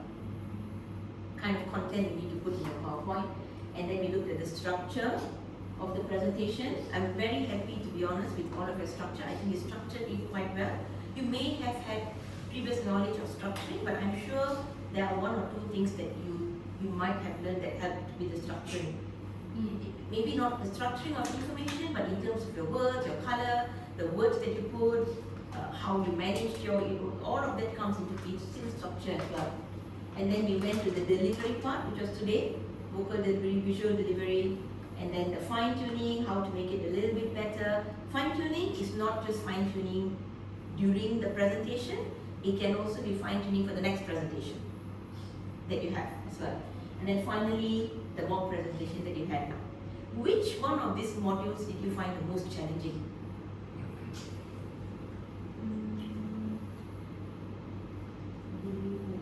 Delivery. Which one? The delivery. Okay, why did you find it challenging? Because there's like a lot of things that you need to be aware or conscious about when you're speaking. That means your voice, your body language, your eye contact. So sometimes when you say that you have to maintain eye contact, then as you're speaking, you realize that you forgot to chunk it. And then you focus on chunking and pausing, then you realize that my body language is static. Then you focus on your body language, then you forget that I Feel like something else is happening. Yeah, it's Okay. a lot of things. Too many considerations there. Yes. And then plus the fact that everybody else is an expert in the room. Yeah. And you're like, this person is asking this question, how am I going to handle that? They're going to ask, oh my god, this guy is in the room. Oh my god, what is he doing in the project? I thought he left the meeting. I thought he left the project. What is he doing? All those considerations, right? So you just need to keep doing it until it comes Correct. naturally. Yeah. Jishan, which was the most challenging module for you? The last one when we have to put everything in place. Okay, you tie everything together, Yeah. right? Lalita? I wanted to see the mock presentation that we had today, because like what Priyanka said, that's where we are integrating all the knowledge into like final product. That was quite challenging. Okay. Shivani? Yeah, I would say the mock presentation also, because as I was learning, mentally I thought I could do it, but doing the mock presentation, I realized that it's actually hard. Yeah, So let's rephrase that. It is hard but doable. Yeah. Yeah. Just remember that. Like I told you, remember the story I I told you about the push-up. Yes. So don't ever put the thing in your mind, it's hard, don't, no? Say it's doable. Tell yourself it's doable. It shifts the whole perspective. Hard means automatically you're blocking. But you say it's doable and I will try to do it. No, I will do it. Doable. Okay? Divya? Maybe I'll say fine tuning and audience. Fine tuning. Okay, why did you find fine tuning? Because there's a lot of information in the material handling scope. I would have like used some fine tuning if I got time. I would have like used the fine tuning term and then like made like some label terms to me and then explain to the audience like which would have like shorted the terms. Okay. Yeah. Fine tuning is also challenging Yeah. because you fine tune the slide, you have to fine tune yourself, you have to fine tune the way you answer questions, you have to find so many So that is another, I think, overwhelming the amount of things you need to do to fix or to improve yourself. Okay, but not to worry about that. We will now very quickly. I'm going to show you some sentences, and I want you to immediately tell me which module is it from without looking at the book. All right? Okay. Know your audience. Two. Use signposting. Three. Signposting 3. Language was 3, remember? Yeah. Signposting 3. Replace fillers with pauses. 4. 4. Correct. Good, Shivani. Today we did, right? 1 and 4. Use the power of 3s. 5. 5. Correct. Manage speaking anxiety. 1. Right. Okay. So good. You can remember. Yeah. So all the different things we did. Now, what is your biggest and most impactful learning from this course? It doesn't have to be, I learned this. It could be something about yourself as well, but something that really left that impression in your mind.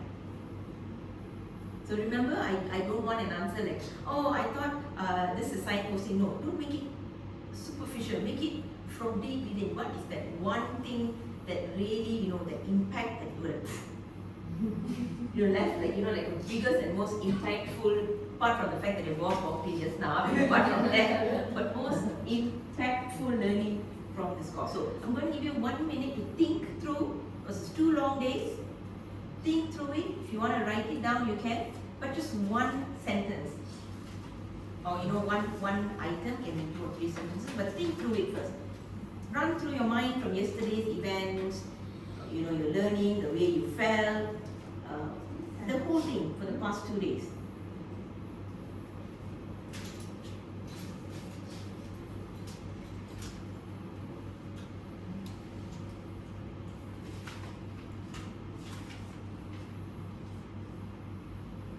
Most impactful and the biggest one.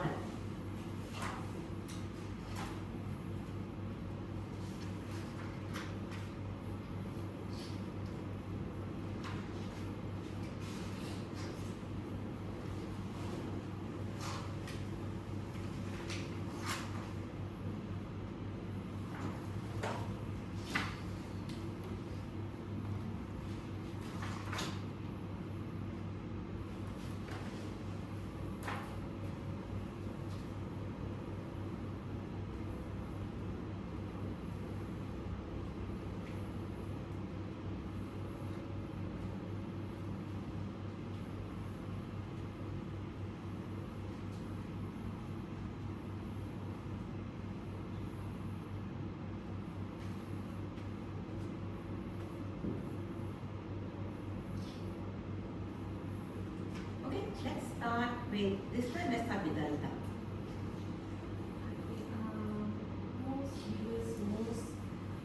My biggest and most impactful learning Just one was, thing, huh? to be judged. That was something that I always felt that, because like I used to see how Mr. Lana present, how Priyanka present, and it's not more of the presentation, it's more of the credibility and how they can. It's not only like the way you go and read the slides, sometimes they ask questions, how you handle the client and all those stuff. So I've always been feeling a bit like, no, I can't do that part of it. I feel like, oh my god, I'm scared, I can't do it. But I realized that because I had this fear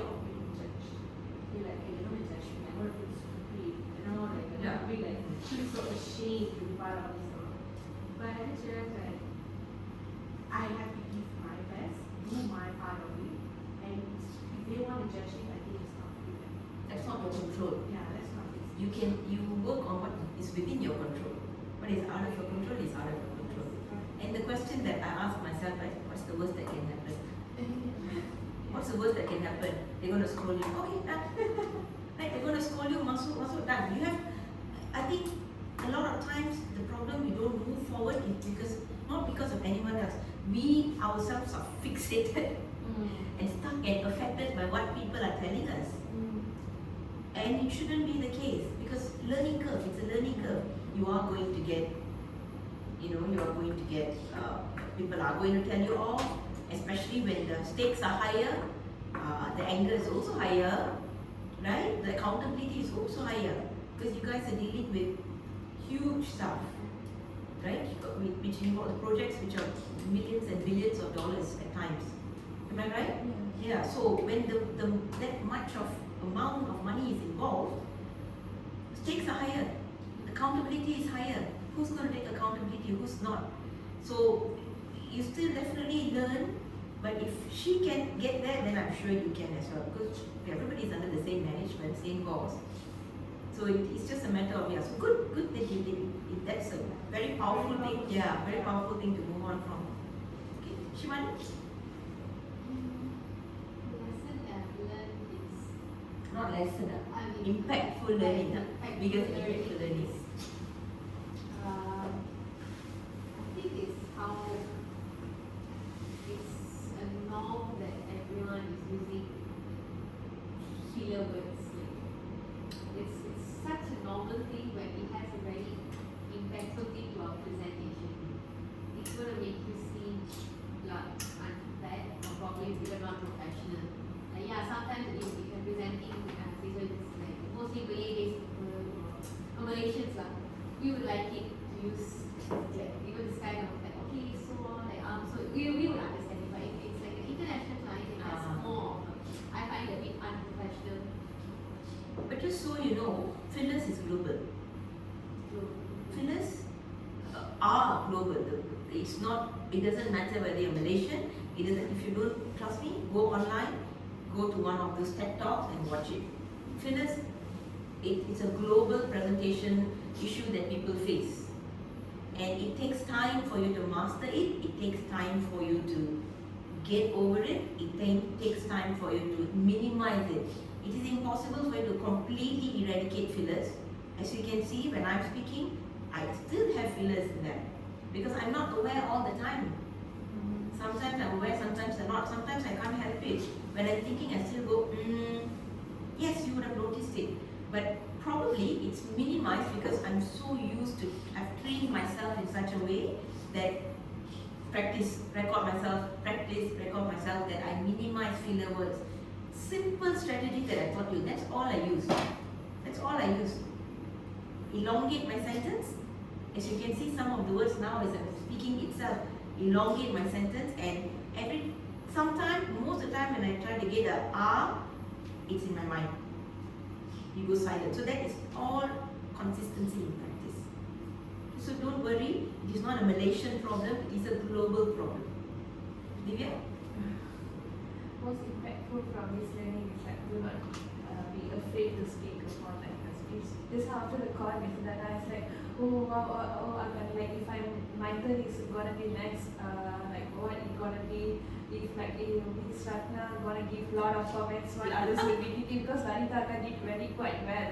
And then she wanted to pressure, I was thinking also quite some time like what I mean like if my name cut to the next and I have to prepare for all the comments and stuff, and whatever it is like there's room for correction, like we did some correction as well, and then like if corrections also like as you said like we have to entertain like what it took like something like nothing gonna happen like what's the worst? So the question, right? Magic question, what's the worst that can happen? I mean, you can't ask this question when you fail in a project and there's $1 million involved. But I'm talking about the shelling you get, the scolding you get. What's the worst that can happen? You have to build that face in Malay, they say tebal muka. Yeah, you have to build that because professional environment is going to be like that. You are going to have people who are going to talk that way to you. Most of the time, they're not going to be nice to you, especially in your scenario where you have this kind of project, right? So you have to go, okay, what's the worst that can happen? So before you step in to a room where you know you're going to get scolding, already, okay, what's the worst that can happen? Yeah. And then once they go, you already set your mind. You set your mind for the worst. Okay, this fellow is probably going to scold me a lot. Okay, right. Then listen. But if it's, you remember, when they scold you, don't let it go in and out. Sometimes there may be something where they tell you that can help you improve. Always remember, whatever you hear, positive or negative especially, the negative, don't consider it as people criticizing you. It is something that you need to improve on. So I'm talking about a regular, normal scenario, not when the person is like, like a narcissistic, or like the psychological, forget about all that. In a regular situation, somebody is scolding because they can't regulate their emotions, okay, that's their call, but what are they saying? How can you cover? I've always asked myself that when I have an issue, okay, I imagine the problem, I'm the problem. So what can I do to rectify it? You always think that it's, I'm not saying play victim, but it's easier when you tell yourself, okay, what's the problem? Okay, how can I fix this from my side? Make sure my angles are all covered. Because, like I said, two things: what's within your control, what is out of your control. How you solve the problem is within your control. How they react to you is out of your control. You can't control people's emotions, right? Priyanka? Most impactful learning is like I learned what is my strengths and weaknesses. So that, like before this, like I always had a passion for presenting or giving training. Oh, I haven't killed that passion. No, you didn't. It's just that I always wondered like what I need to improve on to be better at it, but I couldn't find what is it exactly. So like today, over the past 2 days, I was able to exactly pinpoint what I can improve on. So it's like my feelers, my pacing, my chunking and pausing, and all that things, and also time management. Like you say 10 minutes, actually I'm supposed to maybe briefly talk through it to see whether I can wrap this up in 10 minutes and all those kind of things. I realized that, okay, I already pinpoint them, now I need to work on addressing them. Okay, so that's my biggest takeaway. Tisha?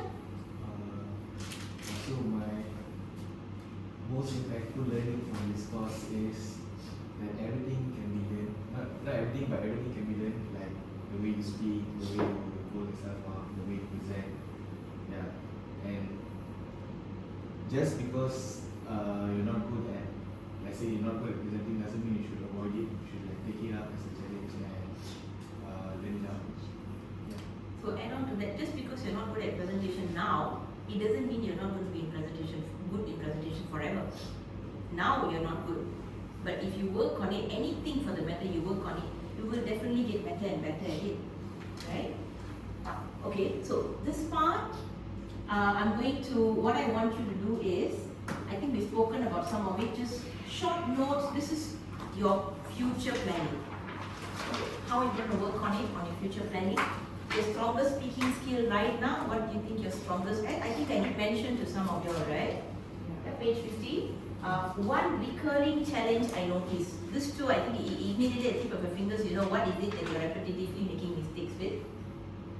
One visual or one vocal delivery to improve. One technique that you will intentionally apply, and what's your goal? One goal. Just one goal.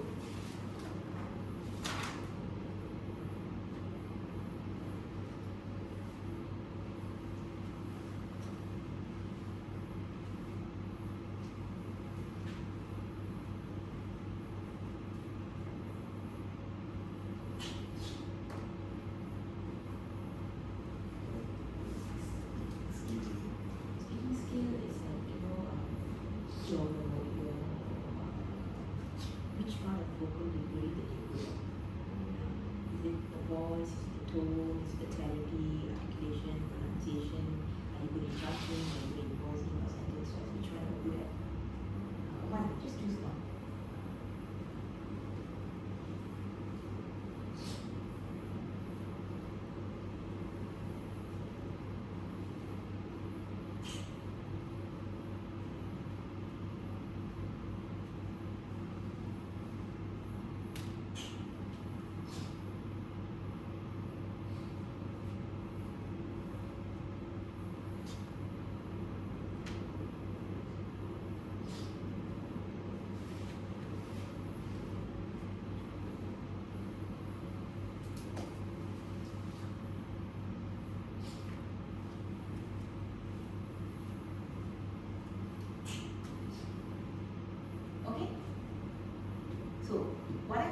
hear now is, I want to hear what your goal is for your next presentation. Whatever presentation you're going to go, what is your goal for the next presentation? Just read that one out to me. This time let's start with Jesha. So my goal for Louder, please. my goal for the next HFD presentation is to improve my Delivery. Yeah. Okay, which delivery again is we are very broad. very broad. Choose one of them. Choose one of them, okay? Have a think about but choose one of them. Reka? For me, it's the figures. Okay, so good. Divya? To improve my eye contact Okay. with the audience. Okay. Shivani? Mine is mostly to be confident and improve on my visuals. Visual delivery. Which part? The movement? Visuals of the slides. Oh, the visual. Okay, the slides. But okay, that's the slide. But yourself, which part? I think that's the case that I want to be more confident. Confidence Like will my come when you body fix all this, right? Yes, correct. And my body language. Because since I'm moving Okay, much so that's it. Fix that. Don't go more than that. Body language. Better body language and gestures versus So correct. So better posture. posture is something. Body language different, huh? Body language. So body language is your movement of your hand. Okay. Yeah. Good. So now on the last note, all right. So remember, before we leave, as we leave for today, I'm going to challenge all of you. All right. When you go for the next presentation, I just want you to choose one thing that you want to improve on. Better chunking, better pauses, lesser fillers, maybe 2 fillers lesser. Just one thing. Better voice tone, clearer. Just one thing you work on, because goals are meant to be achieved step by step. You can't do it all at a time. So comes back to what both of you were telling me. I think so 3 of you were telling me that, oh, I didn't realize that presentation is, I thought it's just easy, but there's so many technicalities. I have to think of this, I have to think of that. No, then you're going to feel overwhelmed. Choose one first. Focus on that one. I know you will think, oh my God, there's so many others here. If I choose one, then no, you cannot focus on too many. One, focus on that. At the point you think, okay, you're better at that, then choose the next one. It's a lifelong learning, right? You can't improve presentation in 1 year. People take years to become experts in what they do. So choose one, because the key to being a successful speaker is the consistency in the practice that you have. And consistency means doing it over, doing the same thing over and over and over again. Alright, so I wish you all the best to be better presenters, and I hope that by your presentation, the way your improvement is. And remember, whenever you can, I know your business meetings you can't record the video, correct? But sometimes I'm sure some of it you can record it, like We can record our voice now. Yeah, you can record your voice. Put it down and record your voice. I think maybe you can. I'm not sure. The educational ones, can you record it? The one that Shivani did. Yeah, but we don't get a lot of those. But you Once might a be in year, the future, right? Yeah, I mean, if you're once looking a for year. yeah. now, like So once whenever a you year. get the chance, that one you record that. Whenever you can record, you can ask someone to help you record or whatever that suits you, because that will be the best way for you to find out about yourself. What we do actually right now, which I think can help accelerate this process, is we have sharing sessions among us. Exactly. So like every Friday or at least 2 weeks once, Okay. we will have like the sharing sessions where everybody choose a topic and talk about it for 10 minutes. So that can be a good medium. So I to think that is practice this. brilliant, because what you can do with that is you can all choose a topic. During this sharing session, you choose a topic. 2 things you can do. Number one, you can just do a super slide presentation not related to your work. Some fun thing that you like to talk about, some weird thing, fun thing. So you just create like 5 slides, 2 minutes of talk. You just talk about it. It doesn't have to be related to work. Yeah, and we are already practicing it. Correct. So actually. just upgrade it a little bit, I think. you do the slides a bit, and then take turns. So do what we did in class. Yeah, so When yeah. two person asks questions, you take this book, keep it, you make copies of it. I can send you that particular part that you can photocopy as well. And then two people ask questions, the other two people give the comments. And then one person can do what I did, my role, which is the overall comments. So I think this will be very helpful. This consistency of once a week, that's one activity. Another activity you can do is the impromptu speech. Right? The impromptu speech. Take a topic, you can give yourself 1 or 2 minutes to prepare, 45 minutes to talk. And then everyone else counts the filler. So you aim, you write the filler, paste it on your table. Okay, this week 15 fillers, next week I must reduce it. Sometimes it's very difficult, I can tell you that you will not get it immediately. You say, okay, I must reduce my filler, but the next day you still use the R, but don't give up. Keep trying to, the 2 techniques, that's it. Silence it in your mind, elongate your words. Just keep trying and trying. I can assure you, if you keep trying over and over again, you will reduce the number of fillers that you're going to speak. Because when you keep trying, eventually it becomes a habit. And you internalize it. Alright? So, I'm looking forward to seeing all of you as shining speakers and shining presenters. Anytime you have any questions, you can always text me at my number. Alright, so thank you very much and have a nice day. Thank you. Thank you.